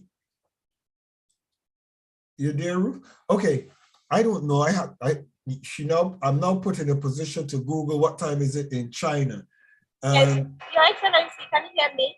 Yes, we can hear you. Yes, please. It's 10:33 p.m. Say that again, please. 10:33 p.m. 10:23 p.m. 33. So you are 8 hours, so 10:33. So you're 8 hours. China is 8 hours ahead of the United Kingdom, 8 hours ahead of United Kingdom. And Los Angeles, I think, is 8 hours behind us. So we have the dynamics of being mindful of office hours and out of office hours. Communicate with simple language. When we're speaking a lot of times, for example, with individuals out of different cultures and countries, one of the things is a lot of times we take for granted our language and our abilities to communicate effectively among our peers. But we have to be very mindful when we are communicating with individuals from other regions, because their ability to understand if it is English or our dialect is very different. So we must communicate with simple language. Now I'm going to run through this really quickly because I want you to go back and look at the screens and pause so that you can see the points. Pay attention to small details. Small details are very important when you're operating with a global mindset. For example, if you go to some cultures or some countries, please be mindful of the religion. Please be mindful of the cultural acceptable norms. Please be mindful of things that are unacceptable. For example, here in the United Kingdom, and this is such a small thing that you can get into trouble for. In the United Kingdom, it is easy when you go into a shop or a store or the bank and you're doing your business and somebody says to you, "Oh, thank you, love. Thank you, darling. I appreciate that. Thanks, dear. Oh, bless you, sweetheart." That's easy to appreciate in the British culture. We are very fond of those courtesies. "Cheers, love. Thank you, dear." But if you go to Dubai or you are in Abu Dhabi, for example, and you ever say that to a lady, you ever address a lady with love or dear, you will be arrested. You will be arrested. Why? Because it is considered culturally inappropriate and unacceptable. As a matter of fact, if you're having meetings in some countries and you reach out to shake a lady's hands, that is unacceptable. You could find yourself in some problems. Or if you're taking a photo with some ladies, how many of you know that if you're taking photos, everybody's close, you put out your hand and you just want to hug everybody and please don't make those mistakes in some cultures, because some cultures, that is extremely offensive. Little things. Equally, you might have environments where individuals might not want you to take photos when you are around them. Sometimes you go around and you're so excited to be with a person, you're out with your camera and you want to do a selfie. Please make sure you get permission to do those small little things. Don't take for granted because you're excited about meeting a person for the first time that they want to be on social media or on your camera in a photo with you.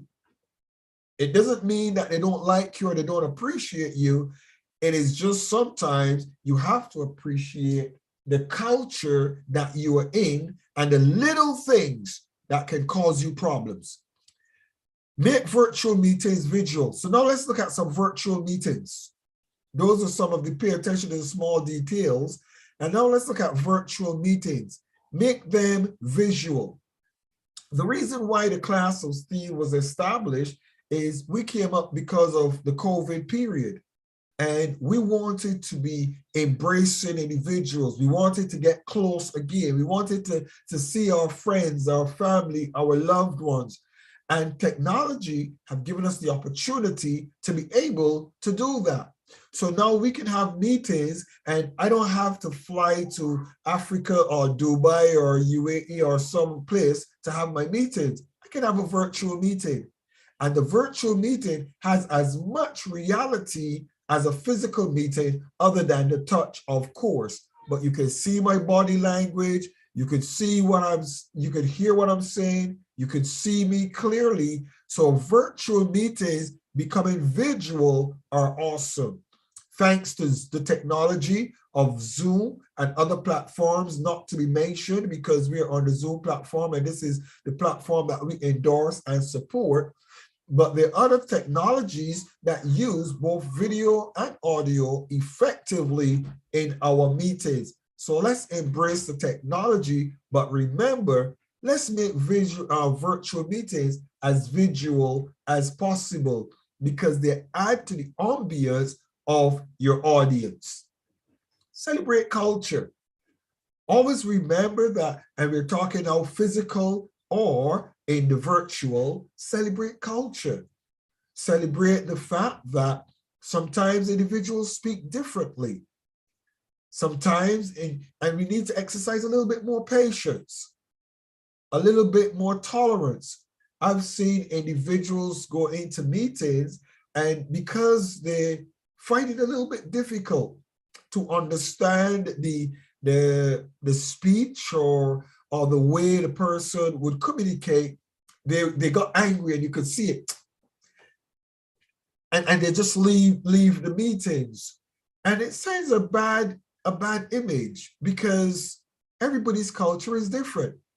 Some individuals, English is not their first language. They will not speak eloquently.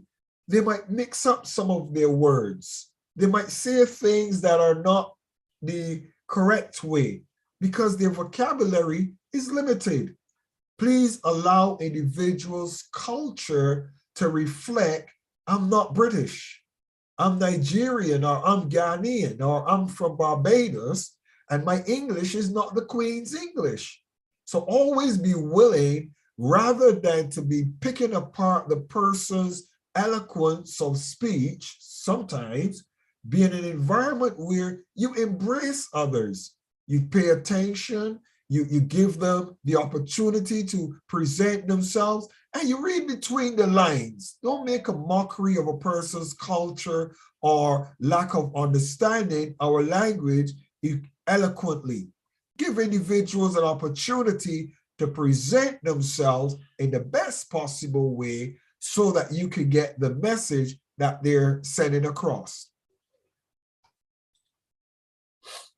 Let's look at some time travel. And time travel is very important. And as I say, I want you to go through this afterwards and take some very important notes and pause it at different times so that you will grasp it, all right? So we look at this globe. It's made up of 7 continents. It's North America, Europe, Asia, Australia, Antarctica, Africa, and South America. There's 7 continents. Remember that. Have a mindset. If you're going to become globally relevant, have an idea of the countries that are around you. All right? I'm going quickly because I want you to just take notes, take some screen clips, and go over this afterwards and build your knowledge of becoming globally relevant. What is time? Time is the indefinite continued progress of existence and events that occur in an apparently irreversible succession from the past through the present into the future. You can read that again. It makes a lot of sense. It took me a long while to pen it. Me and the First Lady were going through this one when I was penning this one, and it's interesting. We use a clock to measure time in units of days and similar units of hours, minutes, and seconds. This is all about time. Though we all use a clock to measure time in the same way, we're not always operating in the same time.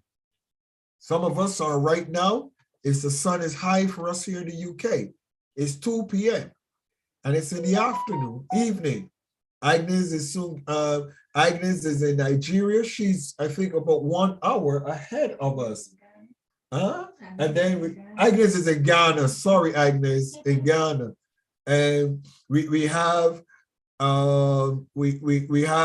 Ruth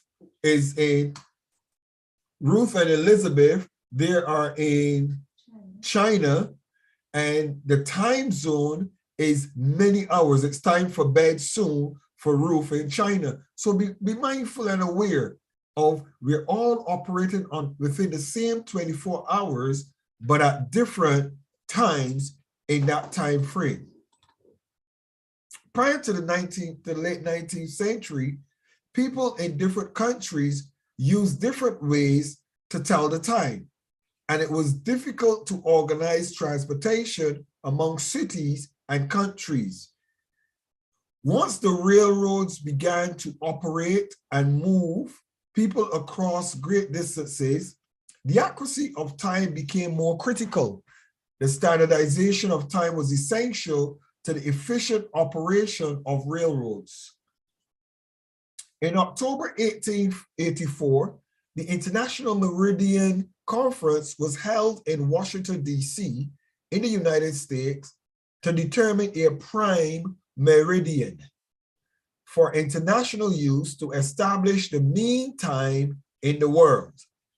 In the International Meridian Conference, the subject to discuss was the choice of a meridian to be employed as a common zero of longitude and standard of time reckoning throughout the world. It resulted in selection of the Greenwich Meridian as an international standard for 0 degrees longitude. So let me explain all of that. We're looking at time and what was important and necessary to establish time and zones. What is it that they were trying to accomplish? They were looking at logistics of trade, logistics of transportation from one location to the other. so that others would be aware of which time zone are we going to use. So we have the Greenwich Meridian. I live in Greenwich, and Greenwich Meridian is at the 0 point. In the meridian is at 0 point, which means that either you're to the left of the meridian or you're to the right of the meridian. So you would hear individuals saying it's 2 hours plus or 2 hours minus, okay? So China is 8 hours plus. What does 8 hours plus mean? The GMT, which is the Greenwich Mean Time, is 8 hours from the time of London, 8 hours away. Los Angeles is 8 hours minus. So we are ahead of Los Angeles by 8 hours, and China is ahead of us by 8 hours. All right, let's go on. Time zones. The Earth is divided by imaginary lines that are called meridians. So when you look on a map, remember we're talking about being globally relevant.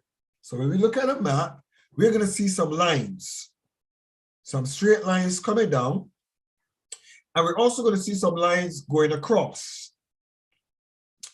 And that's called, those lines are called meridians, which run from the North Pole to the South Pole. In total, there are 360 meridians of longitude and 180 parallels of latitude. So 360 is 360 degrees, okay? 360 degrees is in the meridian longitude, and latitude is 180 degrees. There is an imaginary line running through the UK called the Prime Meridian International Date Line, the center point of the meridian. It runs through a place in London called my home area, Greenwich. Greenwich Observatory, England, making it Greenwich Mean Time or GMT. So remember that GMT is very important, Greenwich Mean Time. We're going to get into some more details. The prime meridian splits the world into eastern and western hemispheres, east and west. Time in countries to the east of the prime meridian is always in front of that in the UK. That's to the east. The time in the countries to the west of the prime meridian are always behind that of the UK. So let me show you something on this map right here. Okay, look at this map with us. And you're going to see in the map right around in this area, the prime meridian is right here. If you can see my mouse, this area that has the 0 point is the prime meridian. And all of you as ambassadors need to understand time zones. This is important. As a matter of fact, I'm going to challenge all of you to have a huge map in your house. All of you, purchase yourself a map inside of your house that you can start looking at it, seeing the world, get acquainted with the world, focus on where you would like to go, where you would like to visit, but always be in a position to just show your children, teach them about the world. The world is a whole lot bigger than just your local area. And then you're going to look at the top and you're going to see +1, +2, +3, +4. And we see here China. China is +7 and +8. Okay? And in some regions, actually, in some regions, you can see even +7 and +8 right out here for China. All right.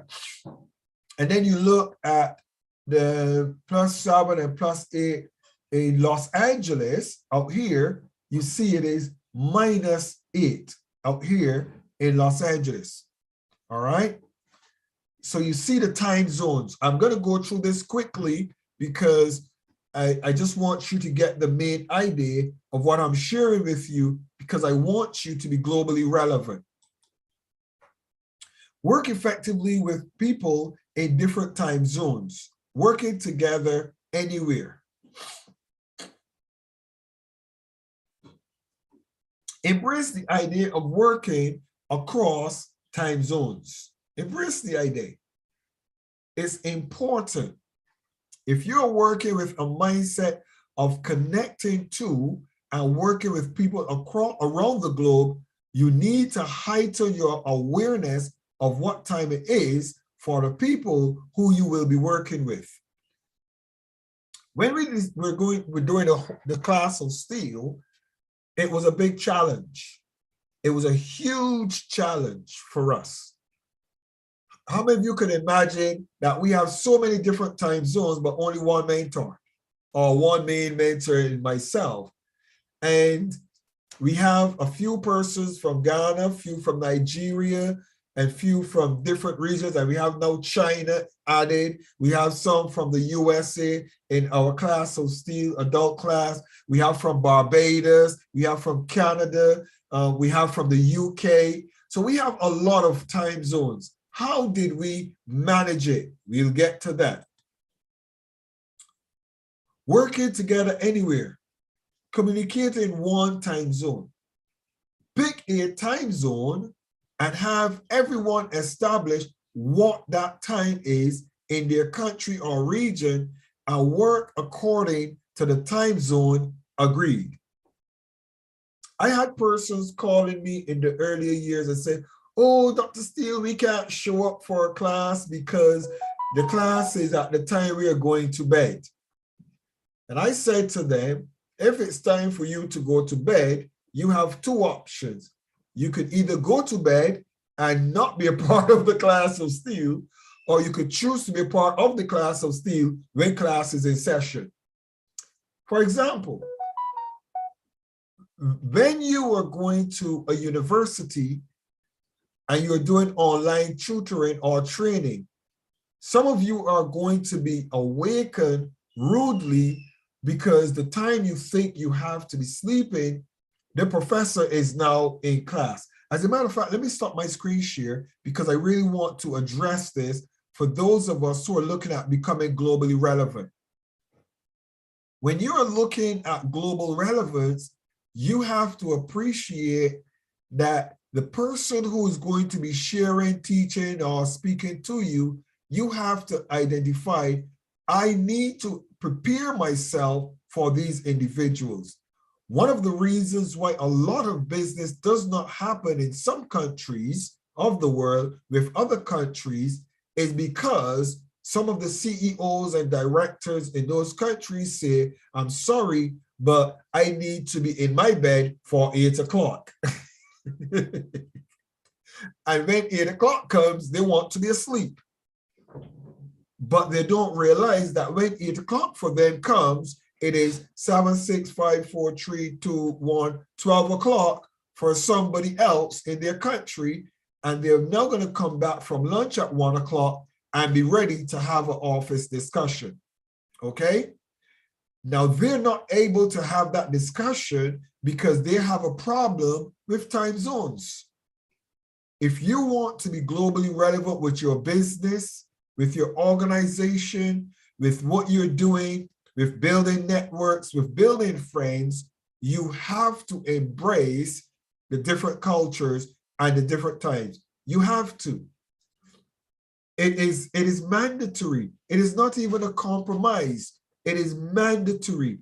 For me, someone would ask me, Dr. SteelE, when are you available? 24/7. What does that mean? It means that according to your time zone, I make myself available. And I have partners and associates that are in India. They are at a different time zone than I am. In the US, in different parts of the US, in Australia, I have associates in Australia. They're in different time zones. So you have to be in an environment where you embrace individuals according to their time zone. All right, let's go on.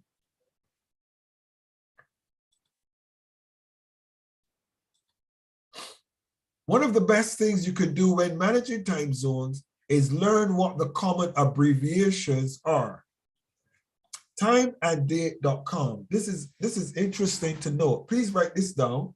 Timeanddate.com. That's a website that I want all of you to be aware of. Timeanddate.com, because timeanddate.com is going to give you the understanding of the time and the date and the abbreviations that are used, so that when you get a Zoom meeting, for example, somebody says to you, I'm having a Zoom meeting, always remember which time zone. If you're going to be globally relevant, make sure you ask the question, which time zone? Don't show up late. Don't look at your clock when we say the class will still meets at 5 p.m. You need to know when 5 p.m. is and where is it in your time zone. It's very important. Make fair arrangements. When scheduling meetings and other engagements, ensure that no one is always having to be on the late night or early morning shift. Everyone should bear the pressure at one point or another of working in different time zones.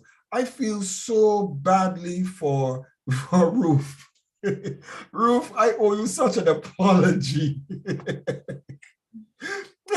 Ruth, every Saturday I feel so badly for you because your time zone in China is so different. We infringe on your sleep. I'm sorry. I feel it. The only thing that I can say about you, Ruth, is you're always smiling. You seem to be always alert and ready for a class. You and Elizabeth make us proud. I look at some of the others that are in Africa that are just 1 hour or 2 hours, and I see them in class. And they're falling to sleep, but you, that it is 2 in the morning, you are still alert. Come on, we celebrate you. We celebrate you for your tenacity and your commitment. But we need to appreciate the time zone for what we're doing. And once you derive your value, you derive what you're accomplishing, you become accustomed. Don't ever let it be a frustration or a vexation. Anytime a meeting or a conference is a frustration and a vexation because of time, then it is not that important to be a part of it. As a matter of fact, I'll be very honest. Sometimes when there are meetings that are inconveniencing for me because I would have spent a long day or long weeks in conferences and Zoom meetings, I decline. I decline joining some groups as well because the class of SteelE is my priority. I owe my allegiance here. So I have to focus on the time for meetings and conferences and structure them accordingly to everyone in the class of SteelE. All right? Make a shared calendar. This minimizes mistakes that can be made when scheduling time. If there are meetings or things that the team need to know about, this is where everybody inputs that time into a shared calendar and time zone conversions are automatically sorted. I'm going to share some websites with you that are really important. Please write these websites down or screen clip this page. Screen clip this page because this is one of the pages that is important for you to note, okay? To make sure you have the right time zone, save these websites. Timezoneconverter.com, worldtimebuddy.com, worldtimezone.com, and timetemperature.com. Time temperature actually tells you what the temperature is in that country. And it tells you the climate, the weather. I had a very embarrassing experience, extremely embarrassing. I promise you it was embarrassing. I left the UK when I was going to Bosnia. It was the UK we left? Yeah? Dubai. I left the UK and I was going to Bosnia. I left the UK and I was going to Bosnia. And after Bosnia, I had to go to Dubai. I'm going to confess. I am going to confess. And this was last year. Last year or this year? Last year. This was last year. The ending of the year. I'm going to confess, because confession is good for the soul. I'm going to confess. I did not check Bosnia temperature, climate. I did not check it. And I thought, because I'm going to Dubai, my mind was thinking hot, really hot. So I only had one carry-on luggage because it was a business trip. And in my carry-on luggage, come on, somebody, everything was light. Everything. The shirts, the suit. There was no coat. There was no cold hat, nothing.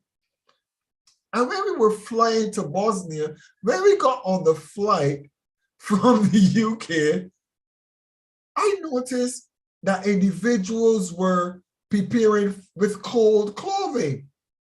And I didn't take any serious notes to it. I really didn't worry about it. So I went to Turkey. Not Turkey, where did we go? To Brussels. We went to Brussels, and then we flew from Brussels to Bosnia. When I got to Brussels and I saw individuals getting onto the plane with hoods and jackets, and I'm in a suit, I'm thinking to myself, what's going on? And I just decided to Google Bosnia and the temperature. My people, the temperature was, I think it was about 2 or 3 degrees. Hey! And when we got into Bosnia, the rain was falling. I was so embarrassed as an ambassador for the first time in my life, going somewhere for the first time, didn't check the temperature, didn't check anything. And I was in Bosnia really, really cold because I did not do any research and I didn't prepare myself. The only joy that I had was it was a business trip for 3 days that I was going to be in Bosnia. So I was hurriedly on to my trip in Dubai, where the sun thawed me out afterwards. But why did I share that? You need to be aware where you're going, what's the temperature, what's the weather at all times. Don't take these things lightly. It's not like in the old days when you just don't have internet or access to finding out things. We are now becoming globally relevant. Please do your research before you do any traveling. What time it is? Maybe I'll finish.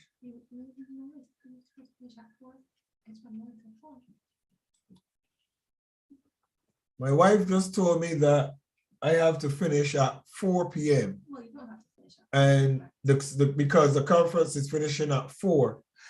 And she's now looking at me. First thing, she chose what I'm going to be speaking on. Darling, you should come closer. She chose what I'm speaking on. And now she tells me how much time I have. How many? So let's go on. Visualize the time zones. There are programs which allow you to see where everyone is in your team around the world and the time zones. So this is very important. Everytimezone.com and then timezone.io. So take these sites for your reference. Working together anywhere. Be consistent. If you are working on a project, the consistency of your schedule will cause your team or your partnership to be more productive. I show up early for meetings. How many of you know that in the class of SteelE, time is important? Come on, wave at me. I can see you. We know that in the class of SteelE, we focus on time. I like to focus on time and respect time because it is important to build positive relationships. I know that this conference have to finish at 4 p.m. And trust me, I believe we're going to finish before 4 p.m. today, for sure. For 100% sure, I'm going to finish before 4 because I have been talking all day long. And I personally want to finish before 4 o'clock so that I could get some rest. And I think all of you are looking to get some rest as well. Be prepared. Have meeting minutes, notes, and other documents prepared, and where possible, presented prior to meetings. In so doing, everyone will start on the same page and you can maximize on the time schedule. Be prepared. Share information. Wow, I like these little things that you see this guy running with the clock. Share information. Make sure to share information in a timely manner. Make sure. That is important to your team, your partner, and fulfilling a requirement that may be in their particular time zone. It's very important to share information in a timely manner. This is critical, especially when you're working in other time zones. This is critical. Working together anywhere, record and share meetings. We have Zoom, and then we have others. We have YouTube, Facebook, Vimeo, and other platforms that you can use to have your meetings and your sessions effectively.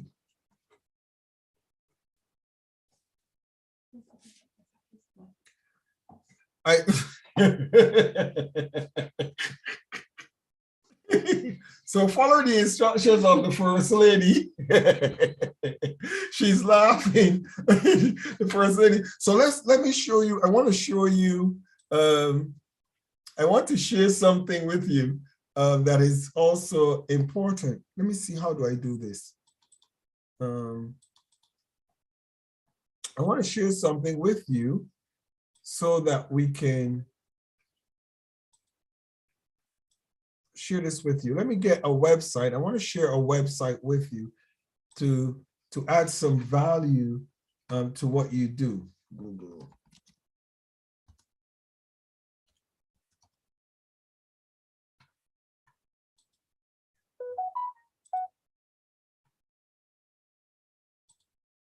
I'm going to share a website which is called Google Earth, and I'm going to show you. I'm going to show you where we are, and let you have a look at that. For those of you who have not used Google Earth before, this is Google Earth. And let's go to, oh, nice view.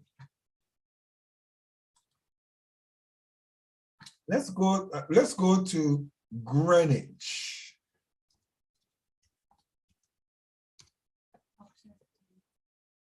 The Greenwich Observatory.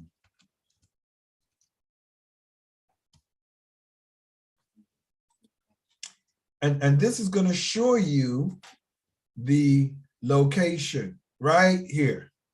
All right. How many of you are seeing my screen? Wave at me if you're seeing my screen. Okay, well done.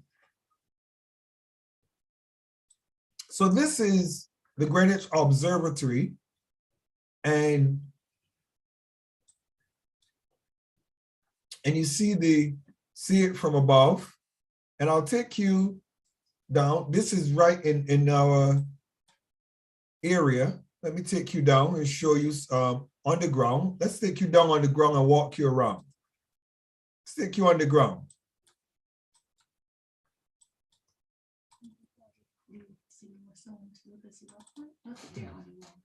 So here is the 0 point.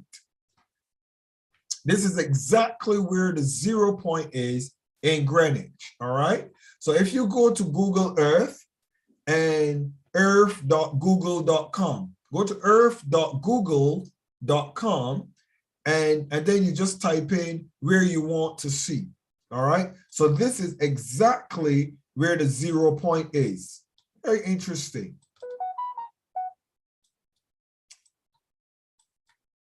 And this is the observatory. Let me go up. I want to get up from there. And let me show you. All right. So this is London. You can have a view of London and you can look around. Okay.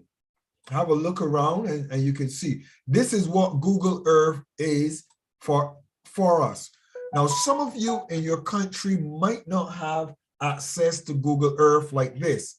I'm going to teach you a secret how to get Google Earth. I'm going to teach you how to get it. A lot of you would hear of a VPN. How many of you have heard of a VPN? When you have a VPN, get a VPN, a virtual private network, and you go to the UK or to anywhere in Europe. Put your VPN in Europe, and you will have the opportunity to see Google Earth through your VPN. So you will be able to see locations quite easily, and the world will be open to you. Okay, so even if you don't see it normally from your Google search, because they don't give you access to it, you're not deprived of being able to see. You can see it because you can also get it from your VPN. Elizabeth, Ruth or Elizabeth, can you tell us where you are, please? Type it in the chat. Let's see if we could see China. I would like to see China. Can you type it in the chat? Just type in the chat in a nearest build and the nearest tongue or something close to you. Let's take a trip to China. I want to go to China and take a visit. Anytime before tomorrow? Aha, Zhanghao City. Let's see where this is. It is Zhengzhou City. Zhengzhou. Zhengzhou. Yes, Zhengzhou. Okay, Tijian. Zhengzhou City. Okay, let's go to Zhengzhou City. Let's see if Zhengzhou City is going to show us. Yay, we got Zhengzhou City. So let's see what's happening in Zhengzhou City. Let's go down to the ground. Let's see what's down here. And Google Earth makes you feel closer. It really brings you closer to, my goodness, you guys have a good connectivity. This is good. All right. So as you watch and see what I'm doing, if you look here on the side, you see that I use 2D. I'll show you so you can see 2D, and now it shows you 3D. I want to teach you how to use it. All right. So if I want to see a 3-dimensional view of an area, then I click 3D. Aha, let's go to Zhengzhou University. All right, let's go see the Zhengzhou University. Let's do this. So let's go to Zhengzhou University. We're going to go straight to the university. Here we go, right down to the Zhengzhou University. And let's 3D this. Let's go down to the ground.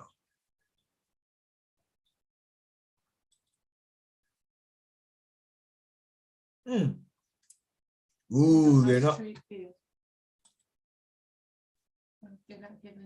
Okay, they're not giving us any street view. You're in a very you are in a very secret area.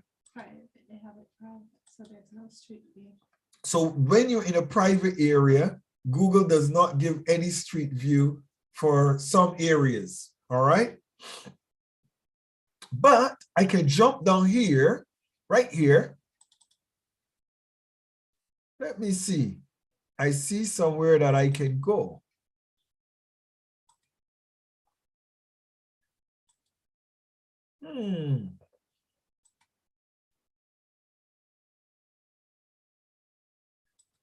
Okay. Still say no street view. Yeah, no street view. So they're not giving us a street view for your area. Let's see if we see any that give us a street view.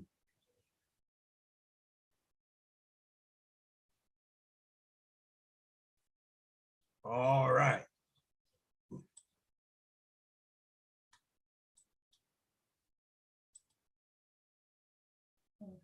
China is keeping it. So China, China is keeping the world from looking in their windows and their doorsteps. You're not able to see. But I just want you to get an idea. You're hearing so much things about around the world, and you're hearing so many people saying so many things about how primitive things are, etc. I want you to look at the world for yourselves. All right? Let's go somewhere in Africa. Africa is more friendly.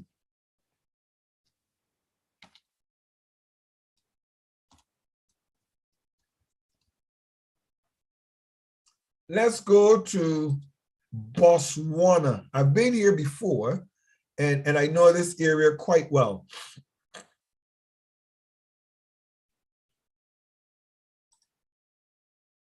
So now you see, when you click on 3D, you see these blue lines that are showing up. The blue lines that are showing up are telling you that you are able to see in this area. You're able to see this region. So you just click on one of the blue lines. And when you click on the blue line, as a matter of fact, I don't want to make this public. I don't think I want to make this public. So let me go to another street. Right down here in Botswana. Yay!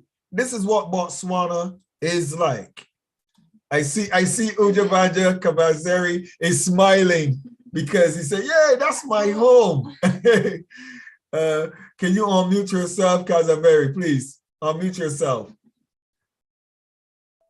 Yes, and you are closer to me I'm in block 6 and you are there in block 7, so that's very close. Yes, I wouldn't spell out who is there for security reasons. So so for security reasons, we will not spell out who is there. But what I will say is that Ujabanja Kabazeri, is this the first time you're seeing this? No, I've accessed the last time I think I checked Google Map was in 2012 or 2013 because I wanted to see my cattle post and my home in Maung, so I was a bit interested. I think it's been years since I've seen it last time, and those are our combis, public transport. Yes, so I want you guys to look around the world. That's the reason why I'm doing this class. That's why I'm sharing this with you. I want you to recognize you can go anywhere. I'm going to show you Barbados. Okay, and this is where I was raised in Barbados. I'll take you straight to where I was raised in Barbados. It's okay. All right. I was raised in Bel Air in Barbados, and my nickname was the Fresh Prince of Bel Air because of where I was raised.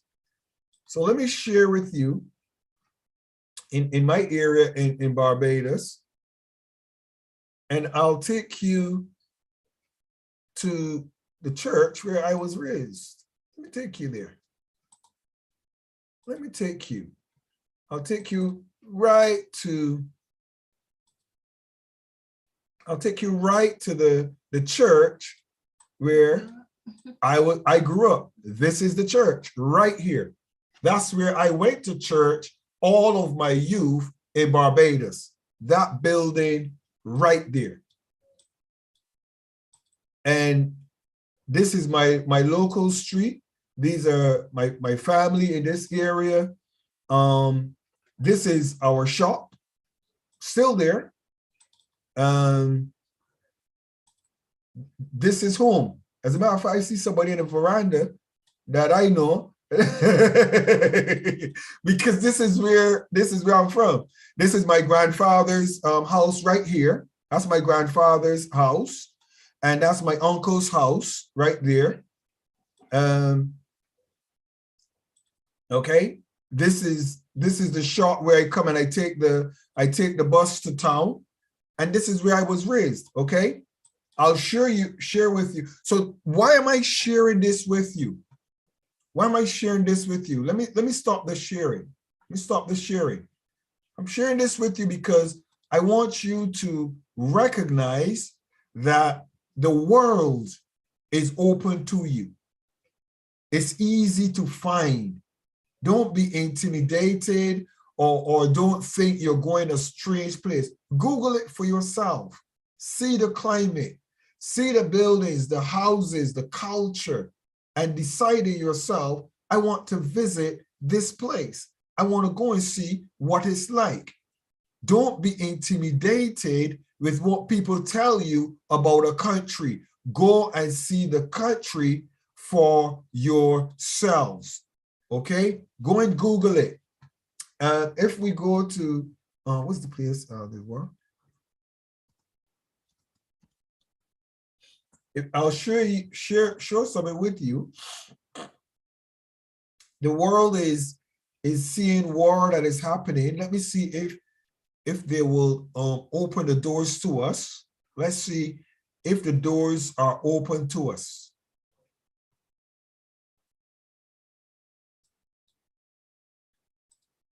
Okay, so the doors are open to us. I'm going to take you guys into Ukraine. All right, take you into Ukraine. No, it's not lying. We still get a good understanding. Ah, hey, think you're okay. So I think they have scrambled.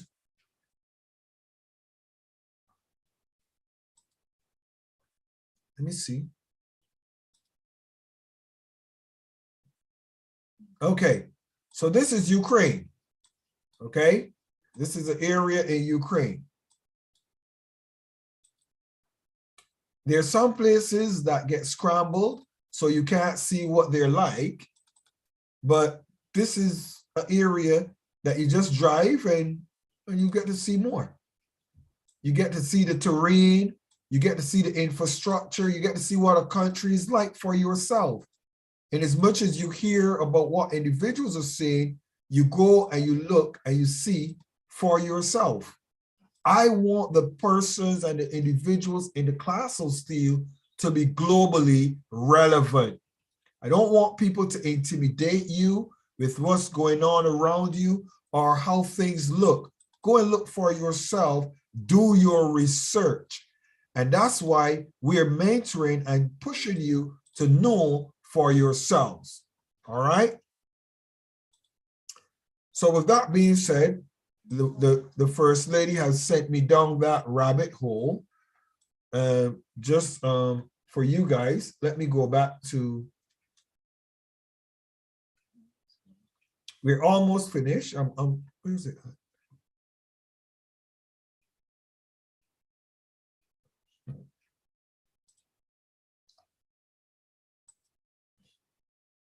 Let me go back to my so we're right back here. Let's screen share. So working together anywhere, we're going to close with this final point. Apart from all the procedures and tools, the most important thing to embrace and keep in mind when working with others in different time zones are respect. Respect. respect for a person's religion, respect for a person's culture, respect for a person's privacy, respect for a person's choices, respect. If you're going to be globally relevant, respect for a person's property, respect for a person's choices, respect for a person's views and opinions. If you're going to be globally relevant, you have to have priority. Number one, respect. Respect for a person's religion. A lot of times, we in the Christian world, a lot of times find ourselves finding it very difficult to sit with Muslims or Buddhists or atheists or persons of other faiths or no faith. We find it difficult. And I want to share this with us in the class of SteelE. If we're going to be globally relevant, we have to exercise respect. The same values that you have and the same right you have to be a Christian, others have to be whatever their faith is, whatever their religion is. They have the right as well. I'm not superior to my Muslim brothers and sisters. I'm not more important or more powerful or more greater because I'm a Christian. Don't go with those teachings trying to be globally relevant. Don't do it.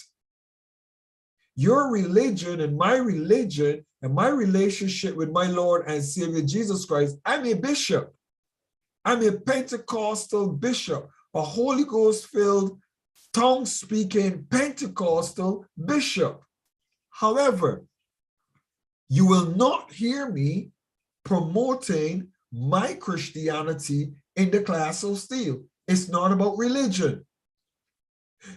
Government in your country is not about religion. The organization that you work for is not about your religion. And Africa and around the world have created so many difficulties because of religious views and opinions. Most people are so versed in the Bible that when they communicate, they can only communicate with John 3:16, Matthew 5:9, Mark 4:7. I want to challenge you in the class of SteelE to read more books. That's why we have a library. So your vocabulary is made up of more things than just scriptures. Am I talking to us okay? Please wave at me if I'm speaking okay. If you're going to be globally relevant when you visit a country that has no interest or desire for Christianity, how are you going to survive? How are you going to survive? Your religion in some environments is your personal choice, your political opinion.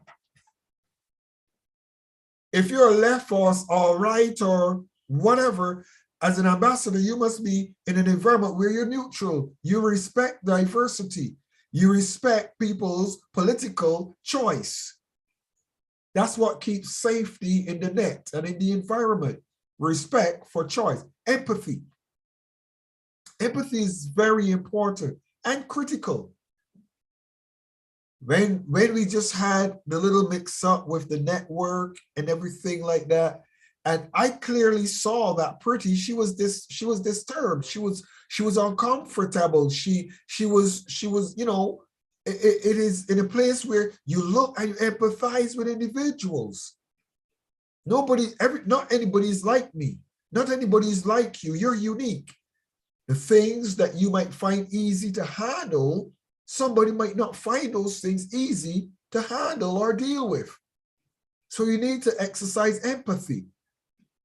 When you go to countries, you're gonna see people in lines that might be physically challenged. You can't be too rushed to get where you're going that you disrespect and dishonor those that are physically challenged. They're not moving as fast as you are. So you must be empathetic. But you must also be inclusive. The most important thing that I have learned in coming to the United Kingdom and traveling around the world, I've been to over 100+ cities in the world. I've been places where there are absolutely no Black people. I was the only Black person I saw. And because I don't see color, I didn't even realize. I had people waving at me, coming and shaking my hand and all this nice thing because I was different. A lot of individuals don't know how to embrace inclusiveness. You go to a culture and you're conscious of your color. You're conscious of your religion. Why? Because you don't include others in your circle, in your world, in your community, in your home, in your town. You don't include others. You're in a bubble all by yourself. But I want to challenge you in the class of SteelE Youth and in our diaspora and those who are listening, be inclusive. A lot of us have strong opinions on individuals that can be very harmful in building relationships. They're good Christians and they're bad Christians. They're good Muslims and they're bad Muslims. They're good Buddhists and bad Buddhists. I want to dare to tell you, in the world of human beings, there's good and bad in every single culture you will walk into. Don't focus on the bad that divides you. Focus on the good that can bring you together. The reason equally why I said to my wife and my team, I want to do the class of SteelE Youth, specifically free, is because I want to tell you some harsh realities and some harsh truths that if you don't come back because of how real I am, that's your choice. But I want to be real with you.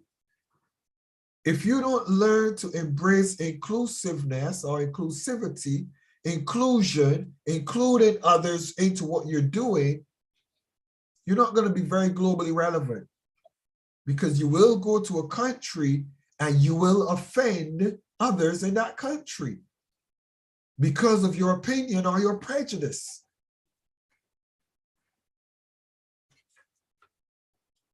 This is not a lecture or a beating. This is teaching for us to embrace.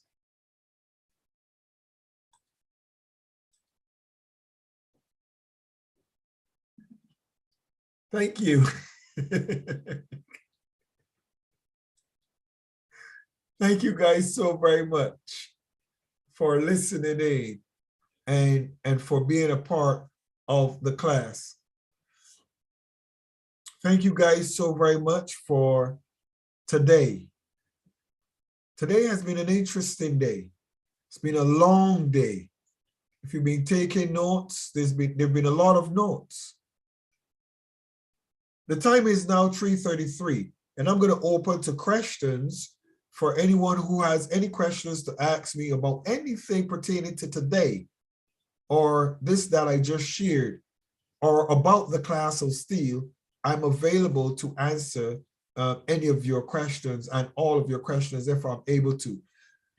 And go ahead with any questions. If you have any questions, please go ahead. Come, my darling, join with me. Are there any questions or comments or anything? Don't leave me hanging.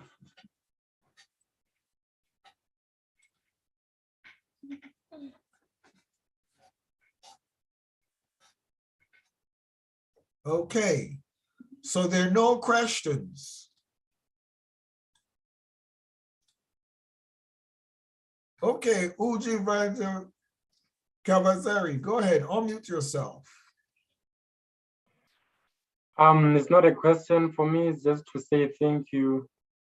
I'm really grateful, and I'm sure others are, for this opportunity just to be able to give us time to do this. Some of us are not public speakers. Like every time I open my mouth is when I'm in class and I'm lecturing maths. So I'm used to the maths language, not as much English. So this is a bit new for me, even though I've presented before when I was doing my general education courses in computing and English as part of my education. And what can I say? I can just be grateful. That's all. Thank you. Oh, you did very well today as well. And we're very, very proud of what you've done. And we also want to say something. Happy birthday to your son. We have not forgotten that your son's birthday is coming up. Is it today or tomorrow? Sorry, you're muted. On mute. Week on the 7th. He was turning 15 years. He was 15 years old on the 7th. All right. Well done. Happy birthday to him from the class of SteelE. Thank you so much. You're welcome. And by the way, you don't look like you have a 15-year-old son. Are you kidding me? I thought that. Well done. Yes, I'm old enough. I'm old enough. He's old enough. You're old enough. That's all right. That's all right. I want to ask for our speaker. That was Ujabanga Kamazeri, our speaker. Let's celebrate him. Thank you very much. Thank you so very much for today. I want to ask Ruth. Ruth, what is your final take? Ruth, go ahead.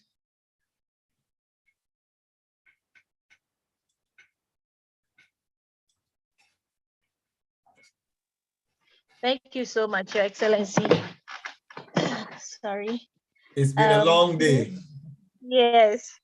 Today has been a very wonderful day, exciting. I'm still feeling excited because the program is filled with, it was power-packed with knowledge from my colleagues, and we all did well because I'm part from myself, Sister Agnes, Uloma, Pretty, and then Ujivanga.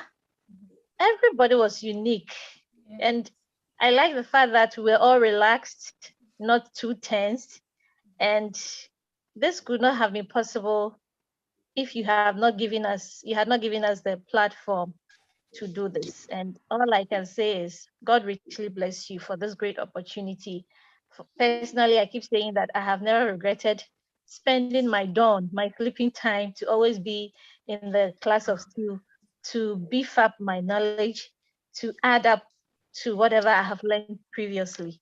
Thank you so much, and God bless you, Her Excellency Janine SteelE, and all the excellencies on the call. Thank you very much for this opportunity. Thank you so very much. Come on, that was Ruth. Come on, let's celebrate Ruth. Thank you so very much, Ruth.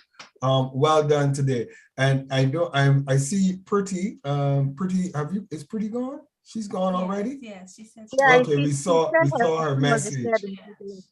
All right. I want Agnes, your take, please, Agnes. And your final say, your final comments for today. How was it for you? And final comments. And thank you very much, His Excellency. Today has been great. It's worth all the time that we have spent here. I also like to say thank you to you and your wife and all those supporting you for giving us this opportunity.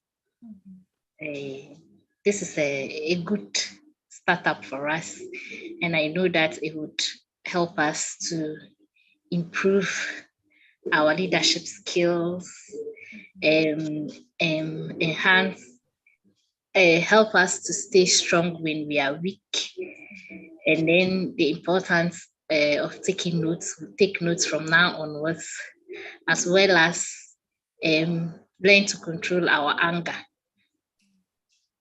which all my colleagues and I have been talking about in our presentations today. And if I say that we didn't learn a lot today, then I'll just be joking. We are very grateful for the opportunity. However, my baby says I should tell you that she will beat you because today you've taken your mommy away. Oh, her daughter. Is what? She's complaining because today we've taken her mommy away. Tell her when I shared mommy with you today. I'm gonna come. Where's she, Ghana? Yeah. When we come to Ghana, I make sure that we will bring a present. We'll make up for How it. old is she? Baby is 6 months. Normally it's 6 years. 6 years.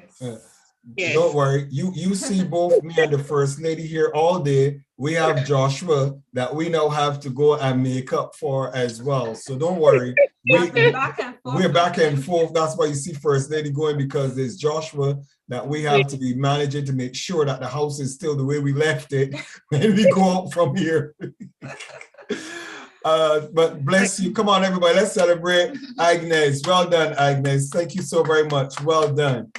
We want to Uloma. Uloma, could you unmute yourself?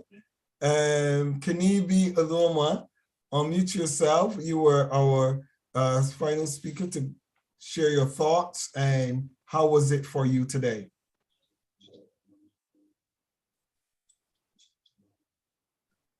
Kanibi Uloma, can you unmute? Are you there? The network is misbehaving. Everybody's frozen.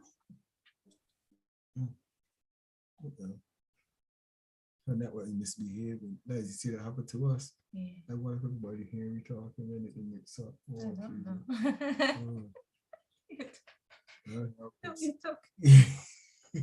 Okay. I was just asking my wife if when our network went off, if everybody was hearing us talking, that would be very horrible. I hope you weren't hearing me. I hope you weren't hearing me.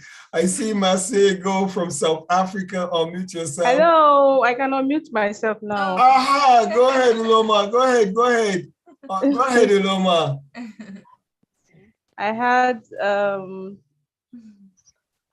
had network challenge that stopped my video. It has been an amazing day. It has been a great day. I enjoyed every bit. I learned. I am far better now. I was actually very tensed concerning today, honestly. I went on a trip yesterday to another state, but I had to come back even though it was late at night, so that even when I'm tensed up, I'm in my house tensed up. I don't want to be tensed up elsewhere. All the speakers did a great job. Amazing topics, well researched, impact loaded. And I want to say a big thank you to you, sir, Your Excellency, Dr. SteelE, and First Lady. I also want to appreciate all the class of SteelE management team, Her Excellency Dr. Comfort, His Excellency the President, Architect Olusegun. I also want to appreciate Her Excellency Dr. Doring. I also want to appreciate His Excellency. That's Donald yours. Yes, everybody for always being by our side each time we have a meeting, we have a program. I'm happy. Go ahead. It's okay. Go ahead. They show up and they cheer us, they encourage us, they stand by us. It is always a lifting for me, and I'm sure for every one of us. Thank you so very much for this opportunity once again. And I look forward to next Saturday. God bless you, sir. God bless everyone. Thank you so very much, Uloma. Come on, let's celebrate her. Well done. To all of our speakers today, you guys did amazing. I see Maseko from South Africa. You want to share a thought or say something? Go ahead, please. Unmute yourself. South Africa. Good evening, good afternoon, His Excellency, all the Excellency, Dr. SteelE, Mrs. Dr. SteelE, everybody. Wow, I was in and out. This is Ashley's mom. She's not on, I'm on her behalf. Good to finally Yeah. So it's good to finally meet you. Come on, Bishop Comfort, your Excellency, Dr. Comfort. This is Ashley's mom, the young lady that we were looking at sending her to the United Nations. Yes, well done, ma'am. Welcome. How was today for you? It was awesome. I think Dr. SteelE and all the excellencies, what moved me was the wonderful support you gave the young lady from Nigeria, Ozawura, when she was having her technical difficulties. The support and the love that was there was so moving and so awesome for me, because I think our young people need exactly that, to say you're on the right track. And to have all of you wonderful people on from morning until now is just testimony to your loving commitment to development to our young people. So kudos to the class and kudos to all of you. So I'm tuning in for Ashley because she's not on for whatever reason. And it's okay. I'll give her feedback. It's not an issue, but it's been a wonderful class. I loved Ozawura's a presentation, that it's just something that we can take so for granted, but it is so important. And then the other young man, Kavizeri was speaking on mental health. It's such an issue in our society, this mental health issue. The world is moving so fast, social media, internet, parents getting divorced, it's all getting to our young people. But to have this wonderful platform that you are on for our young people worldwide is such a wonderful thing, that me as an adult, as a mom supporting her young one, I was on. So thank you to all of you, and God bless you all. Thank you so much. Thank you so very much for being here with us. We appreciate you, and greetings to South Africa. And we really appreciate all of our South Africans who are also in the class of SteelE Youth as well. So thank you very much. And give Ashley our love, please. Yes. And the video is available, so Ashley will get to see this video, so she wouldn't miss you. Yes. The video will always be available live for you guys to review. Thank you. I see Your Excellency Bishop Comfort. Do you want to add a final voice? We are wrapping up. Our conference has come to an end, and we're just wrapping up and putting every final detail together before we close. Your Excellency Bishop Dr. Comfort, go ahead, please. Thank again, Your Excellency Bishop Dr. Michael SteelE, and the indefatigable lady, our first lady, Her Excellency, the brain behind the class of SteelE. I always say so, because the work that she put in is so immense and is very rewarding. We thank God. Today's convention has been so awesome.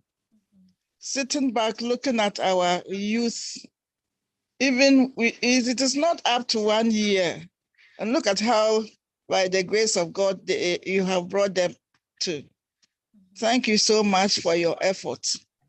We shall definitely reap if we don't give heart to whatever is going on. I'm very much happy, I will say once again, about how the challenges cropped up.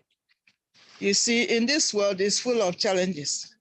So when it cropped out, how you were able to handle it, oh, that was fantastic. It will encourage our youth and know that, as I always said, the class of SteelE is a place where you are welcome. It's a family.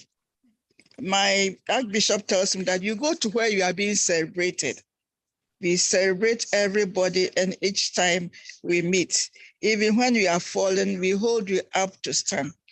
This is the class of SteelE, and a place where your skills are being sharpened, and a place where you are being encouraged.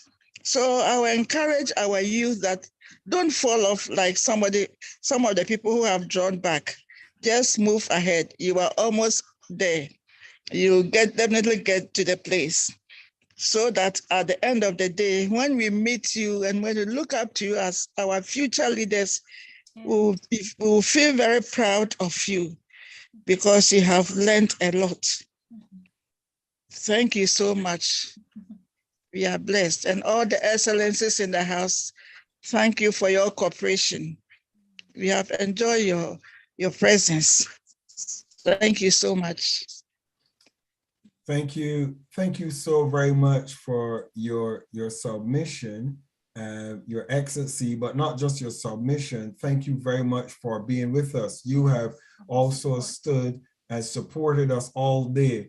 And as usual, you had both lines on today, just in case one went off, because you just don't ever want to miss anything. So we equally celebrate you for being here, but not just being here. I hope that the youth would know that we are building what we're doing in Africa. Everything that we're doing is also going to be on ground. We're going to Barbados. For those who are going to be joining us in Barbados for our trip, we will be coming to Africa at the appointed times in the new year and throughout this year, possibly. So it is not just a virtual meeting. We will have conferences and events that is going to bring everybody together. And when you guys meet, you will not be strangers. You'll be best friends, because you would have spent 1 year in the same classroom. So you are friends and family. Beyond friends. I want to ask Jacob. Jacob, could you share your last thoughts? I saw you turn your camera on. Jacob, share your last thoughts for the class this evening. Yeah, thank you so much. I think today I'm blessed because I've learned a lot, and I think it's going to build me up. Things that I didn't know, class of SteelE have taught me a lot of things, and I think I am grateful to God and to Dr. Michael SteelE, and then the First Lady and all the excellency. Thank you so much, and God bless you all. Thank you so very much for being with us today. I see Young Ye. I'm not, if I say your name incorrect, please forgive me. But would you like to unmute yourself? Elizabeth, is Elizabeth? Oh, I don't see the full thing. It's Elizabeth, sister. Elizabeth, the whole day you have been quiet. Ruth, should I unmute you, Ruth, so Elizabeth can speak? Go ahead, Elizabeth. Go ahead, Ruth, I'll unmute you so Elizabeth can speak. She's coming, please. Okay.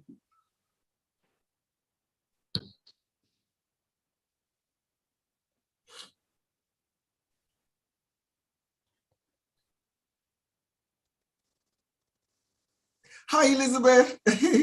Unmute yourself. Click on mute. Unmute.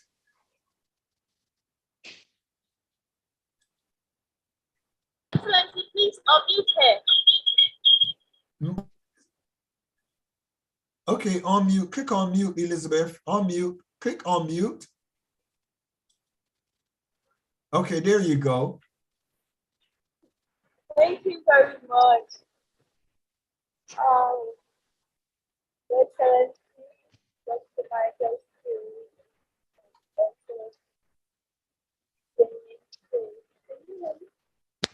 SteelE. We're not hearing you very clearly.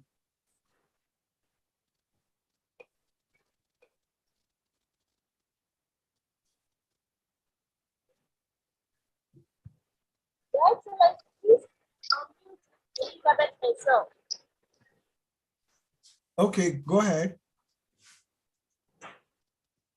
Oh, of course, Elizabeth, just my other type Okay, she just let her lean forward close to the microphone in the center of it. Let her come close to the center if you're using a laptop microphone.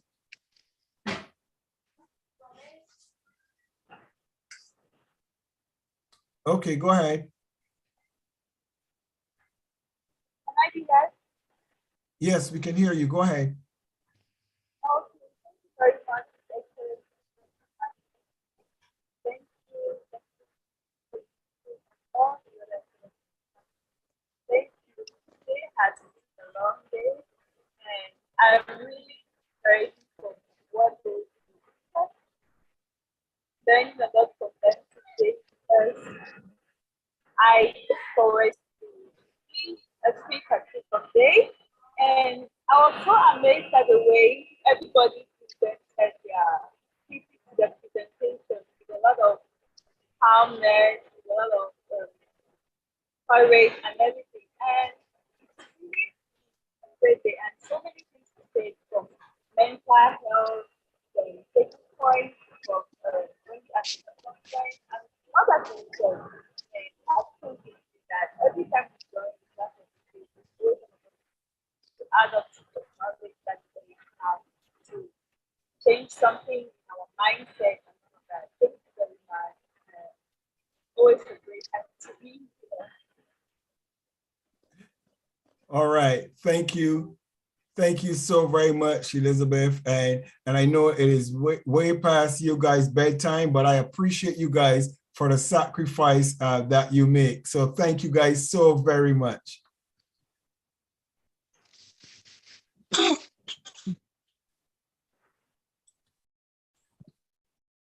Reverend Stephen Abu in Nigeria, you've been with us all day. It's been a long day today, and we're getting ready to wrap up. Go ahead, Stephen. Once again, Your Excellency, I appreciate everything that you've done for not just for me today, but for the whole youth. It's like you filling them with armories to blow up in due time. This is building up a culture where they will explode for good leadership, and throughout the globe there will be a sense of responsibility and a sense of appreciating individuals across the globe that will bring about a finer and a better way of living together again. When I look at the crisis that's happening between Ukraine and Russia, and then the disagreement there, the anger management we talked about, I felt as if, is it Russia, are they angry about the situation in against Ukraine? That's why they're retaliating and all that. But these are good measures for us to go mentor. So I just want to appreciate the GOC behind you, who has copulated and did this to bring us to a very great understanding of some perspective about life, even this evening. I want to appreciate, yes, Her Excellency Jenny SteelE. I want to also appreciate the other excellencies in the house and those the youth excellencies that are here. It has been a great time, and I encourage them that there's a dynamic, explosion being put in you, and soon it will explode for good. So we are grateful, sir. I remain Stephen Abu. Thank you, sir. Thank you so very much, Stephen, for your contribution. The time is now 1 minute before 4 o'clock. Samuel, bringing up the rear. Samuel, share your thought. Your hand is up. Share your thought, Samuel. Yeah. Hello. Hello, Samuel. Hello. Yeah. Thank you very much, His Excellency, Dr. Steve, with the First Lady. Actually, today it's been amazing. I've learned so much today. And I want to say God bless you and thumbs up. The class was so excellent. I just want to thank you. So thank you very much. Samuel, what country are you in? Ghana. You are Ghanaian. And this is your first time with us. Yeah. I hope it's not going to be the last time. No, yes. I'll make sure I always be Yes. Thank you so very much. God bless you. Stephen, I see your hand that is back up. Your Excellency, Dr. Ewers, if you're available, I'm going to come to you to be the final voice for this evening session. Stephen Abu, go ahead. I see your hand. Yeah, I invited some couple of persons. I think Barrister Barnabas was around. He's from Nigeria too. I invited him to personally be here. So I just want to say thanks to him for coming. And I appreciate that he will join next Saturday when he comes on. Thank you, sir. That's all we're going to say. Thank you, sir. Thank you so very much, Stephen. Much appreciated for sure. Definitely. Your Excellency, Dr. Ewers, are you there? Are you able to unmute yourself, Your Excellency? Final word from our Chief of Protocol, His Excellency, Dr. Donald Ewers. Yes, a pleasant good evening. Can you hear me, sir? Yes, we are hearing you. Yes, we can hear you. I'm out in the community, so I'm using my phone. Excellent, excellent, excellent, and everything was fantastic. One of the things that came to my mind is the conception of the class of SteelE. We talk about the global pandemic with COVID-19. Had it not been for the COVID-19, that's where Zoom came out and the explosion of Zoom, networking the whole world together. Can you imagine you have a stage platform connecting from China to UK, from Ghana to Nigeria, Zimbabwe. Can you imagine the explosion that has happened through the negative, I can say, of COVID-19? So we have a lot to give God thanks for, and to see what you're doing. One of the presentations that I gave on Monday, I talk about champions. You're raising champions and the class of SteelE. I'm smiling. I remember in the early stage when we started the class of SteelE, everybody was very shy, they're very timid. English is not their main language to some people. They were afraid to speak. And now I said, wow, look at the class of SteelE, look at the champion, look at these ladies, look at the way they presentation, etc., etc. And so we can explore you, Dr. Michael SteelE and Lady Jenny SteelE, about the good work you're doing and the fantastic working in the football world. When you have to pay for a footballer from one football team to the next, they pay thousands of pounds to move over to our next club or our next team. So shall it be, shall I prophesy, with the class of SteelE, will we have champions where people will be paying for hearing people from the class of SteelE. Dr. SteelE, Jenny SteelE, well done, and to God be the glory. Thank you, sir. Thank you so very much, Your Excellency. And I think you are one of those persons who is so excited about what is happening with the youth as they develop, because of your young ladies as well, and what is necessary for the young people. So I equally want to say thank you for being one of those elderly persons, respectful elders who have been there, done that, and now you want to give back to our young people so they don't make the mistakes that we might have made ourselves. So Your Excellency, Dr. Donald Ewers, our Chief of Protocol, I equally want to appreciate you and thank you for being a part of the class of SteelE. Thank you. I want to hand over to the First Lady, my darling, and your final say, what's your final take on today? Well, I want to thank everyone who came out and support our class of SteelE Youth presenters this evening. I thank you for supporting them, for spending the time today, to listen to them, to listen to what they have to say and learning from them, because I myself as well have learned a lot from what they have delivered to us. So thank you all for supporting that. Additionally, I want to thank our presenters. Y'all did an amazing job. I know for some of you, it was your first time, and I know it's not going to be your last. We're going to have conferences and meetings on top of meetings, and you'll be traveling the world pretty soon and be doing this and sharing your knowledge and your experience with other young people around the world and inspiring others to do the same. So I look forward to that and being a part of that journey.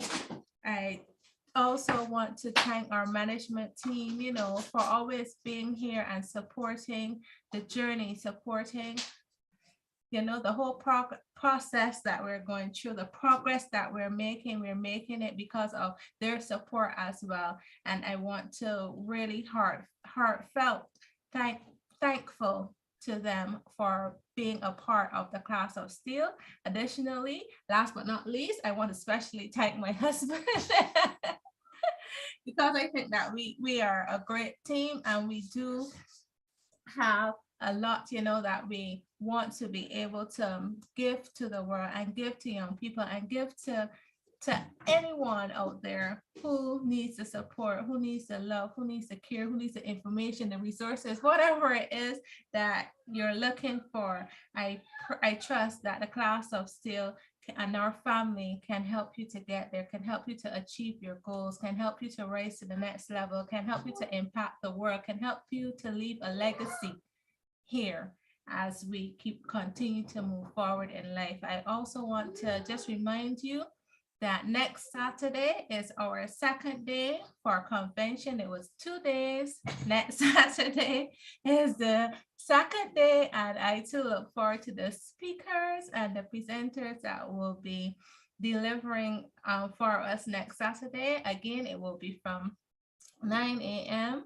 in the morning. This is GMT, Greenwich Mean Time, and the link that you would have registered for today is the same link you will use next Saturday. So the link was for 2 days. So it's for today and next Saturday. So you wouldn't have to re-register to join next Saturday. But for new persons who would now be registering, this would now be their first time registering. So anyone who wants to come next Saturday who hasn't been here this Saturday, you can share with them the link for registration, which will be the same link that you would have sent out for this registration. Use that link again. The additional, what else? The information about the speakers will be coming out in the coming days. Maybe by Monday, you'll be able to know who the other speakers are and what they're speaking about. What their topics will be, and I know it will be equally as amazing as today. So that's it for me. Okay, my turn. All right, I want to publicly and genuinely and officially thank you, darling. The First Lady, she works tirelessly. You guys with your PowerPoint presentations. While I was in meetings and doing different things, I had so many meetings that I wasn't able to give into you as much as Her Excellency did. And I want to also thank her for the designs and the graphic works that we put together. It's a combined effort, equally long hours that she's awake into the night, managing me as a husband, managing Joshua, and then managing, you know, the class of SteelE. I want to appreciate you, darling. And I think that Africa has a wonderful mother in you. And the class of SteelE have a good friend in you. Well done. Come on, let's celebrate her. Because I'll celebrate her. It's not about me. It's about us. It's about us. It's the First Lady. She made me do it. Guys, I want to thank you so very much. Those of you who have been listening on our YouTube channel, on our Facebook channel, on our website, go visit theclassofsteele.com, our website, and see what we do and what we're going to continue to do. Look forward to seeing you guys on the next class, which is going to be on Saturday. And then for those who are in the Monday, Wednesday, and Friday adult class, which is not free, the adults are not free. I think the adults balance out so that we can have for the youth to be free. But if you want to be considering to join the adult class of SteelE at the other level, where we do Monday, Wednesday, and Friday, you can reach out to Her Excellency Jeannie, and she will tell you how you can do that to be a part of the closer inner circle of the class of SteelE, where we're equipping you and world leaders to be the best that they can be. Remember, our motto for me is, as soon as they hear of me, they will obey me. The strangers shall submit themselves unto me. Why? Because I have the answer. I have the solution, and I am the change maker. God bless you guys. Bye-bye for now. Bye. Bye, everybody. You can unmute yourself and say bye. Where is that? Where is it? Where is it? You can unmute yourself and say bye. Bye-bye, guys. Bye, bye. Bye-bye, Bye, Steve. bye, Guys. bye. Yeah. Bye, bye, bye. Good night, Love Ruth. you all. Bye. Love you all. Love you too, Bishop Comfort. Love you, Thank Comfort. you. You made our day. Oh, thank you. Who wants to, Bye, bye, bye. who is sending me the Uber food? Who's sending me Uber? Ruth will send it to you. Shrimp fried rice. Shrimp fried rice. He said rice. Bye, guys. Bye. Have a nice day. Bye. Have a good night, Ruth. Bye. Bye. Bye. Bye. Bye. Bye. Bye, everyone. Bye, Agnes. Bye.